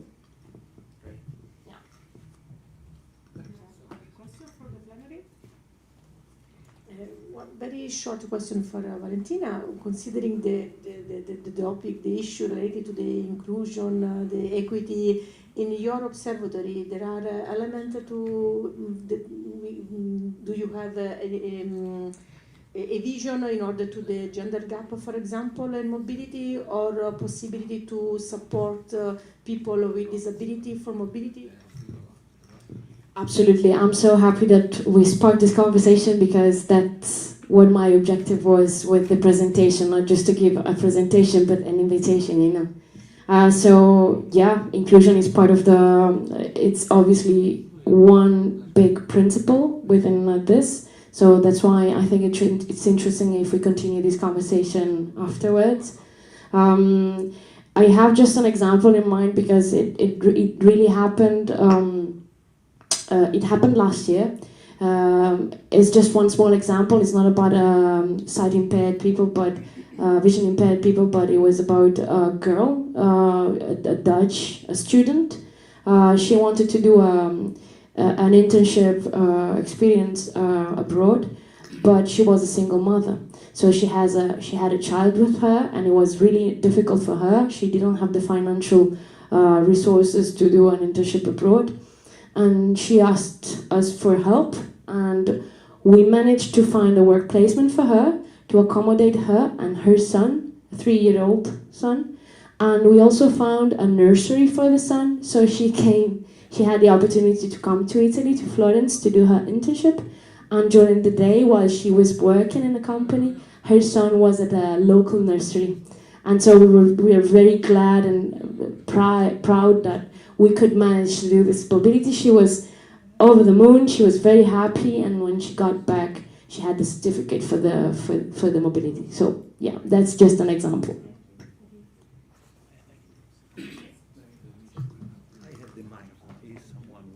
Yeah, there are questions from the plenary, please feel free to ask to our speakers. Okay, can I make a comment, because there are no candidates on that. Okay. So just to go one step back. This experience of Valentina was started in Italy. She talked about the Skillman Secretariat transition to creating this international hub for mobility. We started in Italy, this was my experience, with blind people training, but then with inclusion, mobility for inclusion. We also started to work, I think in the beginning of 2000, was 25 years ago, maybe, yes, or something like that. We started to work with people with special needs, with groups with special needs, students. And then we have also collaborated with, there were a program called Unga in Sweden by the Ministry of Labor. We have tested a model of mobility for special needs students. At that time, with the Swedish government was the learner with social inclusion, other issues to become able then to re-enter in a normal life with study or work. And then we created a model, and then on this model we have involved also German Ministry of Education, and also with Spain. We worked very much with the Basque country. And then this model was adopted to invest the European Social Fund with an agreement among 14 European countries, because at that time ESF was not able to be used for mobility. So they did an internal agreement, and then they started by using this model, this experience of mobility for inclusion, to make it effectively across 14 countries in Europe. This was maybe 15, 20 years ago. And then we also hosted people with other kind of characteristics, deaf, for example, we had, and also for work placements and so on. And I think that all this is going in this hub, the attention to make this kind of mobility, which is not the normal student mobility, but is mobility for students with special needs. And I think that this is very effective manner to make people to benefit from education. Because the advantage that these learners, I have seen in person this, the advantage that they take when they realize that they can do that is already considered difficult for what they say normal guys. They say, hey, I'm here, and you leave me alone in the company. Yes, you can stay. There is a tutor, you can stay with the tutor. Because usually they are not considered at the level to stay alone in a company. And then when you go back to, I have this image in mind, because this was two young guys from Spain that we brought to the company, and then they were scared to stay in the company alone, okay? When we came back, these two guys, female and male, they were jumping to us because they were extra happy, and they were really jumping, and I have this in mind, the jump of the success. So they were so happy, and then they totally changed their lives. Another time with the Swedish student, she was not able to resist longer than 10 seconds in a stressful situation, like to select the kind of pizza in the menu. She was starting to cry. And then she had this experience of 3 weeks in this specific model of intervention that we designed. When she went back, she was able to speak in public, and she was invited by a teacher association in a radio show to make her history available for anyone. And then she went back to school, and she had a normal life. So this was exactly the experience that we are putting in this hub. Thank you. Thank you, Giovanni. We are on time, but just two considerations to close, because it's very beautiful, this testimony, because from a sociological point of view, we say that the real poverty is not economic, but a relationship.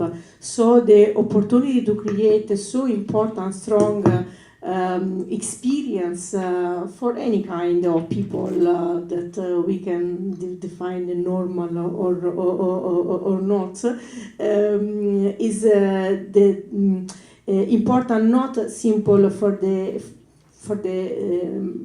skills, technical skills, credentials or certificate that we can put in our portfolio, but first of all for the personal friendship relationship that change our life, our vision, our experience, and deeply also the imagine that we have of ourselves. And I think that this is the very important and the first success of this experience. Thank you for this. And for conclusion, I just probably would like to outline that the Skillman Teacher Academy represent strategically significant initiatives at the intersection of digital innovation, digital technologies, teacher education, and European collaborations. And I think that this is a very important point to stay, to take, and to for participations. And I think also that open important spaces and field for research to call also academic universities to also take its role in the Skillman. You know that my dream is to participate in the Skillman Higher Education Alliances for the next call. And so thank you a lot to our speakers for your sharing generous knowledge, and for Giovanni and for all of you, and continues to our wonderful conference. We have a small break now. Yes.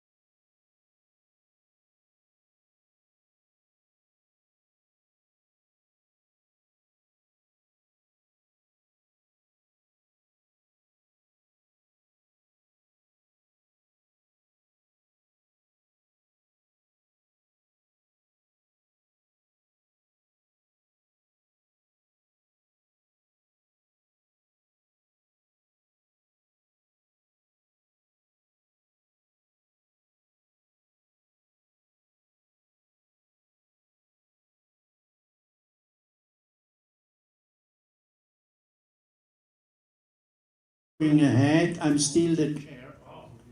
Yes. And I give Giovanni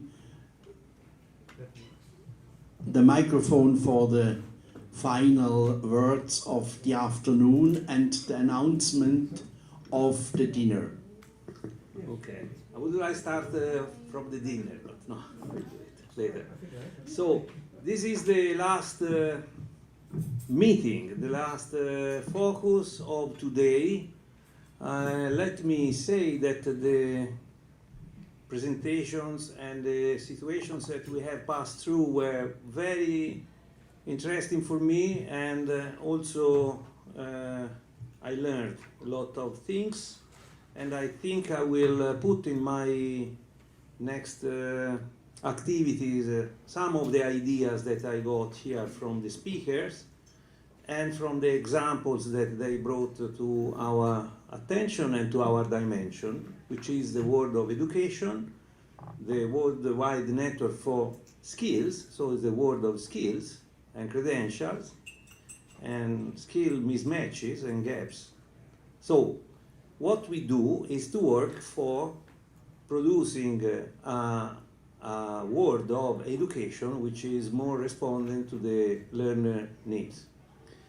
And in the Skillman Secretariat, as Valentina was saying about our experience in mobility that we are bringing into the Skillman International Hub for Mobility, in collaboration with other partners, of course, of the Skillman Network. Valentina mentioned Francesco Molinari from Europass in Berlin. I think that Francesco is giving a very factual, very important contribution to this drive of building up the hub, but other members are welcome to contribute, of course, and to put this special attention to even other kind of learning needs that we have in the community. In the Skillman Secretariat, I was saying, we also have a company incubated in our incubator, a small incubator, but which has developed a very interesting tool that we are now going to see.